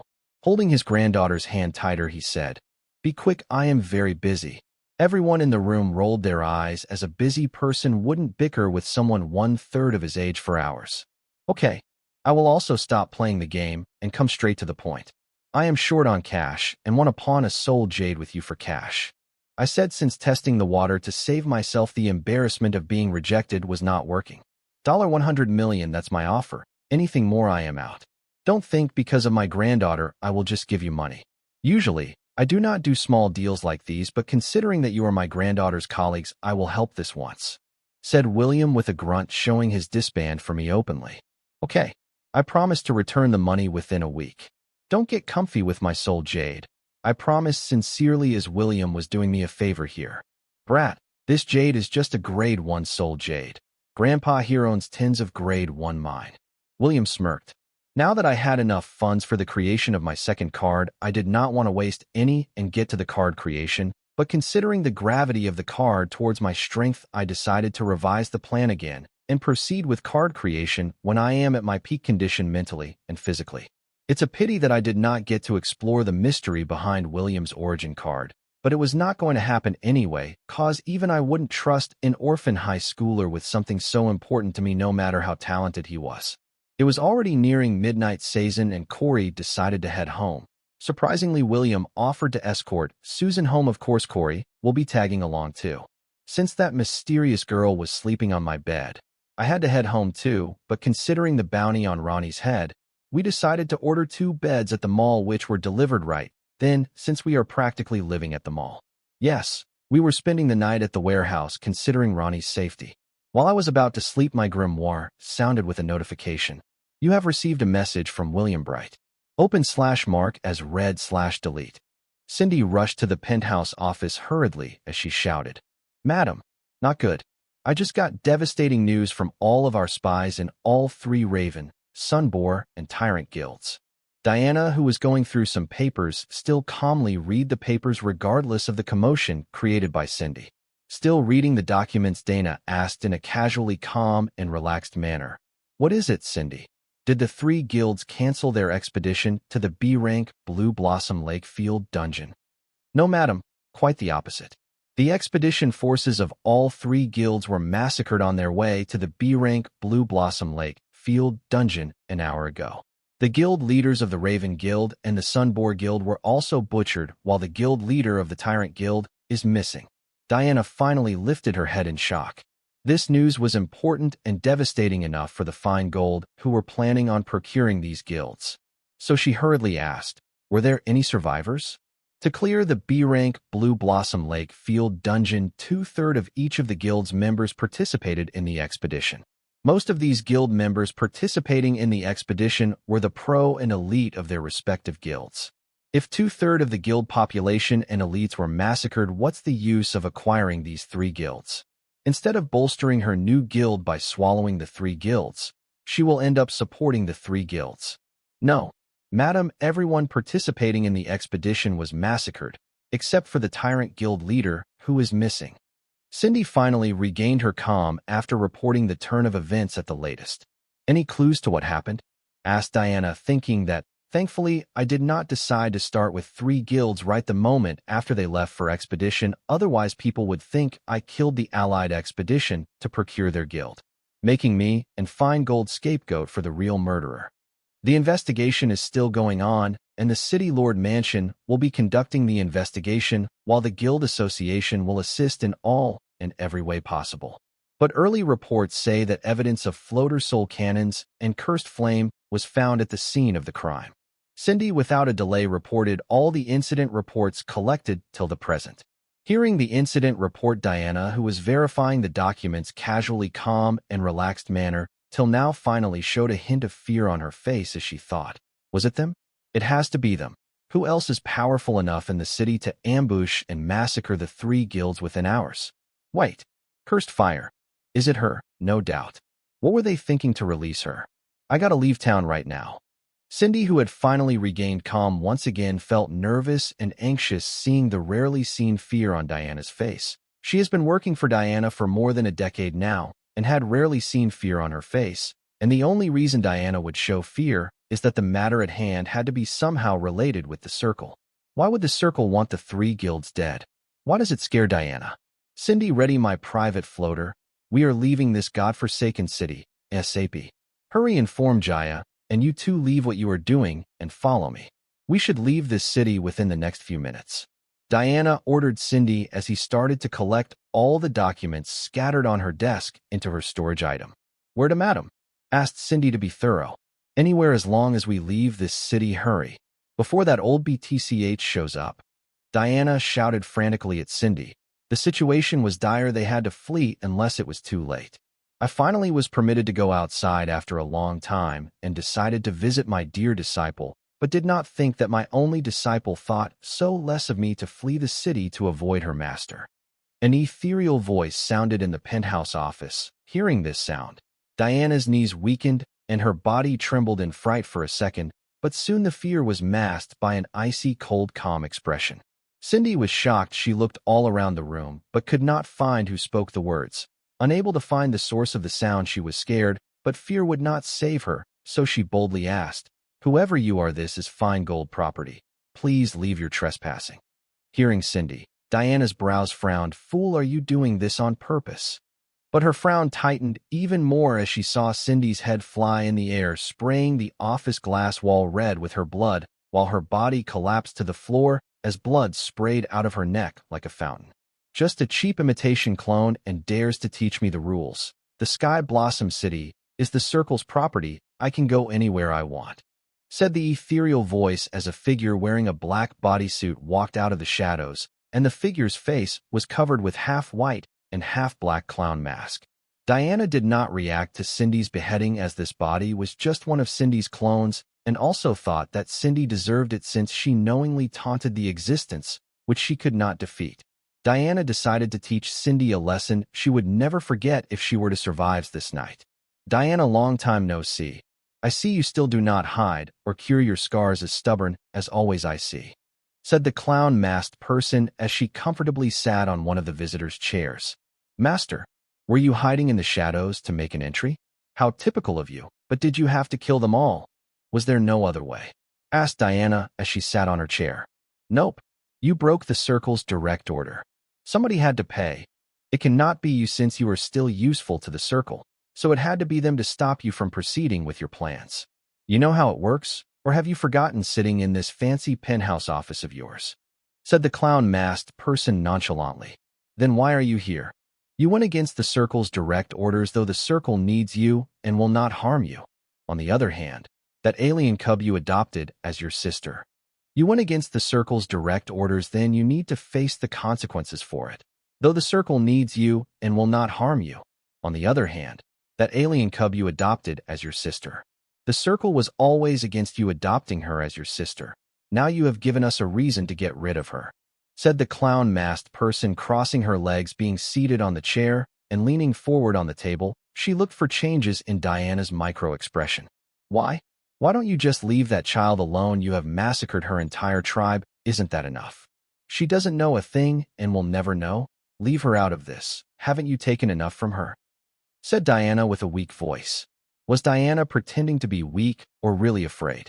As her teacher, only the clown-masked person knew. Her tribe. Those brutes massacred half of their tribe themselves to decide on a leader. Even with their numbers decreased to half, still their power was not something that the Circle or the Guild Association could handle, not to mention their tribe chief, whose power was equal to a card overlord. If not for them just charging in without any plan, but just their brute strength, do you think we could massacre them? Even though they looked human, everything else about them screamed monster. Why am I telling you all this? You were there. Heck, you were the MVP of that carnage. The Circle even rewarded you with a single wish. You could have asked for anything in the world, even your freedom, but you asked to raise the alien cub as your adopted sister, pissing off the hand that controlled your existence. If not for that, what am I expecting? After all, you are a failed product. You know they would never let me leave. If I had asked for my freedom, that day would be my last day in this world. After all, There is a saying in the circle that only when one is dead one is truly free. Said Diana. She knew there is no escaping from the circle unless she is dead. As for her master calling here failed product, Diana did not take it to heart, because considered it as a compliment coming from her. You are smart. Good to know you are not nurturing any foolish hopes of freedom, otherwise I would have to kill you like the rest. Continue like this, and you may even survive the coming-of-age ceremony. You do know why you're my only disciple, right? Diana did not answer her master, not because she did not know the answer, but the answer was too bloody to talk about. Coming-of-age ceremony. After their initiation, every member who survived till now has to go through this ceremony to become the true member of the circle. In the circle, there is this tradition where the existing core members take in disciples through the initiation process, and after 20 years of active service to the circle, these disciples undergo the coming-of-age ceremony to become the true members of the circle, but almost no one survives the ceremony. Not because they are not strong enough, but because they are not loyal enough and willing to live for the circle. For climbing the circle, strength was secondary, whereas loyalty was primary. As long as you are loyal enough, the circle would provide you with the necessary strength. The ceremony is very mysterious, as every disciple that survived the 20 years knew that the ceremony was all about their loyalty to the circle, but no matter how prepared they were, those that passed the ceremony could be counted on a single hand. But this problem was far away than the one sitting right in front of her, so Diana said, I heard you are taking in a new disciple this year. Knowing you and your initiation exam, she will require a start-up fund and a company. How about I donate the capital I was planning on using to acquire the 3 guilds and the new guild I just established for you to look the other way? Diana's time to participate in the ceremony was still far away, but her current problem was to save her beloved sister from her master's hand. Though her master was strong, she was very poor and weak when it comes to making money. Diana remembers how she had to struggle during her initiation process due to a lack of funds. People think Diana's initiation required her to massacre the city's underground organizations, but the real initiation only required her to form her own force with 10,000 members and start a successful company. The funds for these 10,000 members should have been provided by Diana's master, but she did not, as she had no money. So Diana took it upon herself to gather the funds by looting the underground organizations. Underground organizations were hard to bully, so it turned into a one-sided onslaught. As for the Feingold's original owner, he has threatened to hand over the ownership of the company to Diana for pennies. You always knew how to negotiate. That is why I valued you so much. If not for the alien cub that you adopted, I was planning on recommending you as a true member of the circle, but alas. This time you cannot buy your way out, Diana. Just yesterday you paid 5 D rank and 1 C rank dungeon in exchange for her life. Her time in this world is up, said the clown-faced mask as she got up from the chair. With a sigh she added, Is it worth, though, Diana, risking your future for an alien cub only to end her life in this way?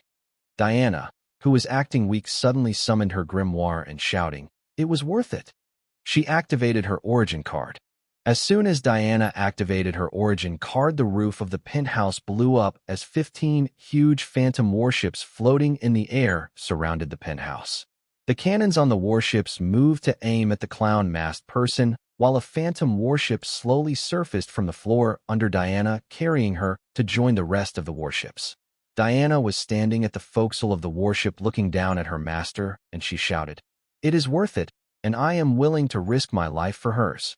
Diana, you are the only problem disciple I had to teach till date. Why do you have to be like this? Why can't it be like the others, and just docile follow the circle's arrangement? Said the clown-masked person. She could have killed Diana even before the warships aimed at her, but she could not act without orders of the circle, and Diana was her target to protect, not kill. Aren't the Wyatt couple example enough? Weren't they docile and followed the circle's arrangement only to end up being hunted and killed by the circle? They would not even let their only child live in peace. Master, just because you are the hunting dog of the circle doesn't mean you will not have the same fate as the rest of us. Now leave. Do not give me a reason to blow you up. Diana gave an ultimatum. Everybody knows that the circle does not treat its members as humans, but as mere tools to dispose of when the said tools lose their worth. Haha, you are right. Just because I am the hunting dog of the circle doesn't mean I will not have the same fate as the rest of you. But I don't care. I just love the hunt, and maybe the hunt would be more interesting if I were the prey, don't you think? The clown-masked person shouted excitedly, as if she really thought that the hunt would be more interesting if she was the prey. If not the mask hiding her face, one could see that just the idea of her being prey in a hunt turned her on and almost gave her an orgasm. No, master. If you are involved in the hunt, you would automatically become the predator, said Diana, to which her master agreed and said, You are right, I am just too damn strong. It may sound like bragging, but Diana knew better. Her master was really strong, especially the cursed fire of her master's origin card summon, twin-winged cursed lizard. By now, everyone in the fine gold sky blossom branch was alerted of an assassination attempt on their chairman. The security started to follow the protocol, but were stopped by Cindy saying that the chairman is just negotiating, do not disturb her, you will only get in her way. The fine gold staffs believed in the strength of their chairman and words of their managing director, but they were having a hard time deciding whose order to follow, as they were led by Jaya, the heir of the company. Should they listen to the managing director or the only heir? They felt like walking on eggshells. Cindy, you, which I knew you were up to no good from the start. Are you planning a coup, colluding with foreign forces to take over the fine gold? Blame Jaya. You know, Jaya, there is a saying that words are more powerful than fists. Today, I understood what it meant. Thank you for helping me understand that. As for your baseless accusations, if I were colluding with the enemy for a coup, then wouldn't I have killed you, the heir, first for a hassle-free succession? Cindy knew that she had her differences with Jaya, because while rising Jaya, Diana only knew to spoil Jaya, and she ended up as the one disciplining Jaya. Hearing Cindy's words, Jaya gritted her teeth and looked at the staff. She knew she had less status in the company compared to Cindy, but today she finally knew how less her status was, as none of the staff were willing to follow her orders and leadership in a time of crisis. Letting out a snort, Jaya said, Fine, I will go alone then, and rushed to the penthouse office. Diana, you know, just this is not enough to force me to back the hell up. Come, you are smarter than that. A fleet of phantom warships may slow her down, but not enough to threaten her. With the numerous escape cards in her grimoire, the clown-masked person was confident enough to escape the encirclement of the phantom warship fleet and return to kill Jaya when Dana's origin card was in cooldown. Master, you underestimate me. 15 years is a long time. I have learned from my mistakes. Do not force me. Saying that, Diana forwarded an image file to her master's grimoire. The clown person opened the file only to see an image of 2 cards with their card info. In shock, she said, Looks like you have indeed learnt from your mistakes. These cards do fix the shortcomings and even strengthen your origin card, but it is still not difficult for me to kill you and then complete my mission. Come on, master. Who are you kidding? Without the circle's orders, you won't harm a single hair on my body, let alone kill me. As for your mission, isn't it just a sham to warn me? Said Diana, catching her master's bluff. Okay, I will leave, but I will be expecting you to transfer the funds and the guild to me soon, said the clown-masked person.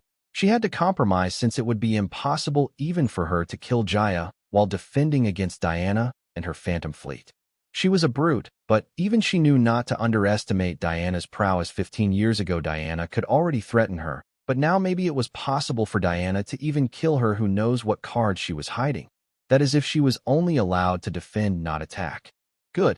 Diana nodded in agreement with her master.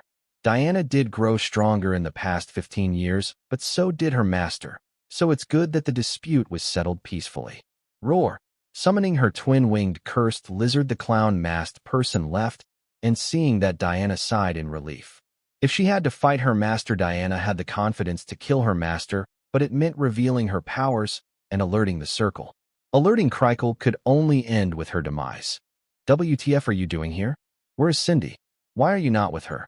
Shouted Diana as she looked at Jaya, who just rushed to the penthouse office using her Voltronian fight ability, leaving behind all her bodyguards. Sister, you're fine.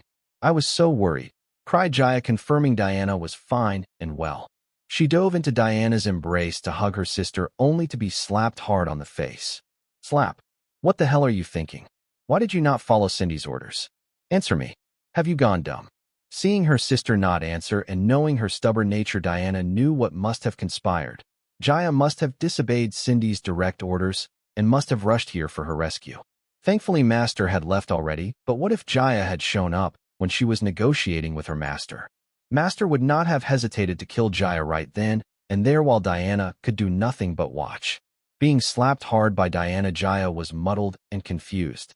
Diana's strength behind the slap was very strong for even Jaya's Viltronian body to handle, and it took a while for Jaya to be clear-headed again, and in confusion, she looked at Diana and asked, "Why? Why? Fuck. You still don't know? Looks like I have pampered you too much." Screaming at Jaya, Diana flew in Raga and started to thrash Jaya without holding back. In the process, she broke Jaya's left leg and 2 ribs. It was at this moment Jaya realized Diana was not kidding around. There was killing intent oozing out of her. At first, Jaya did not resist. She knew that there was only one person in this world that truly loved her and cared for her, and that person is her sister.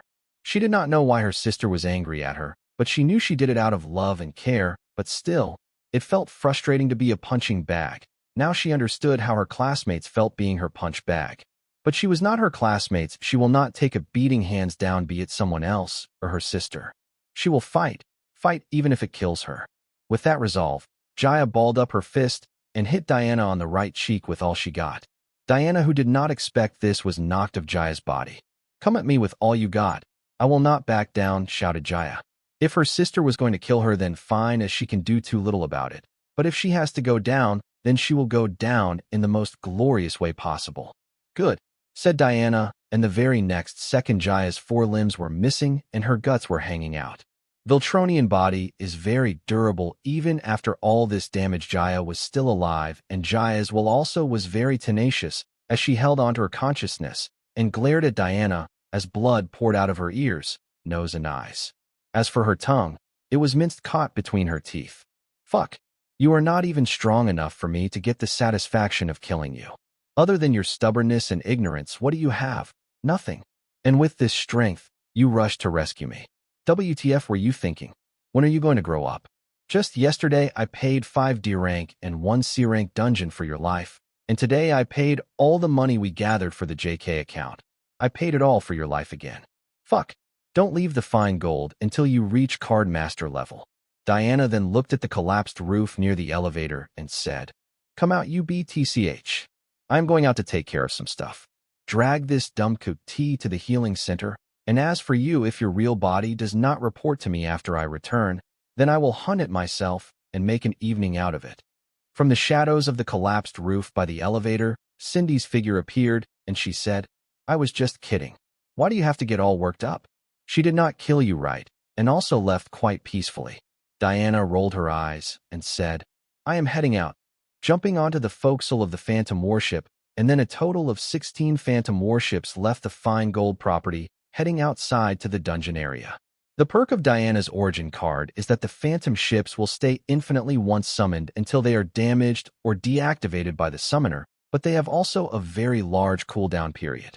As Diana left, Cindy looked at what's left of Jaya and said, "What are you glaring at? When will you quit being stubborn and grow up? Your sister had sacrificed so much for you." Shaking her head, Cindy dragged Jaya's mutilated body by her hair and entered the elevator heading to the healing center. Date March 23rd, 2321. Time 1:02. Location Sky Blossom City, C-rank Dungeon Metal Mystery. Since she had summoned her warship fleet anyway, it would be a waste to just return them. Instead, she decided to pay back the Circle for their generous care. C-rank Dungeon Metal Mystery is the dungeon that Diana offered to the Circle just yesterday in exchange for Jaya's life, along with other 5 D-rank dungeons. As Diana and her fleet entered the dungeon, the Metal Knights, the indigenous monsters of the Metal Mystery dungeon, attacked her and the fleet with javelins and arrows, but clearly, it was useless. The cannons on the fleet took care of the monsters with ease, and Diana headed to the dungeon boss room. The dungeon boss was also a Metal Knight, but he was 5 feet tall than the regular 3 feet tall Metal Knight. He was taken care of faster than the monster wave outside. Killing the dungeon boss, the core of the dungeon was revealed. Next to the core there were 10 E-rank, 4 D-rank, and 2 C-rank soul jades. Without caring for the soul jades, the cannons on the Phantom Warship moved to aim at the dungeon core. Just as the cannon were to fire, a half-white, half-black clown-masked person appeared next to the core. Diana halted her cannons, and the clown-masked person shouted, "What are you doing? Have you gone mad?" They should not have threatened me with my sister. Let this be my warning to them. With that, the cannons fired at the core, shattering it into pieces. You have received a message from William Bright. Open /mark as read/delete. The beds had arrived, placing beds at opposite corners of the warehouse. I and the couple slept on our respective beds, and just when I was about to fall asleep, I received a notification from my grimoire indicating that William had sent me a message. I was surprised since William was here just minutes ago. If he had anything to say, he should have then. Did that perverted old man send a message warning me to stay away from his granddaughter? Open with my thoughts, I directed my grimoire to open the message. Since you have inherited your mother's gift, then you will also inherit her fate. Things are not what they seem. Be prepared, they will come for you, as they did for your parents. Reading the message at first I thought, what is this old fool babbling about? After giving it thought, more serious questions appeared in my head. How did he know I had inherited my mother's gifts? What did he mean by my parents' fate and things are not what they seem? And who is coming for me? Except for the school principal Andrea, no one thought that I inherited my mother's gifts, much less contracting her grimoire. So how did William come to think I had inherited my mother's gifts? Maybe it's because of earlier when I discovered William, who was hiding in the warehouse using my soul pupils. Did he mistake my soul pupils for aura sight, as it could also spot him hiding through his aura? That would explain why William thought I inherited my mother's gift. Then what did he mean by my parents' fate and things are not what they seem? The only conclusion I could come to was that the death of Mama and Papa Wyatt is not as simple as an adventure accident, but there seems to be more than what meets the eye. Fuck. Is William telling that Mama and Papa Wyatt were murdered unjustly during their adventure mission? And then who are these people I should be wary of? Are they the ones who murdered Mama and Papa Wyatt? Killing my parents was not enough, now they even want to kill me. Wait for a second, according to William, if I had not inherited my mother's gift, these people would not have targeted me. Is Mama Wyatt's gift show how at the center of all this conspiracy? Did Mama Wyatt know this would happen? Even though she knew, why did she still use the secret technique to leave behind her inheritance for young Wyatt? What was she thinking? Hold on. Mama Wyatt may have never thought of the possibility that young Wyatt would inherit the same gift as her, as odds of that happening was near zero. But to hide my soul pupils, I made use of aura sight as cover, alerting the people behind Mama and Papa Wyatt's murder. So I put myself in this messy situation. But it's better than people knowing about my soul pupils, as it would bring me a much worse, devastating fate. I think I should look into Mama and Papa Wyatt's adventure mission and the incident and casualty report related to it. I may get a better picture of what might have transpired. But before I go poking the hornet's nest, I think I should get stronger and be prepared to take on my parents' enemies. Or I could directly ask William about it. But seeing how cryptic and vague he was in his message, it seems he did not want to get involved in this matter. So it would be a waste of time asking him. I should be thankful for his warning, otherwise I would never know there are people in the dark conspiring against me.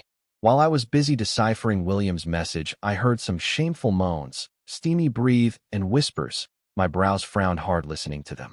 Though we were on the opposite corners of the warehouse, the enhanced ears of a card apprentice was able to catch it all. Mona! Ronnie, not now. Wyatt is right across the room. It's fine. He soul be asleep by now. Mona. Baby, you are too loud. Hold your moans in. Otherwise, you will wake up Wyatt. Moan. Why did it get wetter and tighter? I get it, you little perv. Is this exciting you? Hey, fornicators, quit it. Ronnie, couch now. Or I will get you fixed as they do to a dog in heat. Fuck. If not for one of them being my cousin and the other one carrying my niece or nephew in her stomach, I would have broken their hips for their sin. Hearing me, the warehouse went quiet, but suddenly Ronnie's scream sounded. Jackie, let go. Let go. You will break it. Jackie buried herself in the blanket out of embarrassment and shame. She felt like dying out of shame, so she decided to punish her perpetrator for seducing her into doing such shameful acts. Escaping from Jackie's clutches, Ronnie limped to the couch, and the warehouse was quiet again. Thanks to the adulterers and the heads up from William, the first lost my sleep completely. Since I could not sleep, I decided to mend my soul. Sitting cross-legged on the couch, I focused on using my mental strength to mend the rip in my soul. It was like sewing your limb back on. Therefore, for my ease, I equipped the parallel thinking card, as this way I could effectively sew my soul. But suddenly a thought came to my mind. The parallel thinking card was made using the core of a twin-headed ogre card. So I question, since the parallel thinking allows the card apprentice to split their mental strength into two, then does that mean that the twin-headed ogre has only one mental strength, which is equally split between its two heads, or are they born with two mental strength for their two heads? The question of whether the twin-headed ogre has only one mental strength which is equally split between its two heads, or is it born with two mental strength for their two heads, was stuck in my head. If the latter part is true, then that would mean the ogre should have two souls for two mental strength. But how can a single body house two souls, as the twin-head ogre only has one body for two heads? The answer to this could only be found by checking the soul pathways and their arrangement in the twin-headed ogre core. Though the twin-headed ogre is only a C-rank monster, it is very rare, as twin-headed ogre is a rare mutation in the ogre monster tribe. And its core is very valuable, since it can be used to make cards related to mental strength. Getting my hands on this core was near impossible, but thankfully I had a parallel thinking card on me, which had made use of twin-headed ogre core as the primary ingredient in its creation. So if I dismantle the parallel thinking card, I could get some answers from what is left of the twin-head ogre soul pathway and arrangement. Parallel thinking card was a $20 million card that Susan bought, and it had very high resale value, but I did not hesitate to dismantle it to satisfy my curiosity.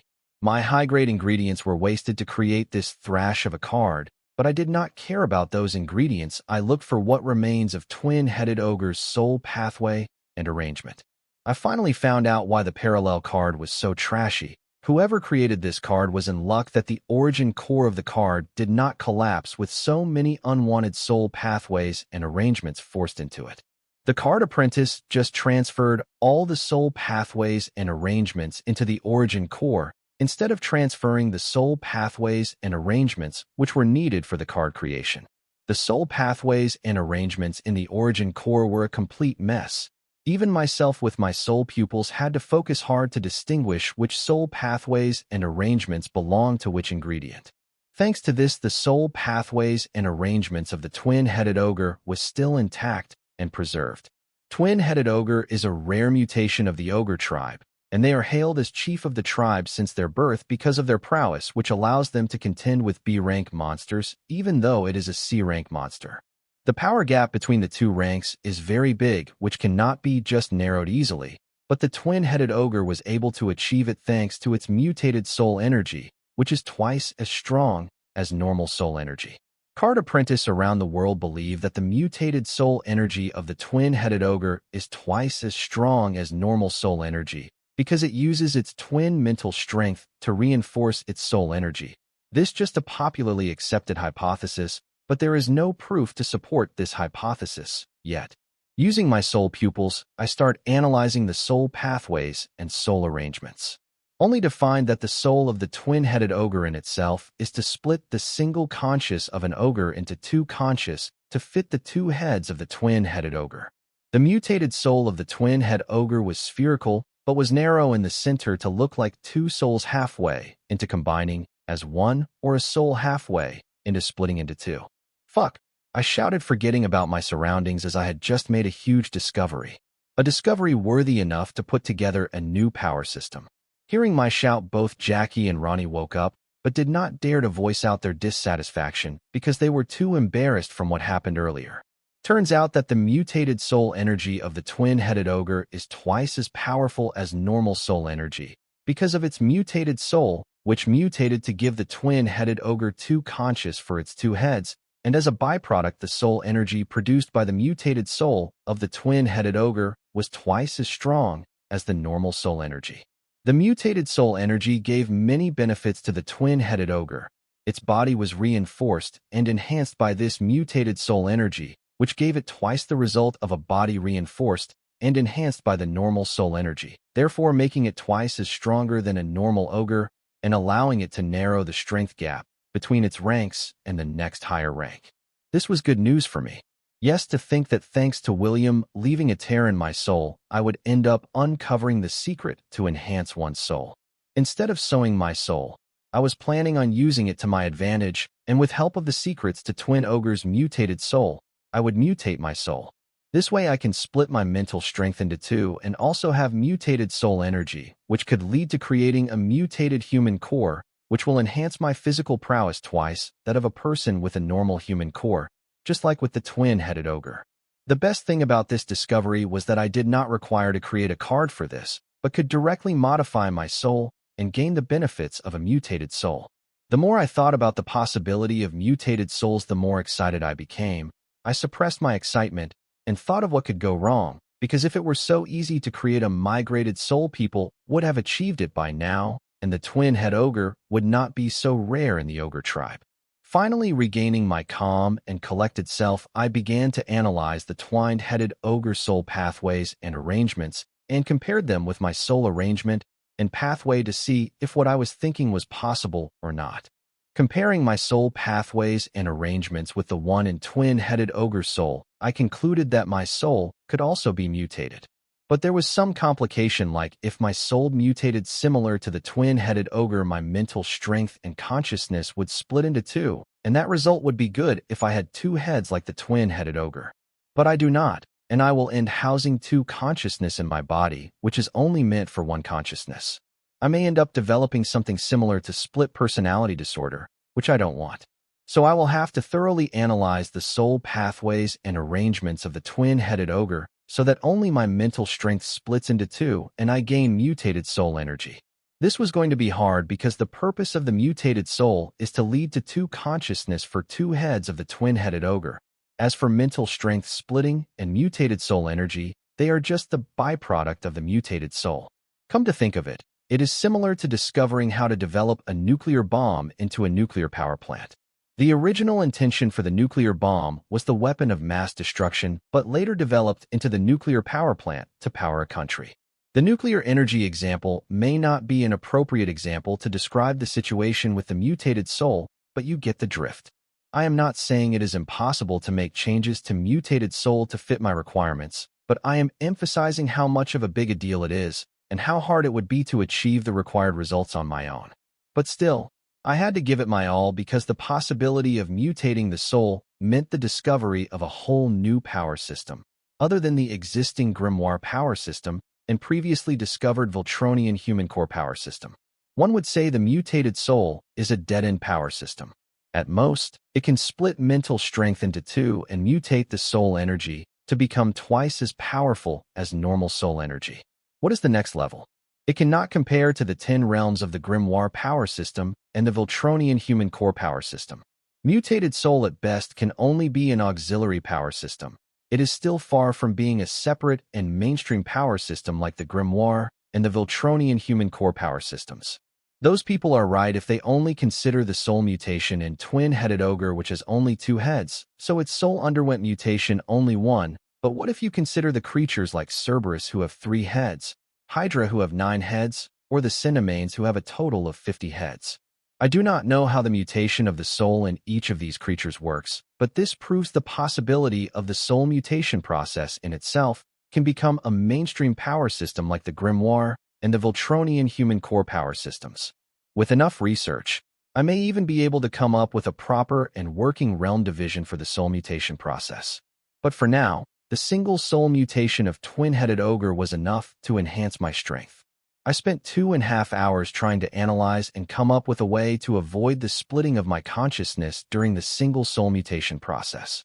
Heck, I analyzed every soul pathways and arrangement almost 14 times, but still, I could not find the one soul pathway which leads to the splitting of the host consciousness.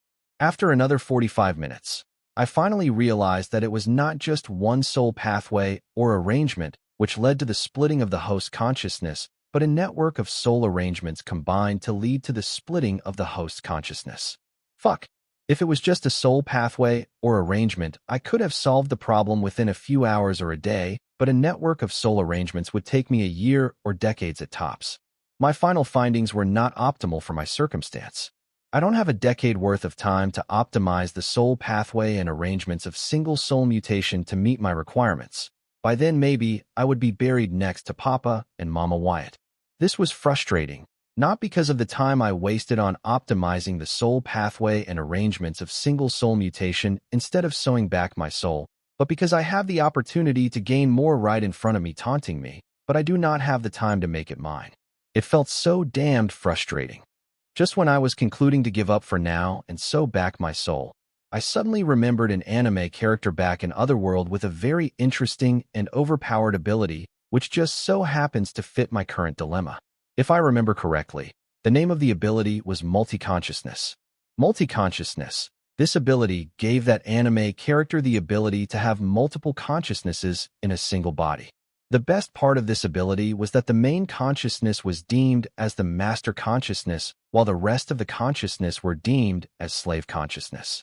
The master consciousness has total and unchallenged control over the slave consciousness. Thanks to this, the user does not suffer from a lack of individuality, thus presenting all the consciousness in the body as singular rather than plural. This also allows the user to see a problem in multiple circumstances within seconds, as the other conscious complement what the rest of the conscious have missed. Due to multiple consciousnesses, the user's control over the body increases to the point where he can control the production and supplement of proteins and hormones in his body, allowing the user to freely alter and manipulate his proteins and hormones to achieve superhuman strength, regeneration, immunity, heightened senses, etc. All in all, this ability was one overpowered ability that I could also achieve if I found a way to control the resulting consciousness during the soul mutation process, which was easy thanks to the basic artificial beast will creation of this world. The consciousness formed after soul mutation will be in the infancy period just like the consciousness of a newborn baby, and it will take at least 4 to 5 years for it to fully gain wisdom and start hindering my main consciousness. But during this period, I will program the consciousness to form an artificial intelligence that will be a slave to my main consciousness and follow all my commands and control. If in future I can make more consciousness with the advancement of the soul mutation power system, I will also program the new consciousness to be a slave to my main consciousness before they mature and gain wisdom. This way, I finally decided on a perfect solution for my problems with the single soul mutation of the twin-headed ogre. With all the problems solved, all I had to do now was to decide on a perfect way to mutate my soul without harming it. The most efficient and painless way I can think of is by allowing the small part of the soul, which is sliced by William, to grow into a full soul in itself. Since the sliced soul is not completely torn from the original soul, this way the new soul and original soul will remain connected, and afterwards I can use them make use of my soul pupils and surgically fit both the soul to form a single mutated soul following the soul pathways and arrangements in the soul of the twin-headed ogre. Finally deciding on the way to mutate my soul, I got off the bed and headed to the card room, but before heading in I turned to look at couch inside. If you adultery couple disturb me, then Ronnie, we will be visiting the vet to get you fixed for once and for all, and be done with it. Warning the fornicators, I headed into the card room. Sitting in the card room, I took out a soul jade to help the torn small slice of my soul to grow into a complete soul. Finally consuming 2 soul jades, the torn small slice of my soul had fully grown into a soul. Both my soul were connected, but the soul pathways connecting them would not hold much longer, which could lead to the separating of the 2 souls, which would be very disastrous for me cause my body is barely holding on to the weight of 2 souls right now. But once the 2 souls separated, my body may completely collapse, unable to house 2 souls within it. So I had to be quick and surgically combine both the souls following the soul pathways and arrangements in the soul of the twin-headed ogre. It is the natural order that one body can only hold 1 soul, and thing more, and the body will collapse, similar to how a balloon bursts when excess air is allowed into it. Right now my body was edging the limit to collapse due to an extra soul. If the soul pathway bridge between the 2 souls breaks, then my body will also collapse with it. Now I had to enhance and strengthen the soul pathway bridge with more soul pathways from both the souls, such that the bridge will become so wide and swallow half of both souls to merge into a single soul with a narrow center familiar to the soul of the twin-headed ogre. The enhancing and strengthening of the soul pathway bridge using the soul pathways from both the souls will be done by following the soul pathway arrangement in the twin-headed ogre mutated soul. This process was hectic and time-consuming, as even though it's just copying, the soul pathways are very delicate, so I had to be very careful, and the soul pathway arrangement had to be very detailed. One wrong soul pathway connection could lay waste to all my efforts until now. Finally, confirming all the soul pathway arrangements are accurately reflected, I circulated my soul energy to see the result of my artificially mutated soul. As I circulated my soul energy through my new mutated soul, I felt a pain in my soul far worse than William slicing my soul. The two souls in my new single mutated were fighting and trying to swallow each other, and the soul pathway bridge I created between them following the soul pathway arrangement in the twin-headed ogre mutated soul was trying hard to maintain equilibrium between the two souls, which were artificially stitched together to form a single mutated soul.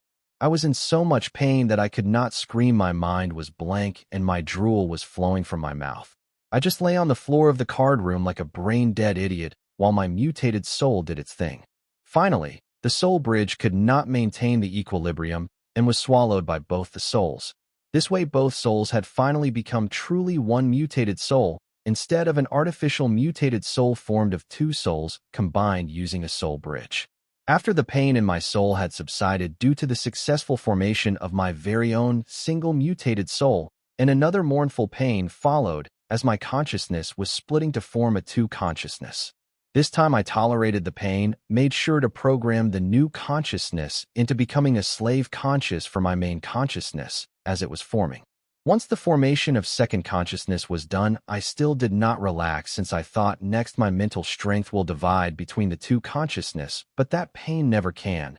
Turns out the mental strength of my main consciousness will not be divided between the two consciousness. Instead, my second consciousness will have to develop its own mental strength from scratch, just like my main consciousness did. No wonder the parallel thinking card was total trash, even though it made use of rare and expensive ingredients like twin-headed ogre core, etc. Twin-headed ogre soul pathway do not divide mental strength, but they divide the ogre's consciousness itself. That card apprentice made use of the soul pathways which divide consciousness to make a card that divides mental strength. It's already remarkable that they were able to form a card even with such a mistake.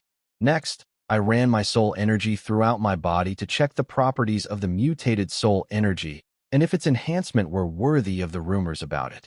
As the mutated soul pumped new mutated soul energy, I analysis it. The mutated soul energy was worthy of its praise.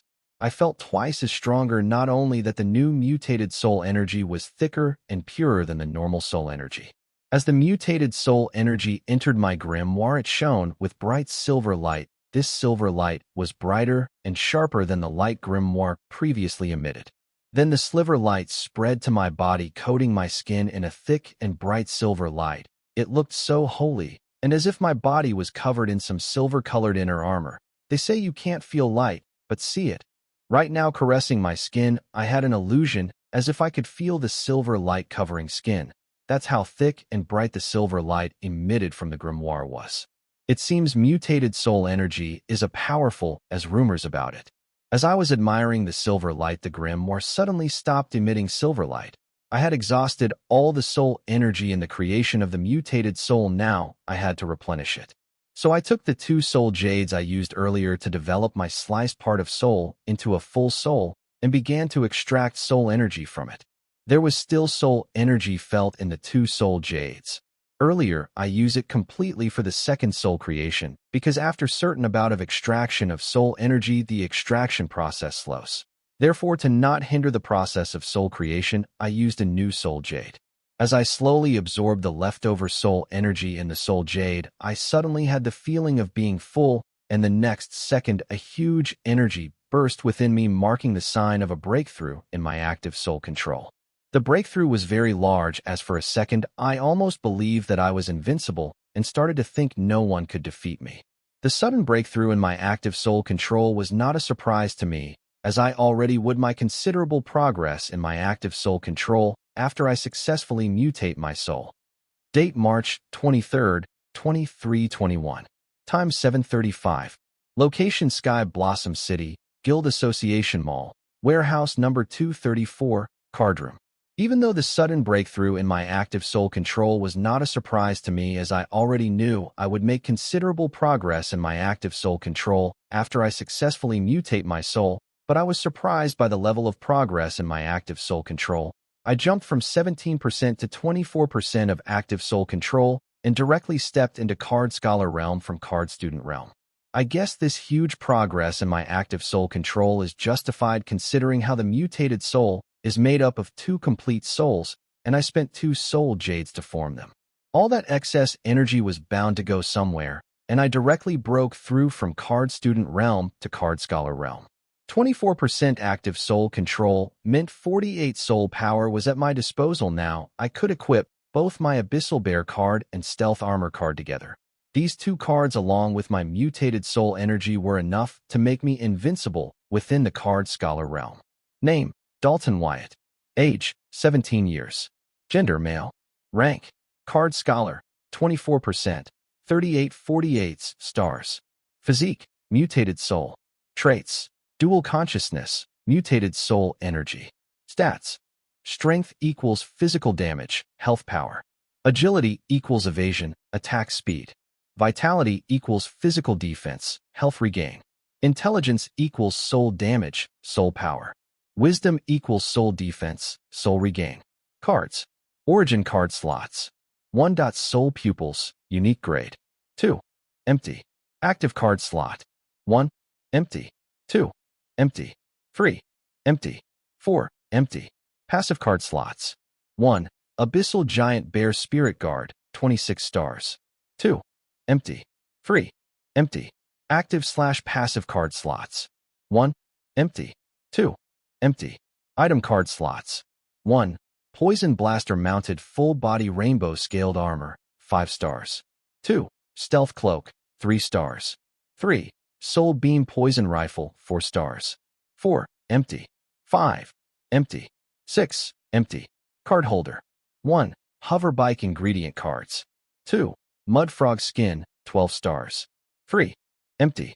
I barely had 5 cards, and even after breaking into the Card Scholar realm still, my star power was not enough to equip all of my cards, even though 3 of my cards are of near-perfect star rating. No wonder the card apprentices with the humble background are so weak and able to achieve so little even after being card apprentices for so long. The star ratings of a low-price card are so high that a card apprentice in the Card Student and Scholar realm can barely equip 2 or 3 cards at max. And since these cards are cheap, you know they are not strong cards. With such weak strength, they are bound to fail as adventurers compared to rich card apprentices whose parents buy them the best and expensive, and for these poor card apprentices, they have to rely on their extreme skills and struggle to climb higher in society. There seemed to be new changes in my status page as 2 new data's physique and traits were added, through which I knew that my mutated soul was considered as physique and mutated soul energy and dual consciousness were considered traits. Since I had never heard of physique and traits, I will have to ask around about this. Maybe other card apprentices might have also opened new data on their status page. I searched the Grimoire network for info on the new data stats physique and trait that appeared in my Grimoire. After a few detours, I finally landed on a forum that had what I wanted, but I did not know if I could trust the info on this forum, because first, it explained all the stuff about what physique and trait meant, but then the essay went into a totally another direction where it talked about the conspiracy of government and the secret families. The essay no longer made sense to me. I decided to save the data in my grimoire to read it later, but soon the whole forum was deleted from the network by the authorities due to code violation, which sparked curiosity in me. Maybe if I had not seen the forum be taken down by authorities, I would have never bothered to read the info I saved just now anytime soon, but now I decided to read it completely and more seriously this time. Authorities would only delete something which they really did not want the general public to read and know about. There are lots of forums on the network which talk about the conspiracy of the government and secret families. Some even gain popularity, but you don't see authorities take them down. They just leave those forums on the network, giving the netizen a false sense of free speech. But in reality, the authorities will not stop at anything if they have something to hide. This is something I had learnt from my experience in my past life. The info I saved was titled Physique, Traits, and Ugly Truth Behind Them. This essay was divided into 2 parts. The first part talked about physique and traits. It was very detailed and self-explanatory. According to the writer, physique and traits represent a whole new ability that is not a result of the contracted grimoire or its card. It may be due to mutation or a new power/ability system apart from the power system of the grimoire itself. In the second part of the essay, the author conveys that the chance of mutation being born in the total human population was less than 1.3%. Therefore, not many know about the physique and traits data that appears in the grimoire except for those who possess them. And another reason for the general population not knowing about something amazing as physique and traits is that the government is trying its best to hide it from them. The author also explained why the government is trying to hide this from the general populace. He blamed the secret families, clans, and sections. The members of these families, clans, and sects supposedly are born or have a way to develop physique and traits which they do not want to share with the public. Further, the author goes on about how the government is helping the secret families, clans, and sects in hiding info about physique and traits from the general public. If I had read this article a few days ago, I would have not thought much about it. But today it was different after reading the easy. I knew what the author was talking about was true, because if I can gain abilities outside of grimoire through other ways like soul mutation and human core, then it is not a surprise that the secret families, clans, and sects that had lived in this world for ages must have already found other ways to gain abilities other than contracting grimoires and using cards. This article only made me warier about the government of this world and question whether the government is a puppet under powerful secret families, clans, and sects. Now I started to doubt the explanation for the 34% general tax set by the government. Government claimed that the taxes were so high because many villages and towns get destroyed due to dungeon break, and more than half of the tax is used to relocate the refuges of these towns and villages. But now thinking about the possibility of the government being a mere puppet under the influence of secret families, clans, and sects, I think most of the taxes paid by the general public is pocketed by these secret families, clans, and sects. The deeper I thought, I felt as if a curtain covering my mind had been lifted, the false sense of security given by the puppet government dulling my survival instincts had finally been lifted, and my instincts screamed for me to grow stronger and to gather as much power as possible. Since I was able to successfully gain a physique and 2 traits, I knew that the government and the secret families, clans, and sects also had a way to get physique and traits. Considering the gravity of these data, I guess neither the government nor the secret families, clans, and sects ever considered about copyrighting their own methods to gain physique and traits. Maybe these precious methods are considered as the secret and heirloom of their respective organization or family. Who am I to blame the greed of these secret families, clans, and sects, because I was also not going to share my mutated soul method with anybody no matter how close they are to me.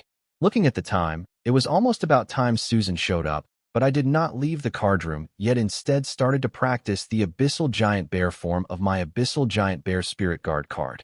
Now I had mutated soul energy, which is twice as powerful and efficient as the normal soul energy. I wanted to test how practicing Abyssal Giant Bear form would feel now. I circulated the soul energy according to the Abyssal Giant Bear form and executed all the forms physically in a very detailed manner without a slight margin of error, and soon I received resulting feedback from my body. It made me feel like I could overcome any obstacle and was powerful enough to punch through my way out of anything. I felt invincible. This feeling was very addictive. Losing the sense of time, I practiced the Abyssal Giant Bear form for 45 minutes. If not for receiving a notification alert, I wouldn't have stopped, because the feeling I got while practicing the Abyssal Giant Bear form, I had never experienced it, be it in this life or previous life. This sheer feeling of being unstoppable and indestructible washed away all my worries and fears. This state where one is fearless and free of worries is very addictive for those who have experienced the cruel tyranny of being held back due to worry and fear. You have received a message from Uncle Wyatt. Open/mark as read/delete. Open with my thought, I directed the grimoire to open the message. Wyatt, we are leaving the village now, hiding in the cargo of Guild Association merchants. We will reach Sky Blossom City by afternoon. I will contact you when we reach the address you mentioned. It was a message was from Uncle Wyatt informing me that they are fleeing the village by hiding in the Guild Association merchants' cargo.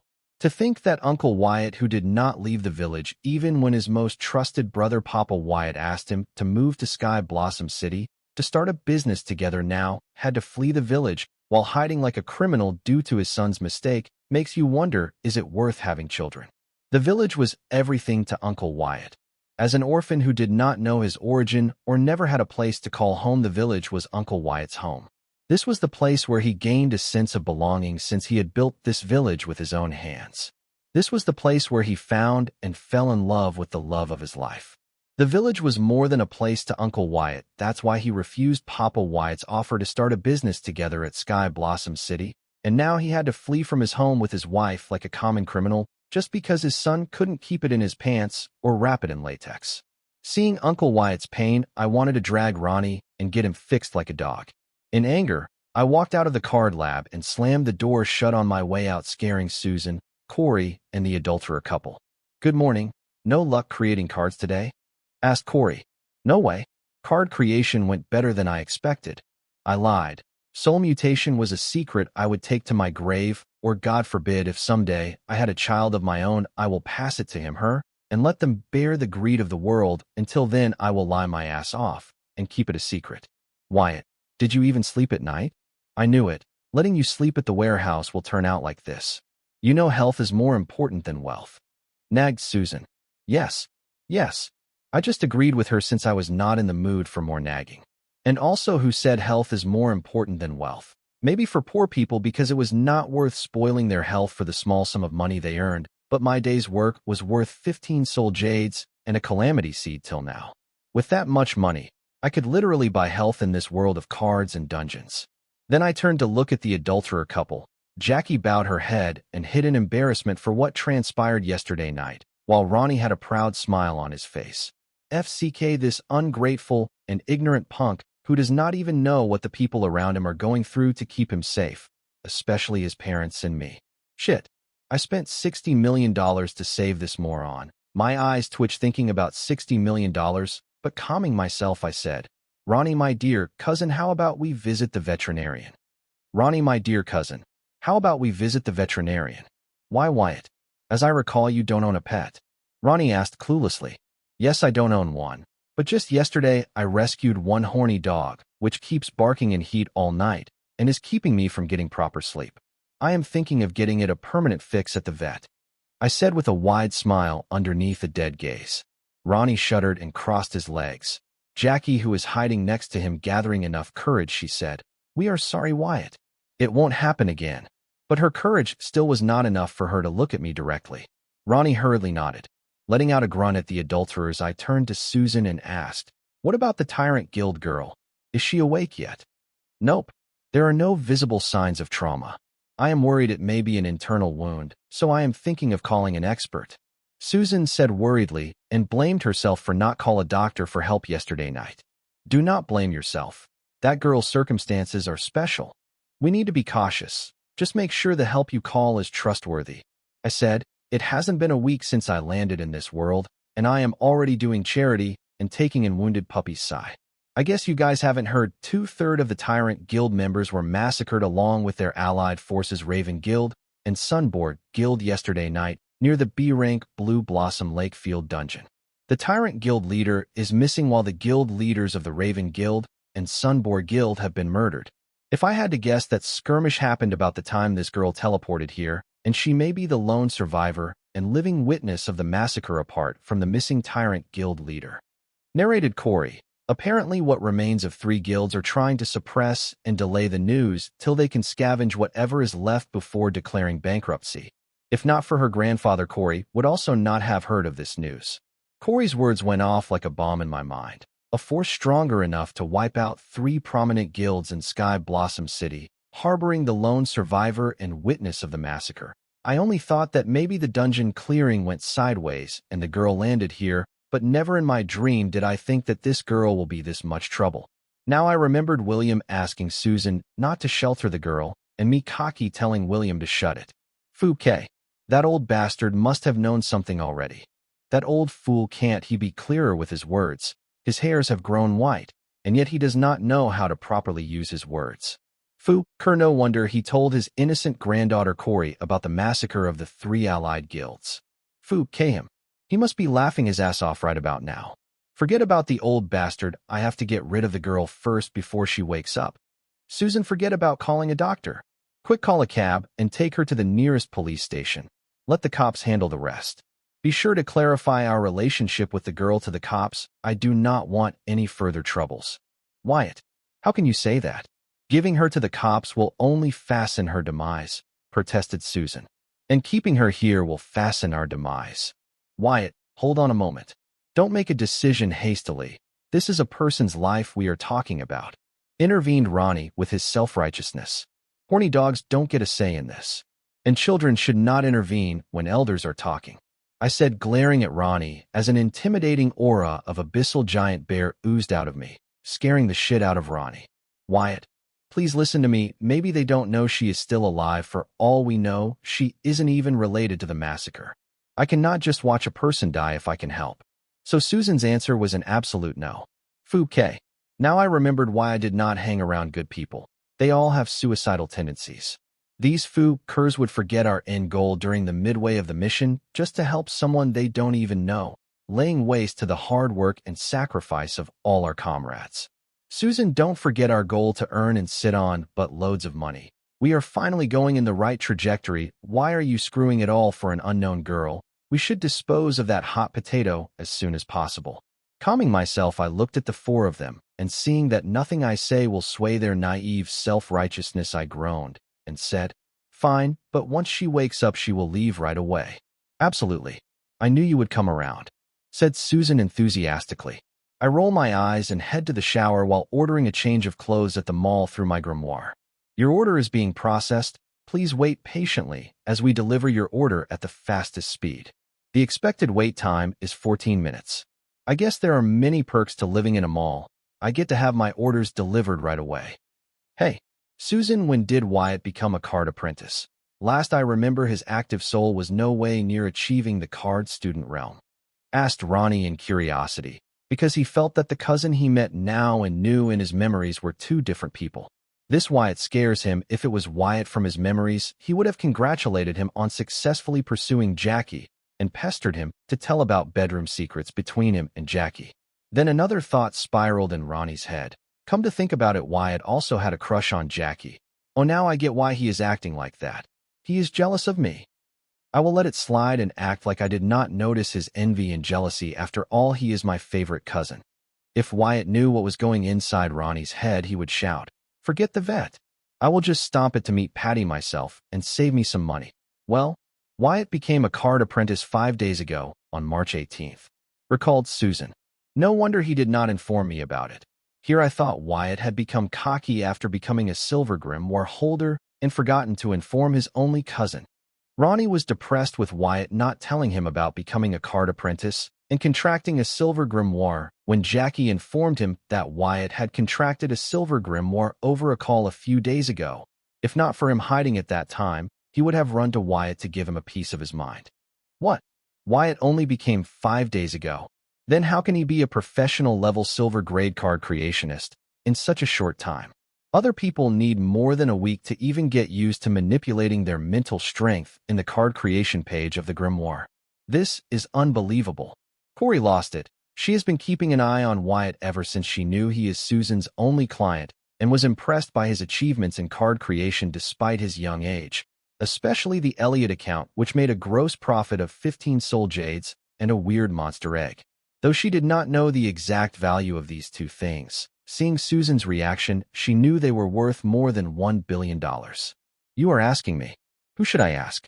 Ever since I met Wyatt for the first time and saw him at his prime, I had this magical feeling that he was different and worthy of my trust.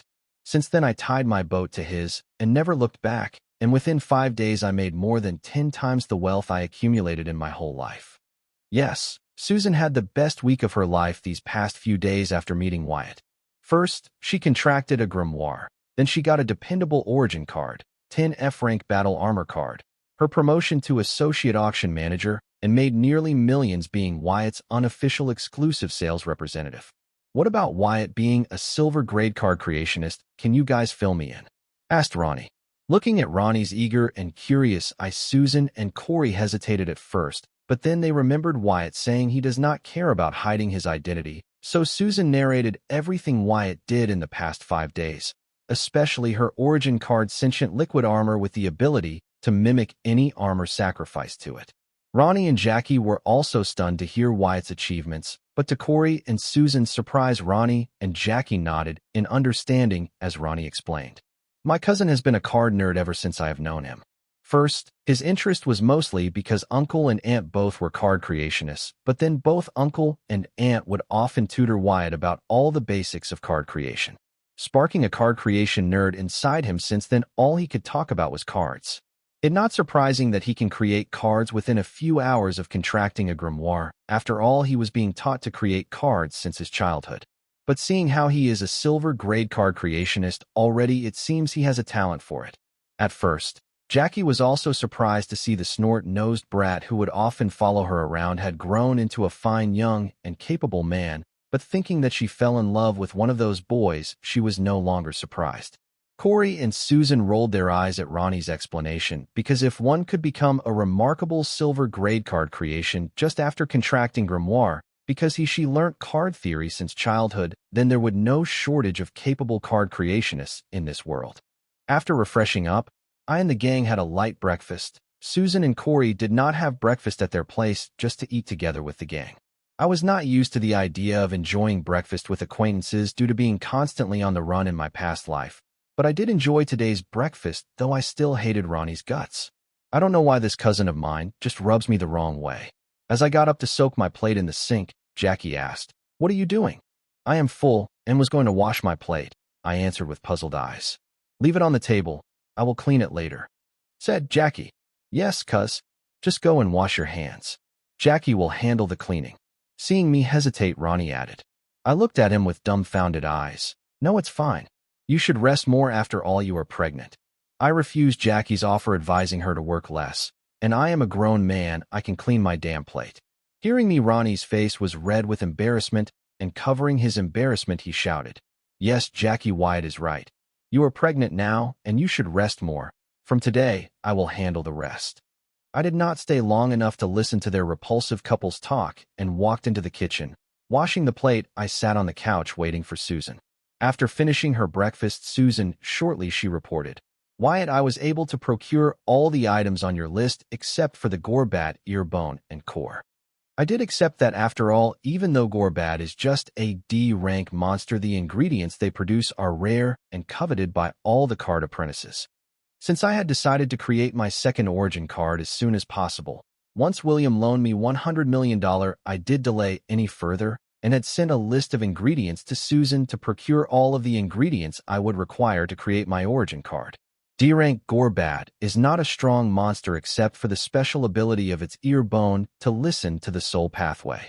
Yes, the ability to listen to the soul pathway, an ability that would make any card apprentice go crazy. Every soul pathway has a unique wavelength to it, and the ear bone of Gorbat can catch this frequency. But there is a catch: that the distance at which Gorbat's ear bone can catch the wavelength of the soul pathway is very small, as the ear bone of the Gorbats is meant to receive ultrasonic sound produced by its larynx, not the wavelength of soul pathway. It's just an accidental perk. The D-rank Gorbat is not a rare monster. To begin with, these monsters can be found in any dark cave dungeons, but ever since the discovery of Gorbat earbone uses, all the dungeons with Gorbat monster had been monopolized, and are the years to manage the supply and demand. Many even went as far as destroying their enemy's Gorbat monster dungeon, leading to today's predicament where unless you are somebody with a background, you won't be able to get your hands on this ingredient. Even though I knew Susan could not get the Gorbat earbone, I still had to try my luck, because I did not know another way to get the ingredients without using some favor, which I did not want to, as I did not like to be indebted to others. While I and Susan were thinking about how to procure Gorbat earbone, Corey walked in and said, "I can ask my uncle. I am not the Bright family son-in-law to constantly keep seeking help from them at every little trouble I face. I will think of another way soon." Bright family had already helped me out by giving me a hefty loan and warning me of the hidden dangers. I know nothing is free in this world, so I was hesitant to walk too close with the Bright family. "Yes, do not involve your family in every little trouble we face. Did you not say you want to be independent?" said Susan, and reminded Corey of her original resolve. Corey nodded in understanding and spit out her tongue cutely at Susan, saying, "I will get work then." Hopping to the storage section of the warehouse, Sayu and Corey are of the same age, but you both have a different level of maturity. She still acts like a 13-year-old while you act like a sage reincarnated, said Susan, and seeing the disgusted look I gave her, she hurriedly added, Don't get me wrong. I am just curious. Don't get too curious. I am strictly against workplace romance. Seeing Susan not get my point, I elaborated, Ahem. Too much curiosity leads to obsession and other feelings. My point exactly. Which 16 or 17-year-old talks like that? Duh. Every one of them. They just lack the opportunity to talk to the right woman. See? That right there? Sigh, I don't want my little brother to grow so fast, Sazin said exasperatedly. Stop it. When did I become your little brother? Call me Big Sis, Susan suddenly said. What has gotten into you today? I don't know. I always wanted a younger sibling, but our family at that period could not afford to feed or spare focus on raising another child. So my parents never planned on having another child. I did not ask you that, woman. Focus. Gore bad ear bones. Work comes first. I do not know why Susan was acting like that. I had no clue, but if asked, I could come up with two possibilities. One, staying around a pregnant woman has brought out her deep desire of having a sibling, or two, her Aunt Flo is visiting. Considering what I know about Aunt Flo, I should remove the latter as it's offensive and does not seem to be related to her current clingy mood. Wyatt. Don't be mean. Call me Big Sister, and I will get you the gore bat ear bone. Susan had become very clingy today, and what does she mean by she will get me the gore bat ear bones? If she can, why hasn't she already? That's her job. Knowing Susan to a certain level, I knew Susan was not a slacker. There had to be something bothering her, so I asked, Spit it out. What's wrong? Don't make an excuse. I will get angry even if it's you, Susan. Susan finally calmed down, and after a few seconds of silence, she said, The guild is not short on Gorbat ear bone. Instead, it has a huge stock of Gorbat ear bone. When I asked for a pair of Gorbat ear bone, they said that I do not have the authority to sell them, because under the new law, the Gorbat ear bone comes under protected ingredients. But there is another way I can get the pair of ear bones. So what's the holdup? I knew Gorbat ear bones were protected ingredients, but I thought that law only applied to export and import. That, there is this guy Frank Lloyd. He seems to have bought some of your armor in the auction, and ever since then he has been asking me out on dinner. Usually, I would politely decline, but this time he said if I had dinner with him, he would help me buy a pair of Gorbat ear bones. For some reason, I felt uncomfortable in my heart hearing Susan, and was angry at the smuck, making her uncomfortable. No, this feeling I am feeling is not something between a man and woman, but something between two friends, or even siblings. How can I feel about Susan this way? We are not that close. We have not even known each other for a week, yet why does our relationship seem so deep that talking to Susan felt like talking to a best friend or family? When did this happen? Is it because Susan is a hot chick? Am I that vain and shallow to judge women on their looks and sexuality instead of their nature and heart? That's a problem for another time. Right now I have other problems to take care of, and stop trying to find fault with myself, and be happy I have found someone I can trust and count on. How dare someone I'm my employee, FCK? Have I fallen to a point where I require to pimp my employee? Feeling my anger, Susan said, It's not a big deal. It's just a dinner. I can handle it if it is for my little brother. Do I look like someone who pimps his sis to get things done? I thundered in rage and anger. My rage was not towards Susan, or even that smuck named Frank, but myself, looking at how far I have fallen due to my ignorance and unpreparedness, which let Susan, who lived morally her whole life, undergo something so uncomfortable and consider something that demeaning. Do you like this video? Let me know by giving it a thumbs up and leaving a comment below. Don't forget to subscribe and hit the notification bell to stay updated on my future uploads.